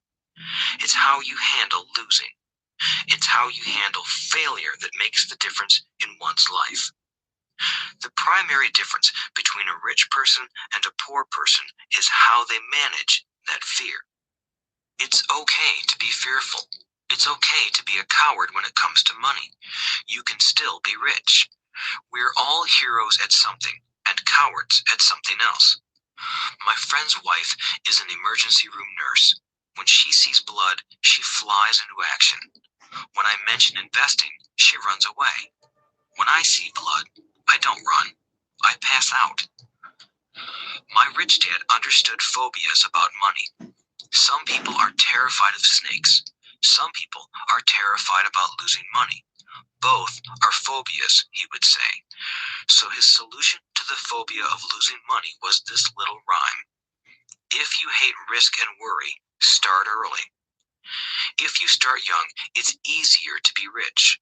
I won't go into it here, but there is a staggering difference between a person who starts investing at age 20 versus age 30. The purchase of Manhattan Island is said to be one of the greatest bargains of all time. New York was purchased for $24 in trinkets and beads. Yet if that $24 had been invested at 8% annually, that $24 would have been worth more than $28 trillion by 1995. Manhattan could be repurchased with money left over to buy much of Los Angeles.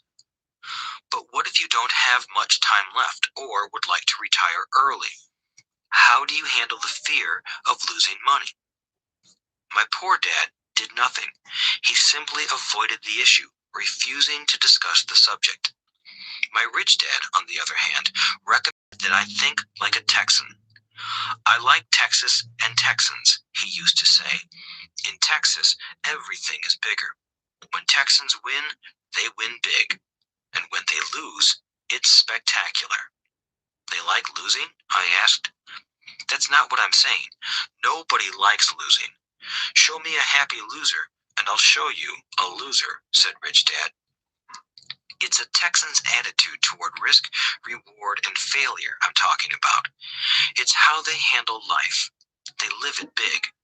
Not like most of the people around here, living like roaches when it comes to money, terrified that someone will shine a light on them, and whimpering when the grocery clerk shortchanges them a quarter. Rich Dad went on. What I like best is the Texas attitude.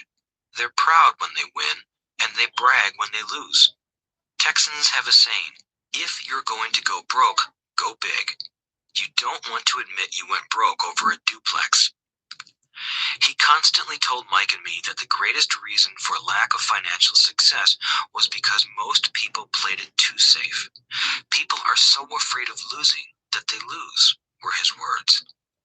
Fran Tarkenton, a one-time great NFL quarterback, says it's still another way. Winning means being unafraid to lose. In my own life, I've noticed that winning usually follows losing. Before I finally learned to ride a bike, I first fell down many times. I've never met a golfer who has never lost a golf ball. I've never met people who have fallen in love who have never had their heart broken. And I've never met someone rich who has never lost money. So for most people, the reason they don't win financially is because the pain of losing money is far greater than the joy of being rich. Another saying in Texas is, everyone wants to go to heaven, but no one wants to die. Most people dream of being rich, but are terrified of losing money, so they never get to heaven. Rich Dad used to tell Mike and me stories about his trips to Texas. If you really want to learn the attitude of how to handle risk, losing, and failure, go to San Antonio and visit the Alamo. The Alamo is a great story of brave people who chose to fight, knowing there was no hope of success. They chose to die instead of surrendering. It's an inspiring story, worthy of study. Nonetheless, it's still a tragic military defeat. They got their butts kicked. So, how did Texans handle failure? They still shout, "Remember the Alamo." Mike and I heard this story a lot. He always told us this story when he was about to go into a big deal and he was nervous. After he had done all his due diligence and it was time to put up or shut up, he told us this story. Every time he was afraid of making a mistake or losing money, he told us this story.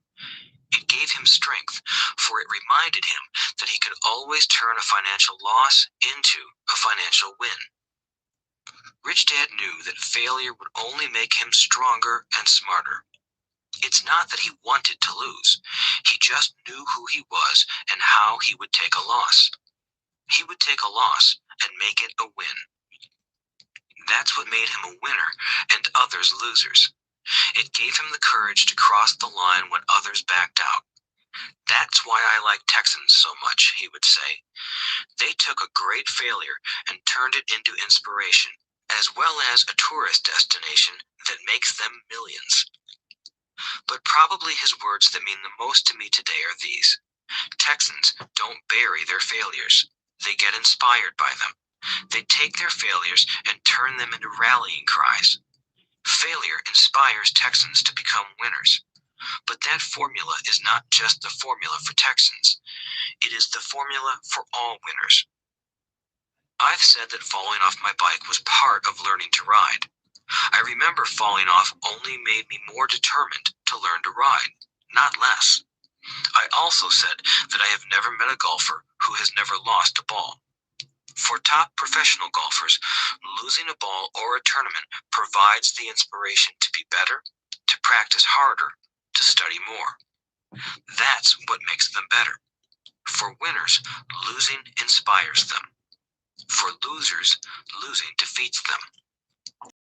I like to quote John D. Rockefeller, who said, "I always tried to turn every disaster into an opportunity." And being Japanese American, I can say this. Many people say that Pearl Harbor was an American mistake. I say it was a Japanese mistake. From the movie Tora, Tora, Tora, a somber Japanese admiral says to his cheering subordinates, "I am afraid we have awakened a sleeping giant."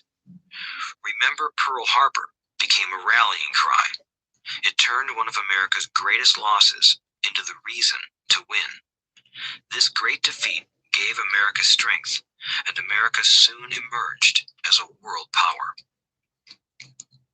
Failure inspires winners, and failure defeats losers. It is the biggest secret of winners. It's the secret that losers do not know. The greatest secret of winners is that failure inspires winning. Thus, they're not afraid of losing. Repeating Fran Tarkenton's quote, "Winning means being unafraid to lose." People like Fran Tarkenton are not afraid of losing because they know who they are. They hate losing, so they know that losing will only inspire them to become better. There is a big difference between hating losing and being afraid to lose. Most people are so afraid of losing money that they lose. They go broke over a duplex. Financially, they play life too safe and too small. They buy big houses and big cars, but not big investments. The main reason that over 90% of the American public struggles financially is because they play not to lose. They don't play to win. They go to their financial planners or accountants or stockbrokers and buy a balanced portfolio. Most have lots of cash in CDs, low-yield bonds, mutual funds that can be traded within a mutual fund family, and a few individual stocks. It is a safe and sensible portfolio, but it is not a winning portfolio. It is a portfolio of someone playing not to lose. Don't get me wrong, it's probably a better portfolio than more than 70% of the population has, and that's frightening. It's a great portfolio for someone who loves safety, but playing it safe and balanced on your investment portfolio is not the way successful investors play the game.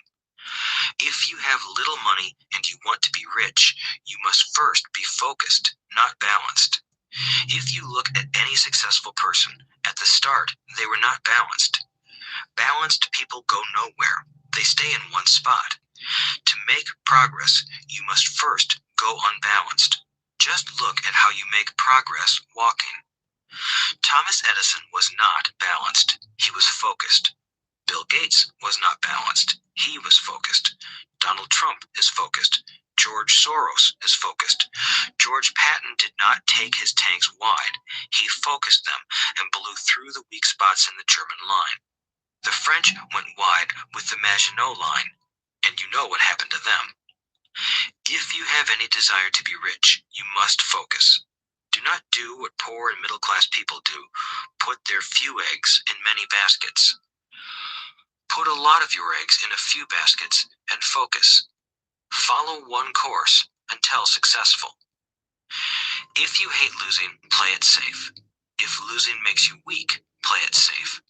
Go with balanced investments. If you're over 25 years old and are terrified of taking risks, don't change. Play it safe, but start early. Start accumulating your nest egg early because it will take time. But if you have dreams of freedom, of getting out of the rat race, the first question to ask yourself is, how do I respond to failure? If failure inspires you to win, maybe you should go for it, but only maybe. If failure makes you weak or causes you to throw temper tantrums, like spoiled brats who call attorneys to file lawsuits every time something doesn't go their way, then play it safe. Keep your daytime job, or buy bonds or mutual funds. But remember, there is risk in those financial instruments also, even though they may appear safe. I say all this, mentioning Texas and Fran Tarkenton, because stacking the asset column is easy. It's really a low aptitude game. It doesn't take much education. Fifth grade math will do. But building your asset column is a game in which attitude plays a major role. It takes guts, patience, and a great attitude toward failure. Losers avoid failing, and failure turns losers into winners. Just remember the Alamo. Overcoming cynicism. The sky is falling. The sky is falling. Most of us know the story of Chicken Little, who ran around warning the barnyard of impending doom. We all know people who are that way. There's a Chicken Little inside each of us. As I stated earlier, the cynic is really a little chicken. We all get a little chicken when fear and doubt cloud our thoughts. All of us have doubts. I'm not smart. I'm not good enough. So-and-so is better than me. Our doubts often paralyze us. We play the what-if game. What if the economy crashes right after I invest? What if I lose control and I can't pay the money back? What if things don't go as I planned? Or we have friends or loved ones who will remind us of our shortcomings. They often say, "What makes you think you can do that? If it's such a good idea, how come someone else hasn't done it? That will never work. You don't know what you're talking about." These words of doubt often get so loud that we fail to act. A horrible feeling builds in our stomach. Sometimes we can't sleep. We fail to move forward. So we stay with what is safe, and opportunities pass us by. We watch life passing by as we sit immobilized with a cold knot in our body. We have all felt this at one time in our lives, some more than others. Peter Lynch of Fidelity Magellan Mutual Fund fame refers to warnings about the sky falling as noise, and we all hear it. Noise is either created inside our heads or comes from outside, often from friends, family, co-workers, and the media. Lynch recalls the time during the 1950s when the threat of nuclear war was so prevalent in the news that people began building fallout shelters and storing food and water.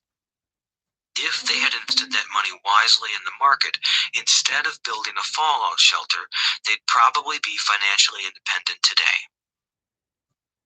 When violence breaks out in a city, gun sales go up all over the country. A person dies from rare hamburger meat in the state of Washington, and the Arizona Health Department orders restaurants to have all beef cooked well done. A drug company runs a TV commercial in February showing people catching the flu. Colds go up as well as sales of cold medicine. Most people are poor because when it comes to investing, the world is filled with Chicken Littles running around yelling, "The sky is falling, the sky is falling." And Chicken Littles are effective because every one of us is a little chicken. It often takes great courage to not let rumors and talk of doom and gloom affect your doubts and fears. But a savvy investor knows that the seemingly worst of times is actually the best of times to make money. When everyone else is too afraid to act, they pull the trigger and are rewarded. Some time ago, a friend named Richard came from Boston to visit Kim and me in Phoenix.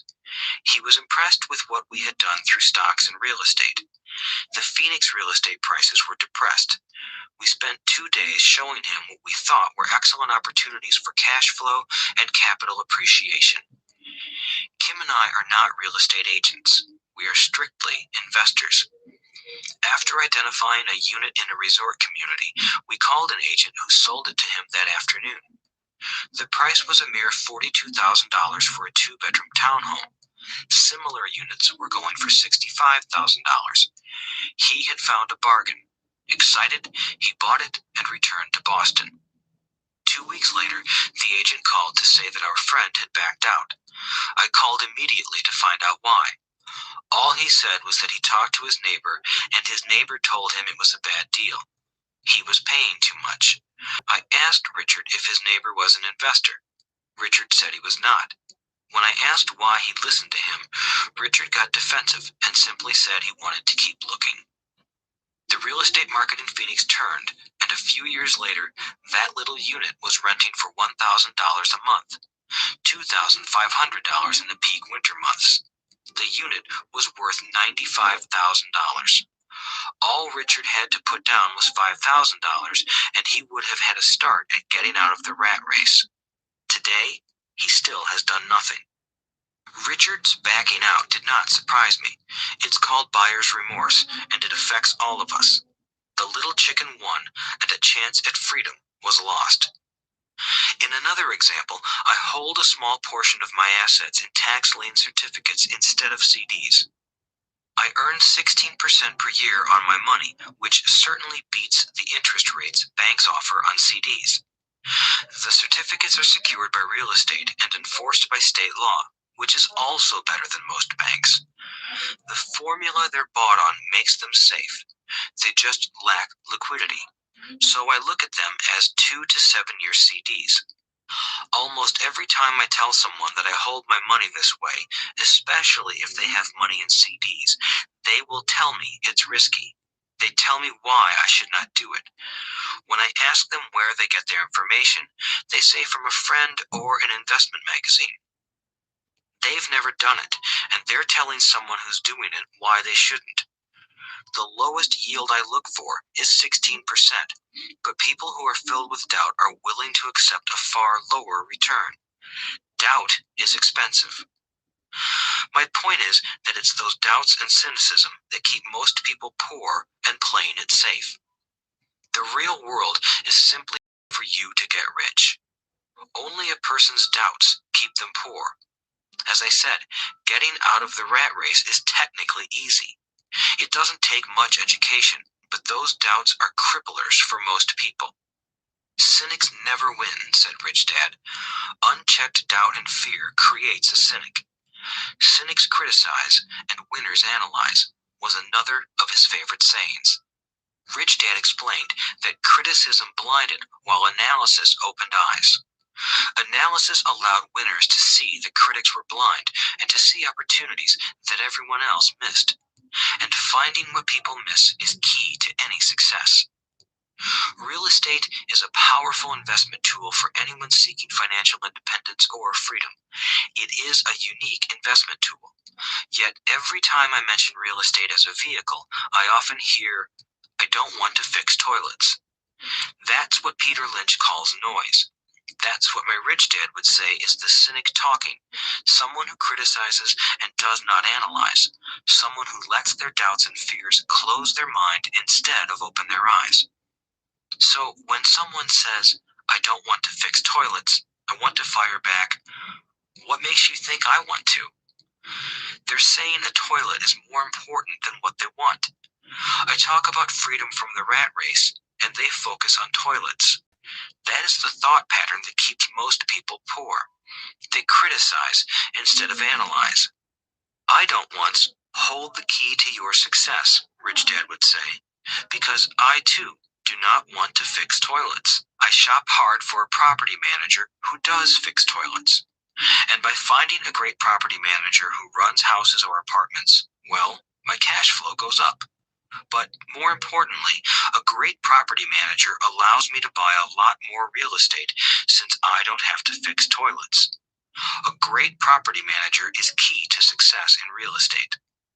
Finding a good manager is more important to me than the real estate. A great property manager often hears of great deals before real estate agents do, which makes them even more valuable. That is what Rich Dad meant by, "I don't once hold the key to your success." Because I do not want to fix toilets either, I figured out how to buy more real estate and expedite my getting out of the rat race.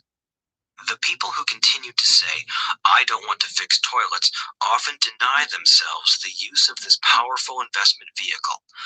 Toilets are more important than their freedom. In the stock market, I often hear people say, "I don't want to lose money." Well, what makes them think I or anyone else likes losing money? They don't make money because they choose to not lose money. Instead of analyzing, they close their minds to another powerful investment vehicle, the stock market. I was riding with a friend past our neighborhood gas station. He looked up and saw that the price of gas was going up, and thus the price of oil. My friend is a worrywart, or a Chicken Little. To him, the sky is always going to fall, and it usually does, on him. When we got home, he showed me all the stats as to why the price of oil was going to go up over the next few years, statistics I had never seen before, even though I already owned substantial shares of an existing oil company. With that information, I immediately began looking for and found a new, undervalued oil company that was about to find some oil deposits. My broker was excited about this new company, and I bought 15,000 shares for 65 cents per share. 3 months later, this same friend and I, the same gas station, and sure enough, the price per gallon had gone up nearly 15%. Again, the Chicken Little worried and complained. I smiled, because a month earlier, that little oil company hit oil, and those 15,000 shares went up to more than $3 per share since he had first given me the tip. And the price of gas will continue to go if what my friend says is true. If most people understood how a stop worked in stock market investing, there would be more people investing to win instead of investing not to lose. A stop is simply a computer command that sells your stock automatically if the price begins to drop, helping to minimize your losses and maximize some gains. It's a great tool for those who are terrified of losing. So whenever I hear people focusing on their I don't wants rather than what they do want, I know the noise in their head must be loud. Chicken Little has taken over their brain and is yelling, "The sky is falling and toilets are breaking." So they avoid their don't wants, but they pay a huge price. They may never get what they want in life. Instead of analyzing, their inner Chicken Little closes their mind. Rich Dad gave me a way of looking at Chicken Little. Just do what Colonel Sanders did. At the age of 66, he lost his business and began to live on his Social Security check. It wasn't enough. He went around the country selling his recipe for fried chicken. He was turned down 1,009 times before someone said yes, and he went on to become a multimillionaire at an age when most people are quitting. He was a brave and tenacious man, Rich Dad said of Harlan Sanders. So when you're in doubt and feeling a little afraid, just do what Colonel Sanders did to his little chicken. He fried it. Overcoming laziness. Busy people are often the most lazy. We have all heard stories of a businessman who works hard to earn money. He works hard to be a good provider for his wife and children. He spends long hours at the office and brings work home on weekends.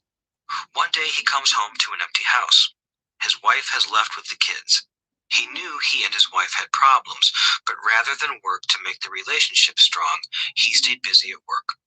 Dismayed, his performance at work slips and he loses his job. Today, I often meet people who are too busy to take care of their wealth, and there are people too busy to take care of their health. The cause is the same. They're busy, and they stay busy as a way of avoiding something they do not want to face. Nobody has to tell them. Deep down, they know. In fact, if you remind them, they often respond with anger or irritation. If they aren't busy at work or with the kids, they're often busy watching TV, fishing, playing golf, or shopping. Yet deep down, they know they are avoiding something important. That's the most common form of laziness. Laziness by staying busy. So, what is the cure for laziness? The answer is a little greed. For many of us, we were raised thinking of greed or desire as bad. Greedy people are bad people, my mom used to say, yet we all have inside of us this yearning to have nice, new, or exciting things. So to keep that emotion of desire under control, often parents find ways of suppressing that desire with guilt. You only think about yourself. Don't you know you have brothers and sisters? Was one of my mom's favorites. You want me to buy you what? Was a favorite of my dad. Do you think we're made of money? Do you think money grows on trees? We're not rich people, you know. so much the words, but the angry guilt trip that went with the words that got to me. Or the reverse guilt trip was the I'm sacrificing my life to buy this for you. I'm buying this for you because I never had this advantage when I was a kid. I have a neighbor who is stone broke but can't park his car in his garage. The garage is filled with toys for his kids. Those spoiled brats get everything they ask for. I don't want them to know the feeling of want are his everyday words. He has nothing set aside for their college or his retirement, but his kids have every toy ever made. He recently got a new credit card in the mail and took his kids to visit Las Vegas. I'm doing it for the kids, he said with great sacrifice. Rich Dad forbade the words, I can't afford it. In my real home, that's all I heard. Instead, Rich Dad required his children to say, how can I afford it? He believed that the words, I can't afford it, shut down your brain. It didn't have to think anymore. How can I afford it? Opened up the brain and forced it to think and search for answers. But most importantly, he felt the words, I can't afford it, were a lie, and the human spirit knows it. The human spirit is very, very powerful, he would say. It knows it can do anything. By having a lazy mind that says, I can't afford it, a war breaks out inside you. Your spirit is angry, and your lazy mind must defend its lie. The spirit is screaming, come on, let's go to the gym and work out. And the lazy mind says, but I'm tired, I worked really hard today. Or the human spirit says, I'm sick and tired of being poor, let's get out there and get rich. To which the lazy mind says, rich people are greedy. Besides, it's too much bother. It's not safe. I might lose money. I'm working hard enough as it is. I've got too much to do at work anyway. Look at what I have to do tonight. My boss wants it finished by morning. I can't afford it also causes sadness, a helplessness that leads to despondency and often depression. How can I afford it opens up possibilities, excitement, and dreams. So Rich Dad was not so concerned about what we wanted to buy as long as we understood that how can I afford it creates a stronger mind and a dynamic spirit. Thus, he rarely gave Mike or me anything. He would instead ask, how can you afford it? And that included college, which we paid for ourselves. It was not the goal, but the process of attaining the goal that he wanted us to learn. The problem I see today is that there are millions of people who feel guilty about their desire or their greed. It's old conditioning from their childhood. While they desire to have the finer things that life offers, most have been conditioned subconsciously to say, I can't have that, or I'll never be able to afford that. When I decided the rat race, it was simply a question of how can I afford to never work again? And my mind began to kick out answers and solutions. The hardest part was fighting my real parents' dogma. We can't afford that. Stop thinking only about yourself. Why don't you think about others? And other similar sentiments designed to instill guilt to suppress my greed. So, how do you beat laziness? Once again, the answer is a little greed. It's that radio station, WIIFM, which stands for What's in it for me? A person needs to sit down and ask, what would my life be like if I never had to work again? What would I do if I had all the money I needed? Without that little greed, the desire to have something better, progress is not made. Our world progresses because we all desire a better life. New inventions are made because we desire something better. We go to school and study hard because we want something better. So whenever you find yourself avoiding something you know you should be doing, then the only thing to ask yourself is, what's in it for me? Be a little greedy. It's the best cure for laziness. Too much greed, however, as anything in excess can be, is not good. But just remember what Michael Douglas said in the movie Wall Street. Greed is good. Rich Dad said it differently. Guilt is worse than greed, for guilt robs the body of its soul. I think Eleanor Roosevelt said it best. Do what you feel in your heart to be right, for you'll be criticized anyway. You'll be damned if you do, and damned if you don't. Overcoming bad habits. Our lives are a reflection of our habits more than our education. After seeing the movie Conan the Barbarian, starring Arnold Schwarzenegger, a friend said, "I'd love to have a body like Schwarzenegger." Most of the guys nodded in agreement. "I even heard he was really puny and skinny at one time," another friend added. "Yeah, I heard that too," another one said. "I heard he has a habit of working out almost every day in the gym." "Yeah, I'll bet he has to." "Nah," said the group's cynic. "I'll bet he was born that way. Besides, let's stop talking about Arnold and get some beers." This is an example of habits controlling behavior. I remember asking my rich dad about the habits of the rich. Instead of answering me outright, he wanted me to learn through example, as usual. "When does your dad pay his bills?" Rich Dad asked. "The first of the month," I said. "Does he have anything left over?" he asked. "Very little," I said. "That's the main reason he struggles," said Rich Dad. "He has bad habits. Your dad pays everyone else first. He pays himself last, but only if he has anything left over." "Which he usually doesn't," I said. "But he has to pay his bills, doesn't he? You're saying he shouldn't pay his bills?" "Of course not," said Rich Dad. "I firmly believe in paying my bills on time.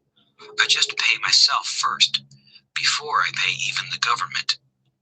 "But what happens if you don't have enough money?" I asked. "What do you do then?" "The same," said Rich Dad. "I still pay myself first, even if I'm short of money. My asset column is far more important to me than the government." "But," I said, "don't they come after you?" "Yes, if you don't pay," said Rich Dad. "Look, I did not say not to pay. I just said I pay myself first, even if I'm short of money." "But," I replied, "how do you do that?" "It's not how. The question is why," Rich Dad said. "Okay, why?" "Motivation," said Rich Dad.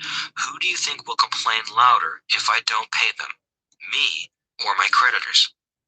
"Your creditors will definitely scream louder than you," I said, responding to the obvious. "You wouldn't say anything if you didn't pay yourself." So you see, after paying myself, the pressure to pay my taxes and the other creditors is so great that it forces me to seek other forms of income. The pressure to pay becomes my motivation. I've worked extra jobs, started other companies, traded in the stock market, anything, just to make sure those guys don't start yelling at me. That pressure made me work harder, forced me to think, and all in all, made me smarter and more active when it comes to money. If I had paid myself last, I would have felt no pressure, but I'd be broke. So it is the fear of the government or other people you owe money to that motivates you? That's right, said Rich Dad. You see, government bill collectors are big bullies. So are bill collectors in general. Most people give in to those bullies. They pay them and never pay themselves. You know the story of the 98-pound weakling who gets sand kicked in his face? I nodded. I see that ad for weightlifting and bodybuilding lessons in the comic books all the time. Well, most people let the bullies kick sand in their faces. I decided to use the fear of the bully to make me stronger. Others get weaker. Forcing myself to think about how to make extra money is like going to the gym and working out with weights. The more I work my mental money muscles out, the stronger I get. Now, I'm not afraid of those bullies. I liked what Rich Dad was saying, so if I pay myself first, I get financially stronger, mentally and physically. Rich Dad nodded. And if I pay myself last, or not at all, I get weaker. So people like bosses, managers, tax collectors, bill collectors, and landlords push me around all my life just because I don't have good money habits. Rich Dad nodded, just like the 98-pound weakling. Overcoming arrogance. What I know makes me money. What I don't know loses me money. Every time I have been arrogant, I have lost money. Because when I'm arrogant, I truly believe that what I don't know is not important, Rich Dad would often tell me. I have found that many people use arrogance to try to hide their own ignorance. It often happens when I am discussing financial statements with accountants or even other investors. They try to bluster their way through the discussion. It is clear to me that they don't know what they're talking about. They're not lying, but they are not telling the truth. There are many people in the world of money, finances, and investments who have absolutely no idea what they're talking about. Most people in the money industry are just spouting off sales pitches like used car salesmen. When you know you are ignorant in a subject, start educating yourself by finding an expert in the field or a book on the subject. Chapter 8. Getting Started. There is gold everywhere. Most people are not trained to see it. I wish I could say acquiring wealth was easy for me, but it wasn't. So in response to the question, how do I start? I offer the thought process I go through on a day-to-day basis. It really is easy to find great deals. I promise you that. It's just like riding a bike. After a little wobbling, it's a piece of cake. But when it comes to money, it takes determination to get through the wobbling. That's a personal thing. To find million-dollar deals of a lifetime requires us to call on our financial genius. I believe that each of us has a financial genius within us. The problem is that our financial genius lies asleep, waiting to be called upon. It lies asleep because our culture has educated us into believing that the love of money is the root of all evil. It has encouraged us to learn a profession so we can work for money, but failed to teach us how to have money work for us. It taught us not to worry about our financial future because our company or the government would take care of us when our working days are over. However, it is our children, educated in the same school system, who will end up paying for this absence of financial education. The message is still to work hard, earn money, and spend it. And when we run short, we can always borrow more. Unfortunately, 90% of the Western world subscribes to the above dogma, simply because it's easier to find a job and work for money. If you are not one of the masses, I offer you the following 10 steps to awaken your financial genius. I simply offer you the steps I have personally followed. If you want to follow some of them, great. If you don't, make up your own. Your financial genius is smart enough to develop its own list. While in Peru, I asked a gold miner of 45 years how he was so confident about finding a gold mine. He replied, "There is gold everywhere. Most people are not trained to see it." And I would say that is true. In real estate, I can go out and in a day come up with 4 or 5 great potential deals, while the average person will go out and find nothing, even looking in the same neighborhood. The reason is that they have not taken the time to develop their financial genius. I offer you the following 10 steps as a process to develop your God-given powers, powers over which only you have control. 1. Find a reason greater than reality, the power of spirit. If you ask most people if they would like to be rich or financially free, they would say yes. But then reality sets in. The road seems too long with too many hills to climb. It's easier to just work for money and hand the excess over to your broker. I once met a young woman who had dreams of swimming for the U.S. Olympic team. The reality was that she had to get up every morning at 4 o'clock to swim for 3 hours before going to school. She did not party with her friends on Saturday night. She had to study and keep her grades up, just like everyone else. When I asked her what fueled her superhuman ambition and sacrifice, she simply said, "I do it for myself and the people I love. It's love that gets me over the hurdles and sacrifices." A reason or a purpose is a combination of wants and don't wants. When people ask me what my reason for wanting to be rich is, I tell them that it is a combination of deep emotional wants and don't wants. I will list a few. First, the don't wants, for they create the wants.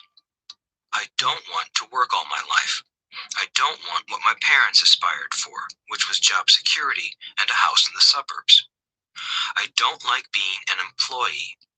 I hated that my dad always missed my football games because he was so busy working on his career. I hated it when my dad worked hard all his life and the government took most of what he worked for at his death.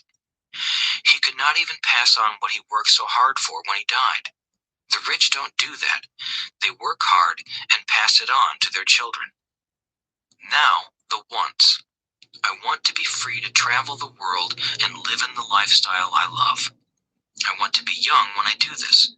I want to simply be free. I want control over my time and my life.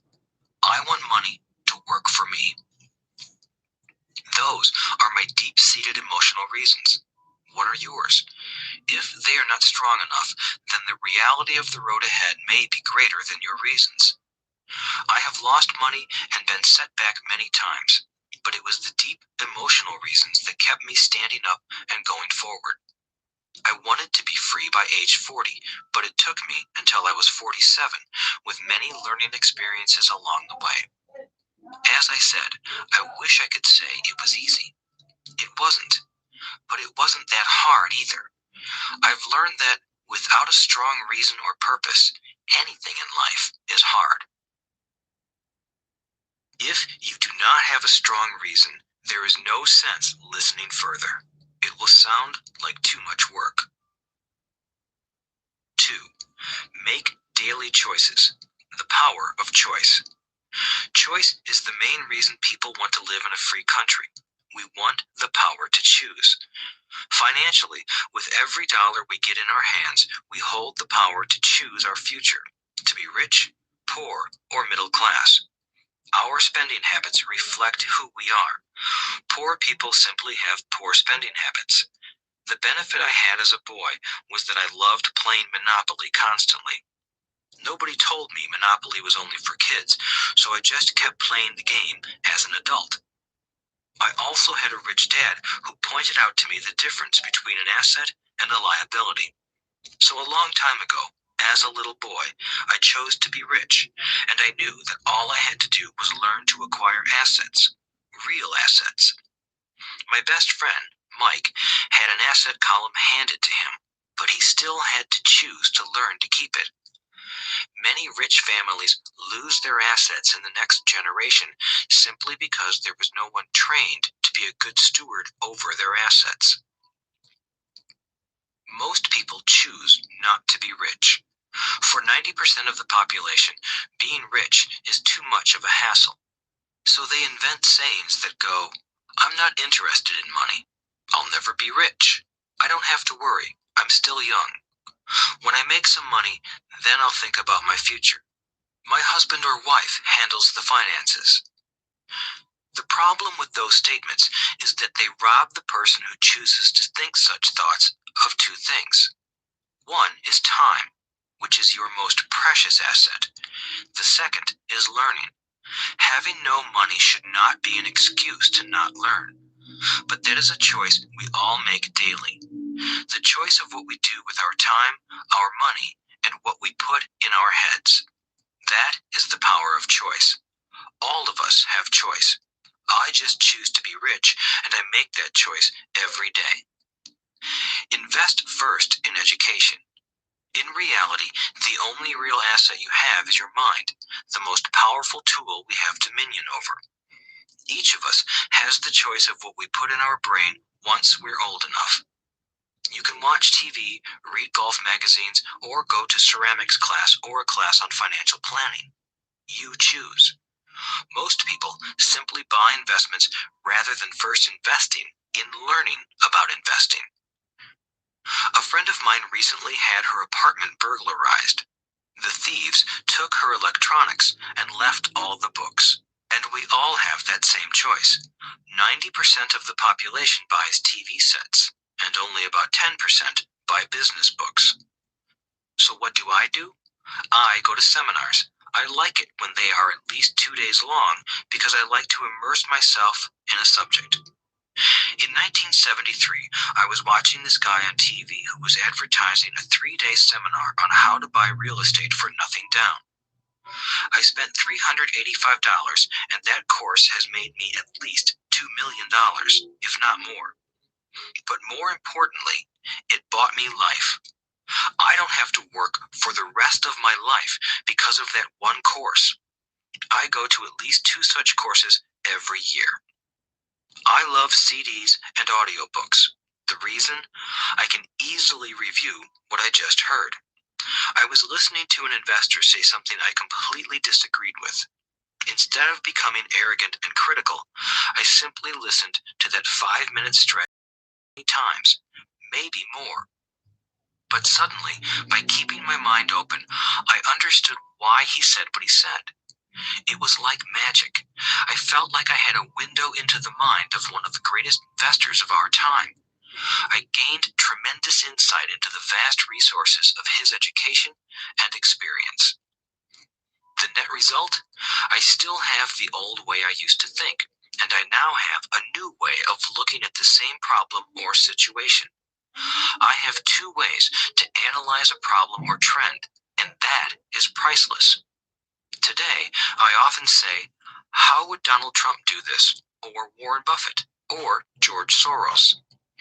The only way I can access their vast mental power is to be humble enough to read or listen to what they have to say. Arrogant or critical people are often people with low self-esteem who are afraid of taking risks. That's because if you learn something new, you are then required to make mistakes in order to fully understand what you have learned. If you have listened this far, arrogance is not one of your problems. Arrogant people rarely read or listen to experts. Why should they? They are the center of the universe. There are so many intelligent people who argue or defend when a new idea clashes with the way they think. In this case, their so-called intelligence combined with arrogance equals ignorance. Each of us knows people who are highly educated or believe they are smart, but their balance sheet paints a different picture. A truly intelligent person welcomes new ideas, for new ideas can add to the synergy of other accumulated ideas. Listening is more important than talking. If that were not true, God would not have given us 2 ears and only 1 mouth. Too many people think with their mouth instead of listening in order to absorb new ideas and possibilities. They argue instead of asking questions. I take a long view on my wealth. I do not subscribe to the get-rich-quick mentality most lottery players or casino gamblers have. I may go in and out of stocks, long on education. If you want to fly an airplane, I advise taking lessons first. I am always shocked at people who buy stocks or real estate, but never invest in their greatest asset, their mind. Just because you bought a house or 2 does not make you an expert at real estate. 3. Choose friends carefully. The power of association. First of all, I do not choose my friends by their financial statements. I have friends who have actually taken a vow of poverty, as well as friends who earn millions every year. The point is that I learn from all of them. Now, I will admit that there are people I have actually sought out because they had money. But I was not after their money. I was seeking their knowledge. In some cases, these people who had money have become dear friends.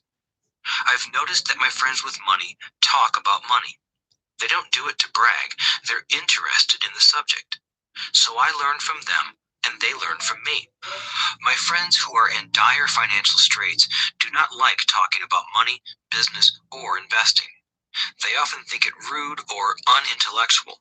So I also learn from my friends who struggle financially. I find out what not to do. I have several friends who have generated over $1 billion in their short lifetimes. The 3 of them report the same phenomenon. Their friends who have no money have never come to them to ask them how they did it, but they do come asking for one of 2 things, or both: a loan or a job. Warning: don't listen to poor or frightened people.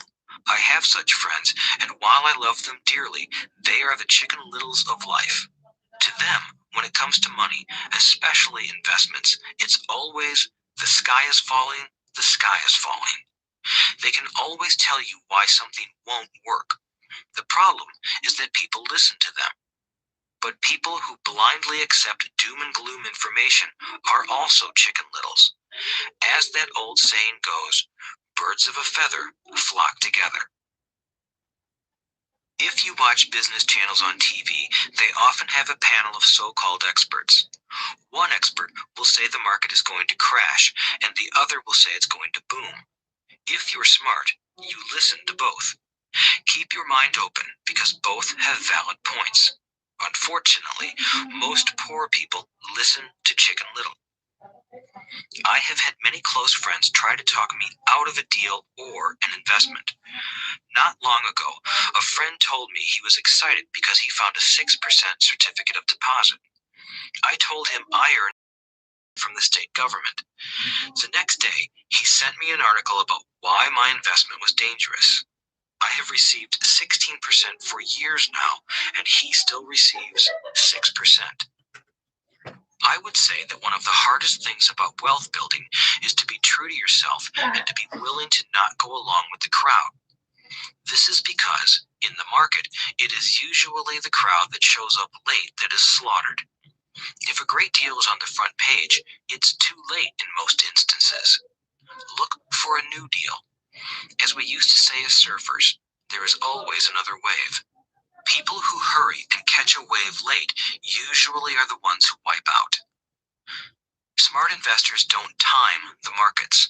If they miss a wave, they search for the next one and get themselves in position. This is hard for most investors because buying what is not popular is frightening. Timid investors are like sheep going along with the crowd, or their greed gets them in when wise investors have already taken their profits and moved on. Wise investors buy an investment when it's not popular. They know their profits are made when they buy, not when they sell. They wait patiently. As I said, they do not time the market. Just like a surfer, they get in position for the next big swell. All insider trading. There are forms of insider trading that are illegal, and there are forms of insider trading that are legal. But either way, it's insider trading. The only distinction is how far away from the inside are you? The reason you want to have rich friends is because that is where the money is made. It's made on information. You want to hear about the next boom, get in and get out before the next bust. I'm not saying do it illegally, but the sooner you know, the better your chances are for profits with minimal risk. That is what friends are for, and that is financial intelligence. 4. Master a formula and then learn a new one. The power of learning quickly. In order to make bread, every baker follows a recipe, even if it's only held in their head. The same is true for making money. Most of us have heard the saying, you are what you eat. I have a different slant. I say, you become what you study. In other words, be careful what you learn, because your mind is so powerful that you become what you put in your head. For example, if you study cooking, you then tend to cook. If you don't want to be a cook anymore, then you need to study something else. When it comes to money, the masses generally have one basic formula they learned in school. This: work for money. The predominant formula I see in the world is that every day millions of people get up, go to work, earn money, pay bills, balance checkbooks, buy some mutual funds, and go back to work. That is the basic formula, or recipe. If you're tired of what you're doing, or you're not making enough, it's simply a case of changing the formula via which you make money. Years ago, when I was 26, I took a weekend class called How to Buy Real Estate Foreclosures. I learned a formula. The next trick was to have the discipline to actually put into action what I had learned. That is where most people stop. For 3 years, while working for Xerox, I spent my spare time learning to master the art of buying foreclosures. I've made several $1 million using that formula.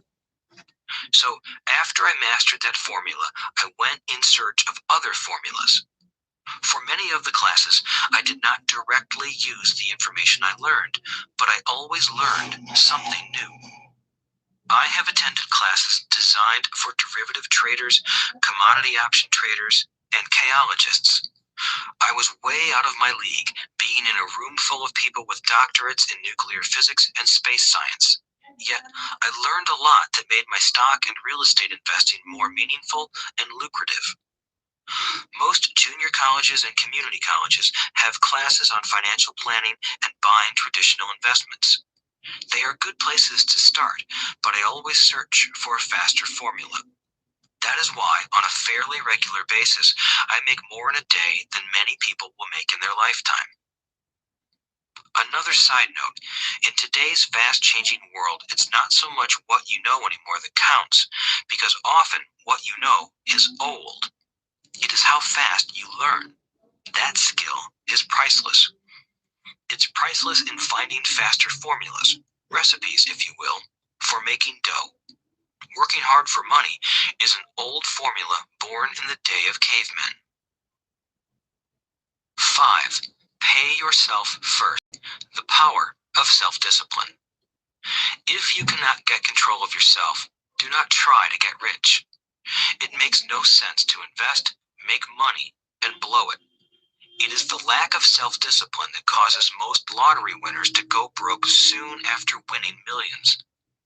It is the lack of self-discipline that causes people who get a raise to immediately go out and buy a new car or take a cruise. It is difficult to say which of the 10 steps is the most important, but of all of the steps, this step is probably the most difficult to master if it is not already a part of your makeup. I would venture to say that personal self-discipline is the number one delineating factor between the rich, the poor, and the middle class. Simply put, people who have low self-esteem and low tolerance for financial pressure can never be rich. As I have said, a lesson learned from my rich dad was that the world will push you around. The world pushes people around, not because other people are bullies, but because the individual lacks internal control and discipline. People who lack internal fortitude often become victims of those who have self-discipline.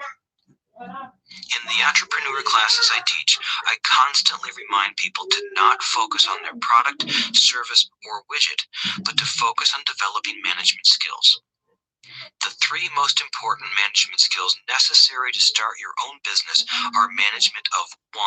Cash flow, 2. People, 3. Personal time. I would say the skills to manage these 3 apply to anything, not just entrepreneurs. The 3 matter in the way you live your life as an individual, or as part of a family, a business, a charitable organization, a city, or a nation. Each of these skills is enhanced by the mastery of self-discipline. I do not take the saying, pay yourself first, lightly. The statement, pay yourself first, comes from George Clayson's book, The Richest Man in Babylon. Millions of copies have been sold, but while millions of people freely repeat that powerful statement, few follow the advice. As I said, financial literacy allows one to read numbers, and numbers tell the story. By looking at a person's income statement and balance sheet, I can readily see if people who spout the words, pay yourself first, actually practice what they preach. In reality, each month, many allocate money to their asset column before they pay their monthly expenses. Although millions of people have read Clayson's book and understand the words, pay yourself first, in reality, they pay themselves last. Now, I can hear the howls from those of you who sincerely believe in paying your bills first, and I can hear all the responsible people who pay their bills on time. I am not saying be irresponsible and not pay your bills. All I am saying is do what the book says, which is pay yourself first. If you can truly begin to understand the power of cash flow, you will soon realize why 90% of people work hard all their lives and need government support like Social Security when they are no longer able to work. Kim and I have had many bookkeepers, accountants, and bankers who have had a major problem with this way of looking at pay yourself first. The reason is that these financial professionals actually do what the masses do. They pay themselves last. There have been times in my life when, for whatever reason, cash flow was far less than my bills. I still paid myself first. My accountant and bookkeeper screamed in panic. They're going to come after you. The IRS is going to put you in jail. You're going to ruin your credit rating. They'll cut off the electricity. I still paid myself first. Why, you ask? Because that's what the story, The Richest Man in Babylon, was all about. The power of self-discipline and the power of internal fortitude. As my rich dad taught me the first month I worked for him, most people allow the world to push them around. A bill collector calls and you pay or else. A sales clerk says, "Oh, just put it on your charge card."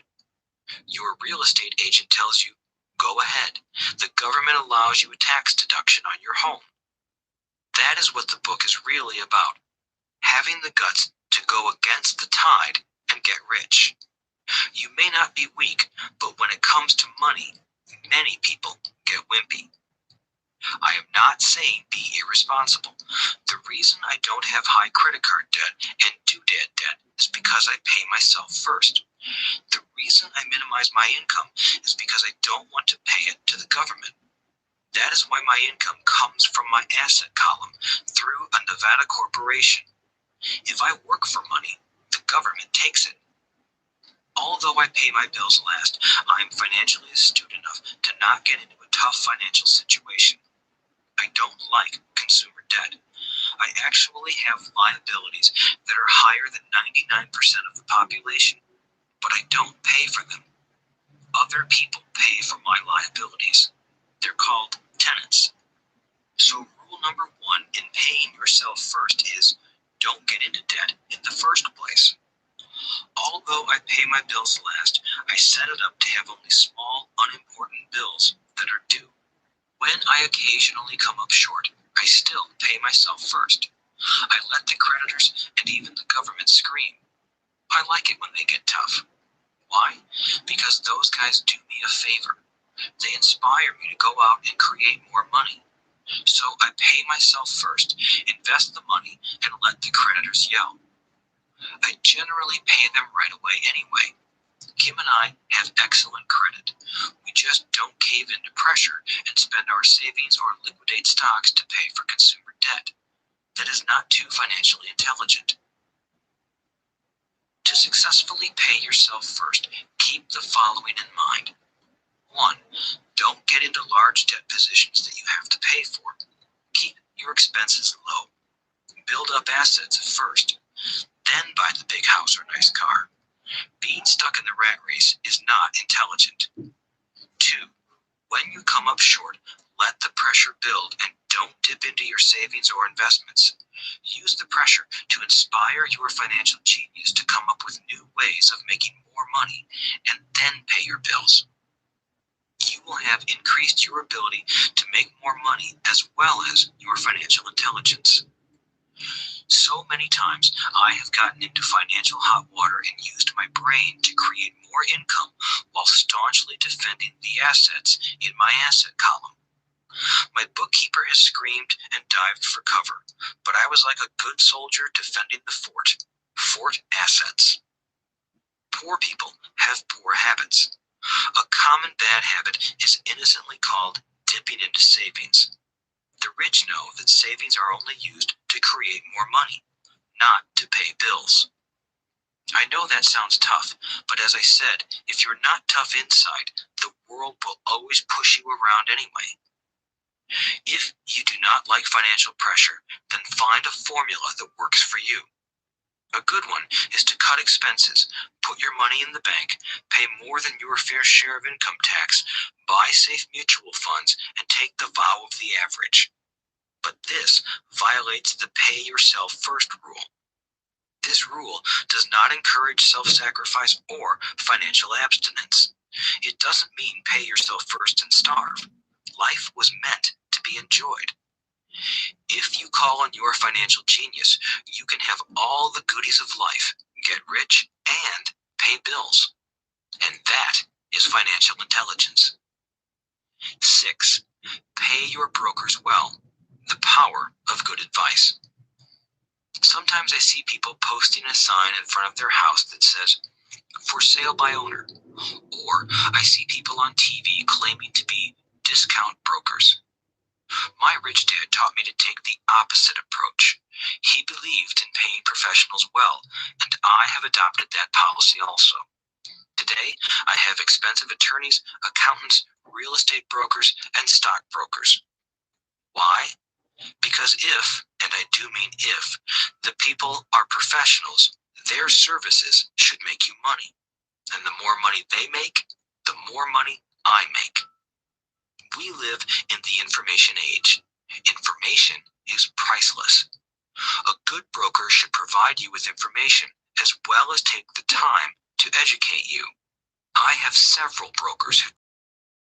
Some taught me when I had little or no money, and I am still with them today. What I pay a broker is tiny in comparison with what kind of money I can make because of the information they provide. I love it when my real estate broker or stockbroker makes a lot of money because that usually means I made a lot of money. A good broker saves me time in addition to making me money.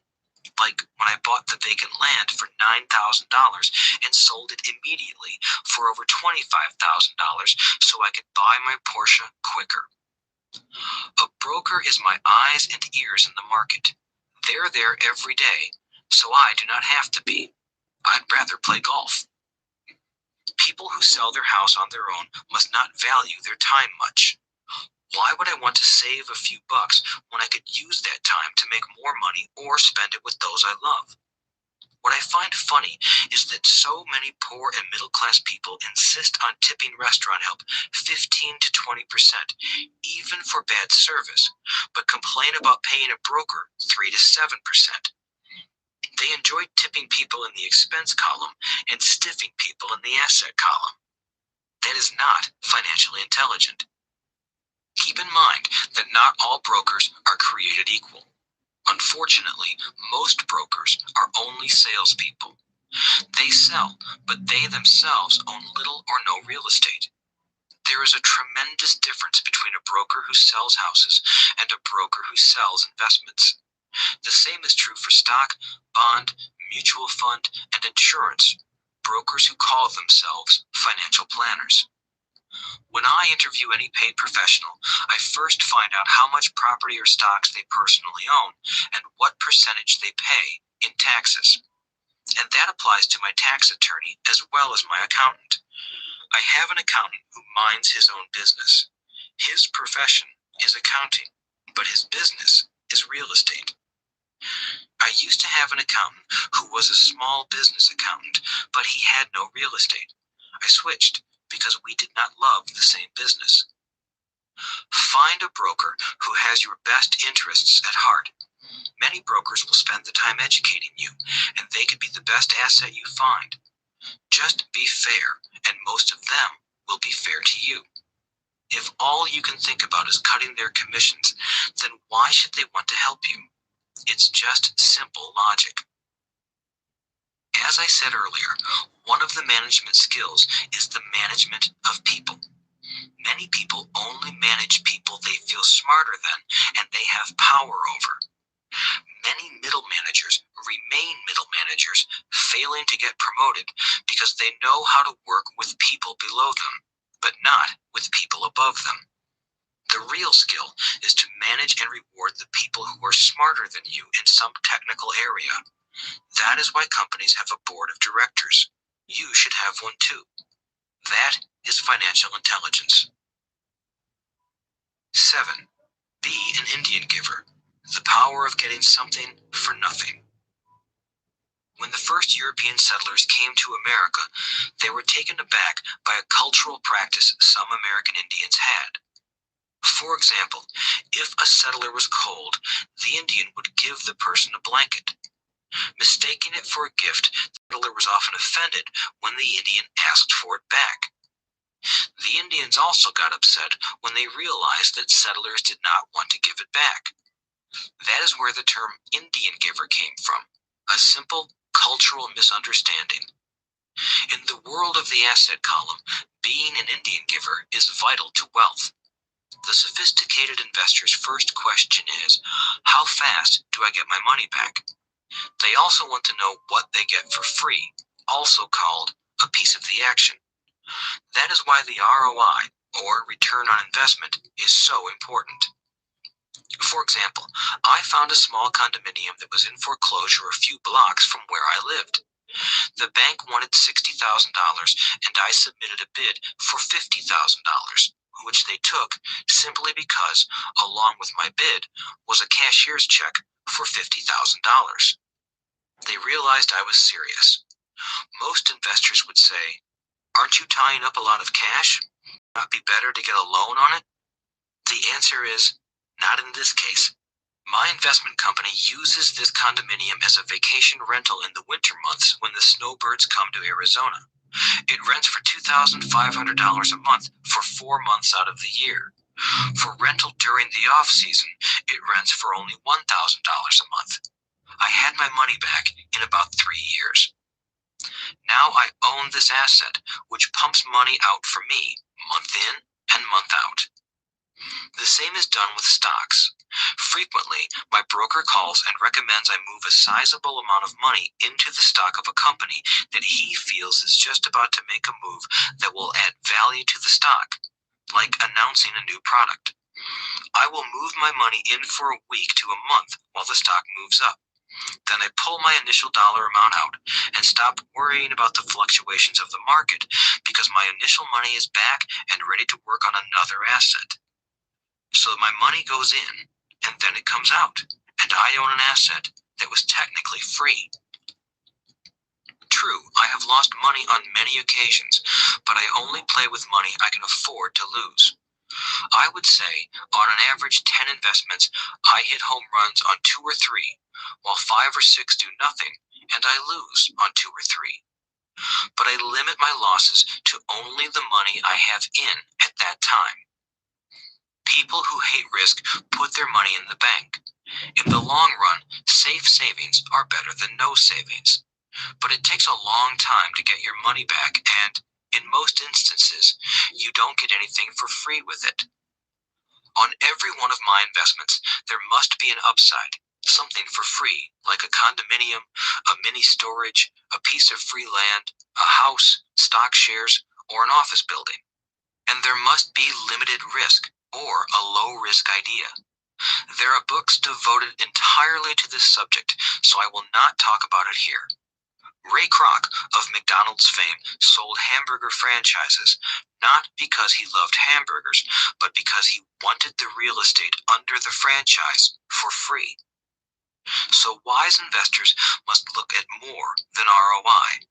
They look at the assets they get for free once they get their money back. That is financial intelligence. 8. Use assets to buy luxuries. The power of focus. A friend's child has been developing a nasty habit of burning a hole in his pocket. Just 16, he wanted his own car. The excuse? All his friends' parents gave their kids cars. The child wanted to go into his savings and use it for a down payment. That was when his father called me and then came to see me. Do you think I should let him do it, or should I just buy him a car? I answered, it might relieve the pressure in the short term, but what have you taught him in the long term? Can you use this desire to own a car and inspire your son to learn something? Suddenly, the lights went on and he hurried home. 2 months later, I ran into my friend again. Does your son have his new car? I asked. No, he doesn't. but I gave him $3,000 for the car. I told him to use my money instead of his college money. Well, that's generous of you, I said. Not really. The money came with a hitch. So what was the hitch? I asked. Well, first we played your cash flow game. We then had a long discussion about the wise use of money. After that, I gave him a subscription to the Wall Street Journal and a few books on the stock market. Then what? I asked. What was the catch? I told him the $3,000 was his, but he could not directly buy a car with it. He could use it to find a stockbroker and buy and sell stocks. Once he had made $6,000 with the $3,000, the money would be his for the car, and the $3,000 would go into his college fund. And what are the results? I asked. Well, he got lucky early in his trading, but lost everything a few days later. Then he really got interested. Today, I would say he is down $2,000, but his interest is up. He has read all the books I bought him, and he's gone to the library to get more. He reads the Wall Street Journal voraciously, watching for indicators. He's only got $1,000 left, but his interest and learning are sky high. He knows that if he loses that money, he walks for 2 more years. But he does not seem to care. He even seems uninterested in getting a car because he's found a game that is more fun. What happens if he loses all the money? I asked.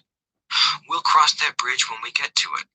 I'd rather have him lose everything now than wait till he's our age to risk losing everything. And besides, that is the best $3,000 I've ever spent on his education. What he is learning will serve him for life, and he seems to have gained a new respect for the power of money. As I said earlier, if a person cannot master the power of self-discipline, it is best not to try to get rich. I say this because although the process of developing cash flow from an asset column is easy in theory, what's hard is the mental fortitude to direct money to the correct use. Due to external temptations, it is much easier in today's consumer world to simply blow money out the expense column. With weak mental fortitude, that money flows into the paths of least resistance. That is the cause of poverty and financial struggle. The following example illustrates the financial intelligence needed to direct money to make more money. If we give 100 people $10,000 at the start of the year, I believe that at the end of the year, 80 would have nothing left. In fact, many would have created greater debt by making a down payment on a new car, refrigerator, electronics, or a holiday. 16 would have increased that $10,000 by 5 to 10%.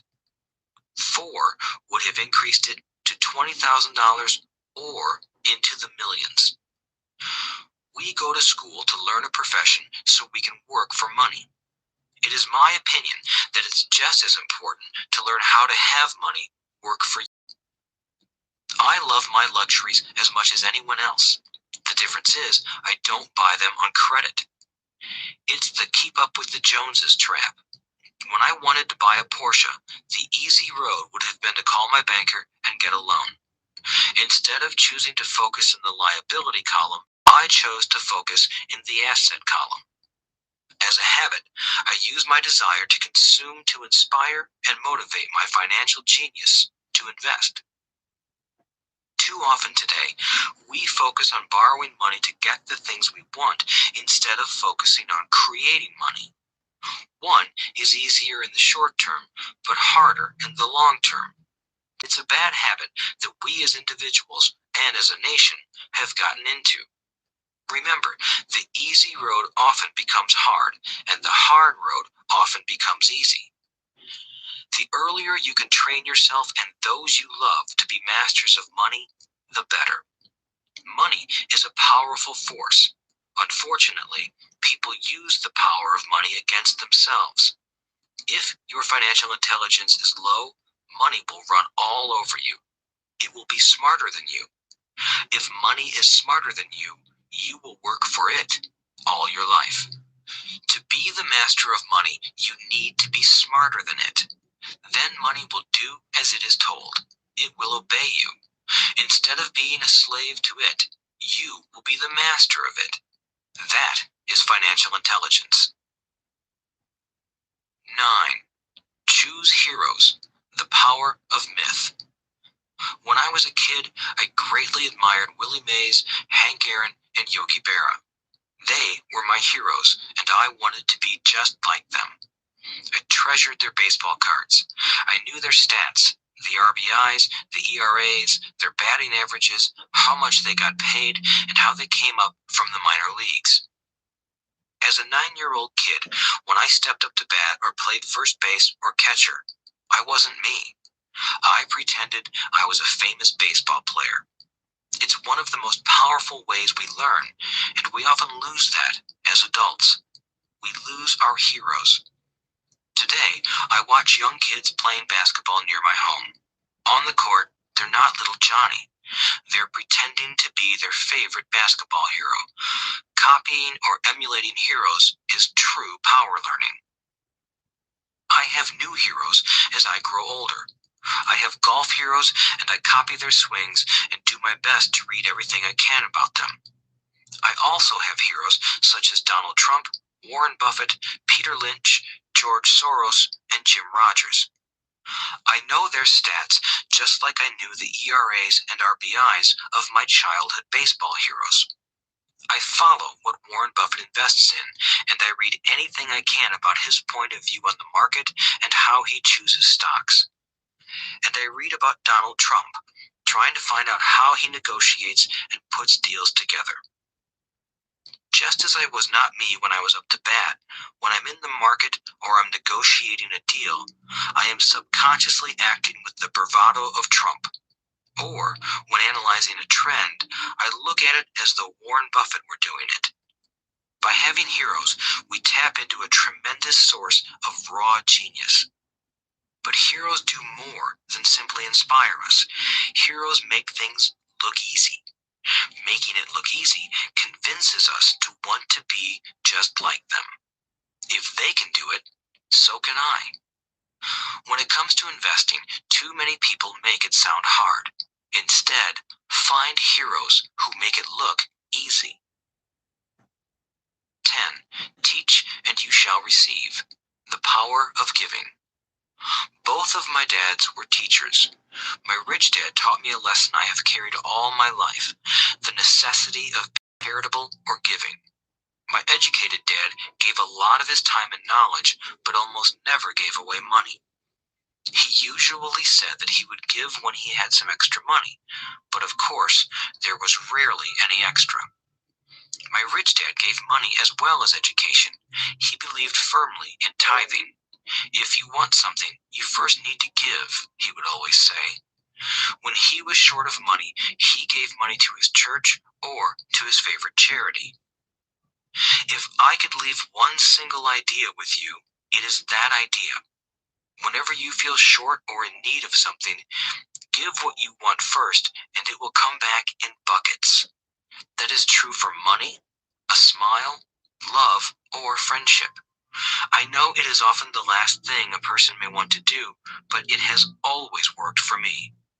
I trust that the principle of reciprocity is true, and I give what I want. I want money, so I give money, and it comes back in multiples. I want sales, so I help someone else sell something, and sales come to me. I want contacts, and I help someone else get contacts. Like magic, contacts come to me. I heard a saying years ago that when God does not need to receive, but humans need to give. My rich dad would often say, poor people are more greedy than rich people. He would explain that if a person was rich, that person was providing something that other people wanted.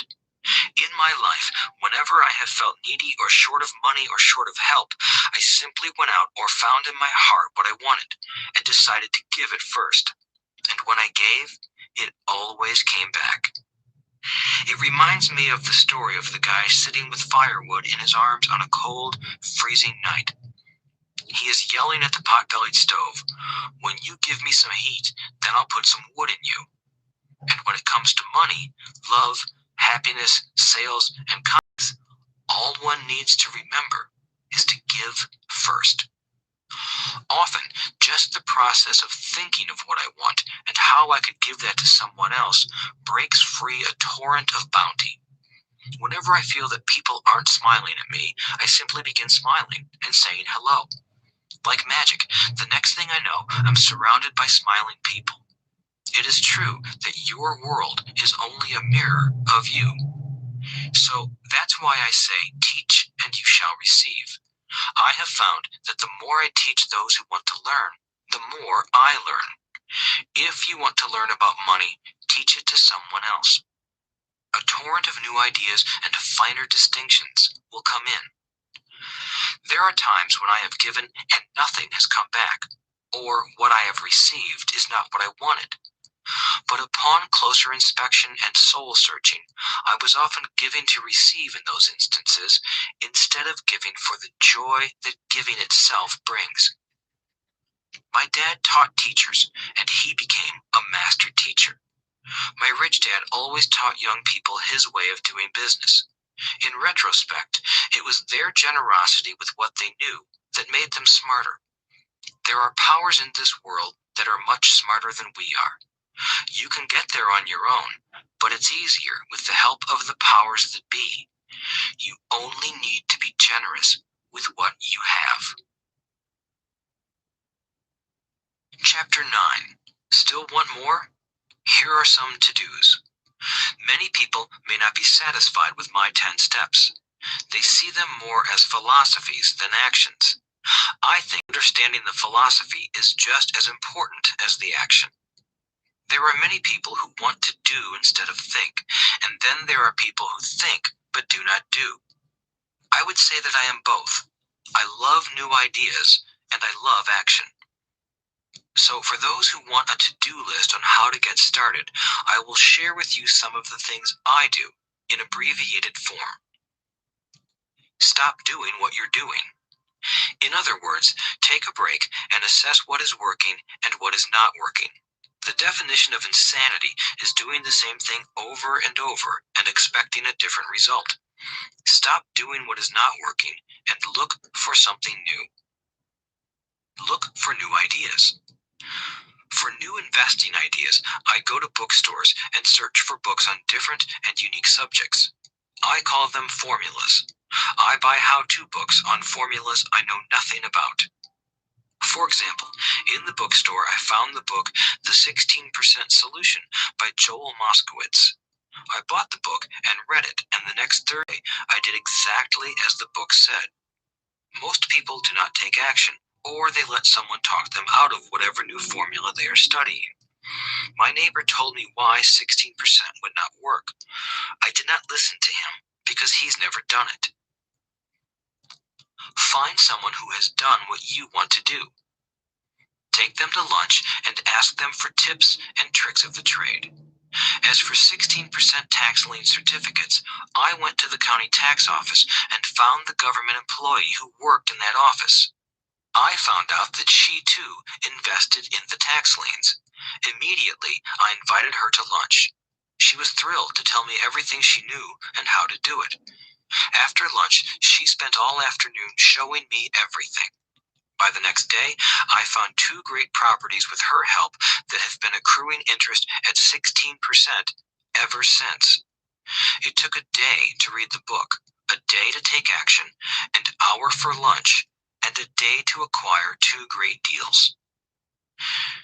Take classes, read, and attend seminars.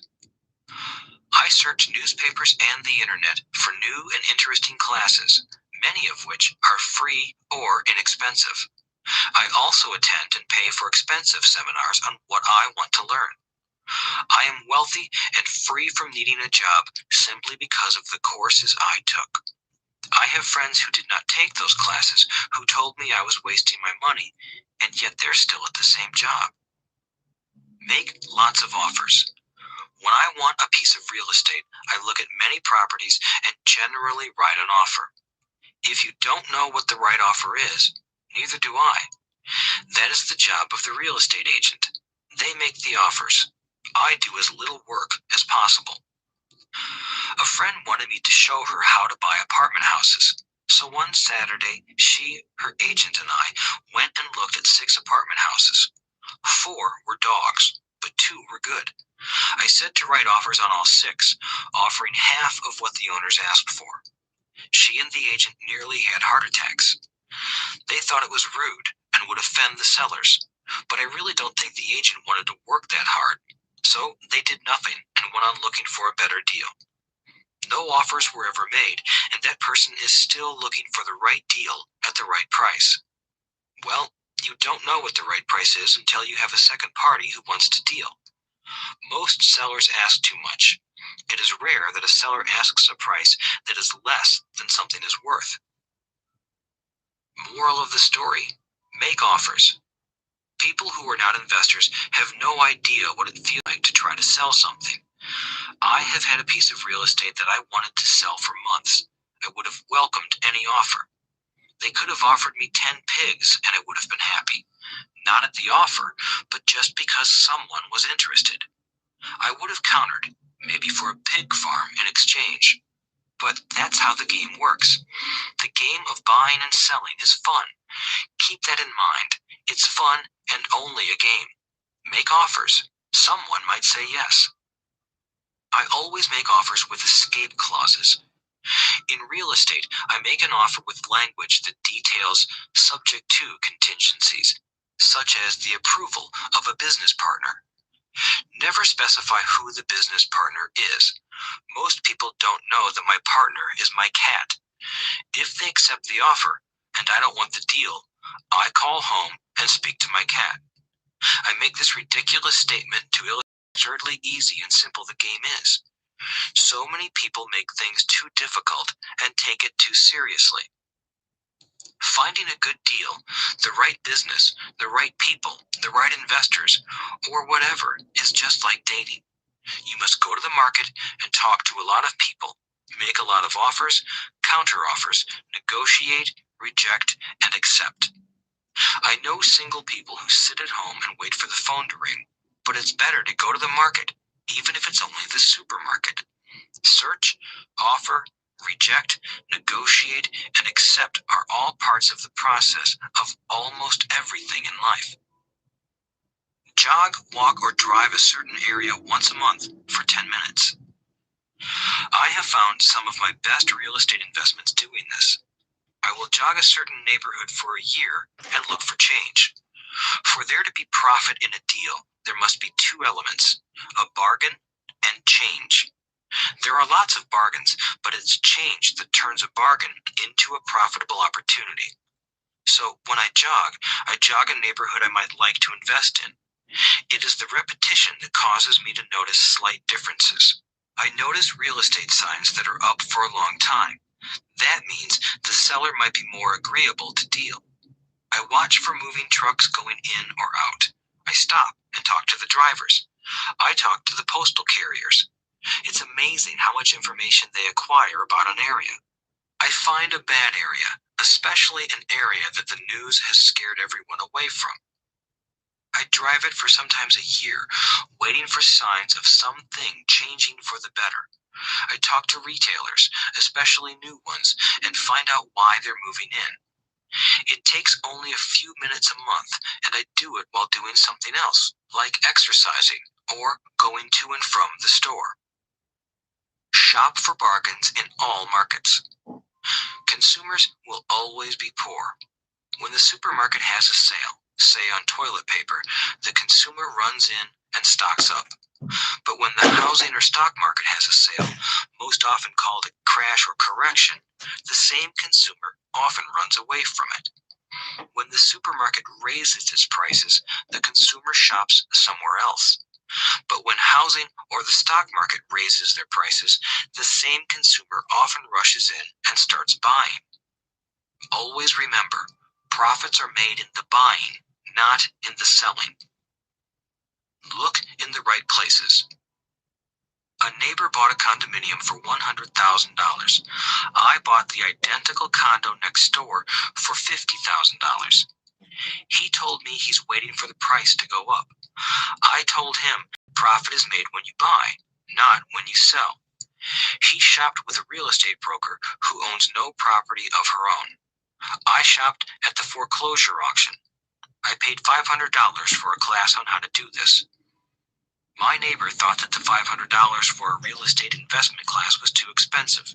He said he could not afford the money or the time, so he waits for the prices to go up.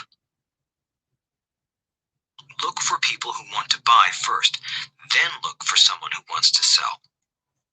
A friend was looking for a certain piece of land. He had the money, but did not have the time. I found a large piece of land, larger than what my friend wanted to buy, tied it up with an option, called my friend, and he said he wanted a piece of it. So I sold the piece to him and then bought the land. I kept the remaining land as mine for free. Moral of the story: buy the pie and cut it in pieces. Most people look for what they can afford, so they look too small. They buy only a piece of the pie, so they end up paying more for less. Small thinkers don't get the big breaks. If you want to get richer, think big. Think big. Retailers love giving volume discounts simply because most business people love big spenders. So even if you're small, you can always think big. When my company was in the market for computers, I called several friends and asked them if they were ready to buy also. We then went to different dealers and negotiated a great deal because we wanted to buy so many. I have done the same with stocks. Small people remain small because they think small, act alone, or don't act at all. Learn from history. All the big companies on the stock exchange started out as small companies.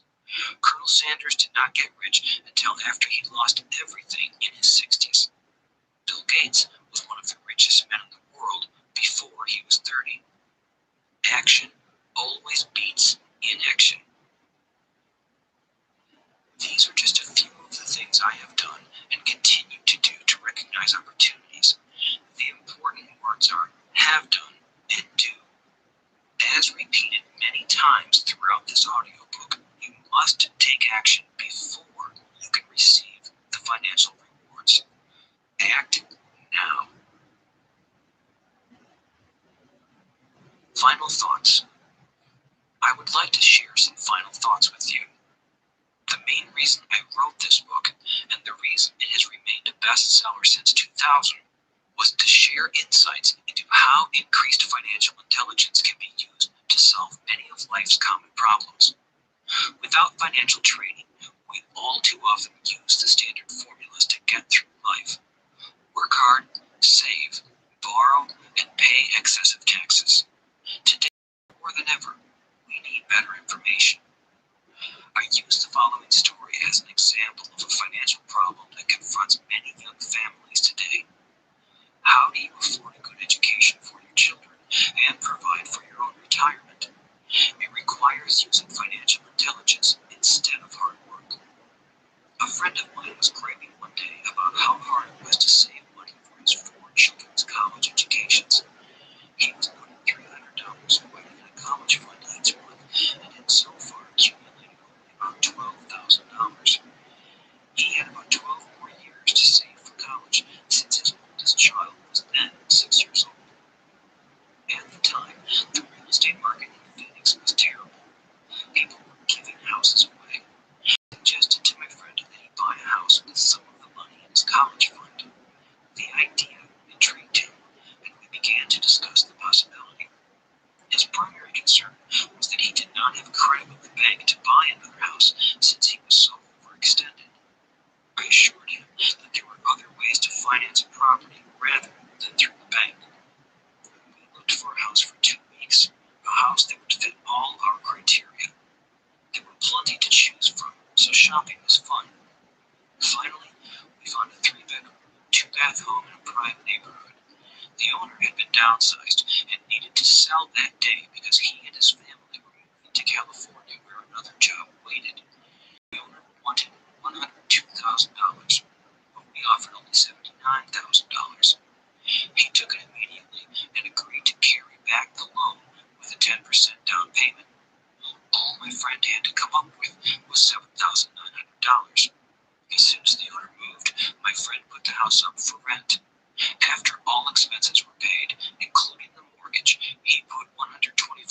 in his pocket each month. His plan was to keep the house for 12 years and let the mortgage get paid down faster by applying the extra $125 to the principal each month. We figured that in 12 years, a large portion of the mortgage would be paid off and he could possibly be clearing $800 a month by the time his first child went to college. He could also sell the house if it had appreciated in value. 3 years later, the real estate market greatly improved in Phoenix, and he was offered $156,000 for the same house by the tenant who lived in it. Again, he asked me what I thought. I advised that he sell it using a 1031 tax-deferred exchange. Suddenly, he had nearly $80,000 to operate with. I called another friend in Austin, Texas, who then moved this tax-deferred capital gain into a mini storage facility. Within 3 months, he began receiving checks for a little less than $1,000 a month, which he then poured back into the college fund. A couple of years later, the mini warehouse sold, and he received a check for nearly $330,000 as proceeds from the sale. He rolled those funds into a new project that would now generate over $3,000 a month in income, again going into the college fund. He is now very confident that his goal will be met easily. It only took $7,900 to start and a little financial intelligence. His children will be able to afford the education they want, and he will then use the underlying asset, wrapped in his legal entity, to pay for his retirement. As a result of this successful investment strategy, he will be able to retire early. Thank you for listening to this audiobook. I hope it has provided some insights into utilizing the power of money to work for you. Today, we need greater financial intelligence to simply survive. The idea that it takes money to make money is the thinking of financially unsophisticated people. It does not mean that they're not intelligent. They have simply not learned the science of money making money. Money is only an idea. If you want more money, simply change your thinking. Every self-made person started small with an idea and then turned it into something big. The same applies to investing. It takes only a few dollars to start and grow it into something big. I meet so many people who spend their lives chasing the big deal or trying to amass a lot of money to get into a big deal. But to me, that is foolish. Too often, I have seen unsophisticated investors put their large nest egg into one deal and lose most of it rapidly. They may have been good workers, but they were not good investors. Education and wisdom about money are important. Start early. Buy a book. Go to a seminar. Practice. Start small. I turned $5,000 cash into a $1 million asset, producing $5,000 a month cash flow in less than 6 years. But I started learning as a kid. I encourage you to learn because it's not that hard. In fact, it's pretty easy once you get the hang of it. I think I have made my message clear. It's what is in your head that determines what is in your hands. Money is only an idea. There is a great book called Think and Grow Rich. The title is not Work Hard and Grow Rich. Learn to have money work hard for you, and your life will be easier and happier. Today, don't play it safe. Play it smart. The 3 incomes. In the world of accounting, there are 3 different types of income. 1, ordinary earned. 2, portfolio. 3, passive. When my poor dad said to me, go to school, get good grades, and find a safe, secure job, he was recommending I work for earned income. When my rich dad said, the rich don't work for money, they have their money work for them, he was talking about passive income and portfolio income. Passive income, in most cases, is income derived from real estate investments. Portfolio income is income derived from paper assets such as stocks and bonds. Portfolio income is the income that makes Bill Gates the richest man in the world, not earned income. Rich Dad Dad used to say, the key to becoming wealthy is the ability to convert earned income into passive income or portfolio income as quickly as possible. He would say, taxes are highest on earned income. The least taxed income is passive income. That is another reason why you want your money working hard for you. The government taxes the income you work hard for more than the income your money works hard for. In my second book, Rich Dad's Cash Flow Quadrant, I explained the 4 different types of people who make up the world of business. They are E, employee, S, self-employed, B, business owner, and I, investor. Most people go to school to learn to be an E or an S. The cash flow quadrant is written about the core differences of these 4 types and how people can change their quadrant. In fact, most of our products are created for people in the B and I quadrants. In Rich Dad's Guide to Investing, book number 3 in the Rich Dad series, I go into more detail on the importance of converting earned income into passive and portfolio income. Rich Dad used to say, all a real investor does is convert earned income into passive and portfolio income. If you know what you're doing, investing is not risky. It's just common sense. The key to financial freedom. The key to financial freedom and great wealth is a person's ability to convert earned income into passive and or portfolio income. My rich dad spent a lot of time teaching Mike and me this skill. Having this ability is the reason my wife Kim and I are financially free, never needing to work again. We continue to work because we choose to. Today, we own a real estate investment company for passive income and participate in private placements and initial public offerings of stock for portfolio income. We also went back to work to build a financial education company so that we can continue to create and publish books and games. All of our educational products are created to teach the same skills my rich dad taught me, the skills of converting earned income into passive and portfolio income. The games we create are important because they teach what books cannot teach. For example, you would never learn to ride a bicycle by only reading a book. Our cash flow games for adults and cash flow for kids game are designed to teach players the basic investment skills of converting earned income into passive and portfolio income. They also teach the principles of accounting and financial literacy. These games are the only educational products in the world that teach people all of these skills simultaneously. Cashflow 202 is the advanced version of Cashflow 101 and requires the game board from 101 as well as a full understanding of 101 before it can be played. Cashflow 101 and Cashflow for Kids teach the principles of fundamental investing. Cashflow 202 teaches the principles of technical investing.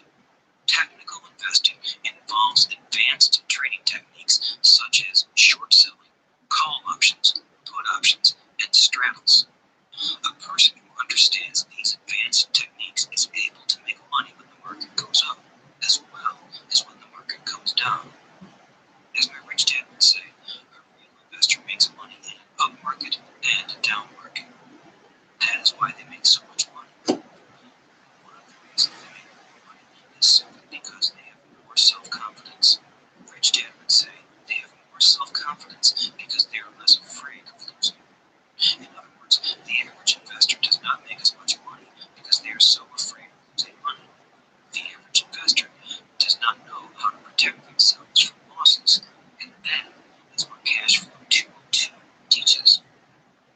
Average investors think investing is risky because they have not been trained to be professional investors. As Warren Buffett, America's richest investor, says, risk comes from not knowing what you're doing. My board games teach the simple basics of fundamental investing and technical investing while people are having fun. I occasionally hear someone say, your educational games are expensive, which poses the question of ROI. the return on investment, or the value returned for the price paid. I nod my head and reply, yes, they may be expensive, especially when compared to entertainment board games. But my games are not as expensive as a college education, working hard all your life for earned income, paying excessive taxes, and then living in terror of losing all of your money in the investment markets. When someone walks away mumbling about the price, I can hear my rich dad saying, if you want to be rich, you must know what kind of income to work hard, how to keep it, and how to protect it from loss. That is the key to great wealth. Rich Dad would also say, if you do not understand the differences in those three incomes and do not know on how to acquire and protect those incomes, you will probably spend your life earning less than you could and working harder than you should. My poor dad, a good education, a good job, and years of hard work were all you needed to be successful. My rich dad also thought a good education was important, but to him it was also important that Mike and I know the differences in the three incomes and what kind of income to work hard for.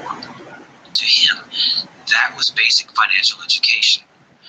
Knowing the differences in the three incomes and learning the investment skills of how to acquire the different incomes is basic education for anyone who strives to acquire great wealth and achieve financial freedom, a special kind of freedom that only a few will ever know.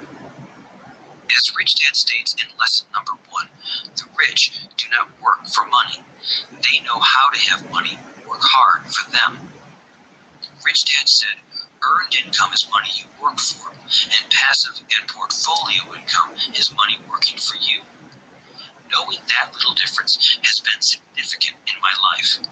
Or, as Robert Frost ends his poem, and that has made all the difference. Take action. All of you were given two great gifts, your mind and your time. It is up to you to do what you please with both. With each dollar bill that enters your hand, you, and only you, have the power to determine your destiny. Spend it foolishly, and you choose to be poor. Spend it on liabilities, and you join the middle class. Invest it in your mind and learn how to acquire assets, and you will be choosing wealth as your goal and your future. The choice is yours, and only yours. Every day, with every dollar, you decide to be rich, poor, or middle class. Choose to share this knowledge with your children, and you choose to prepare them for the world that awaits. No one else will. You and your children's future will be determined by choices you make today, not tomorrow. I wish you great wealth and much happiness with this fabulous gift called life. Robert Kyosaki.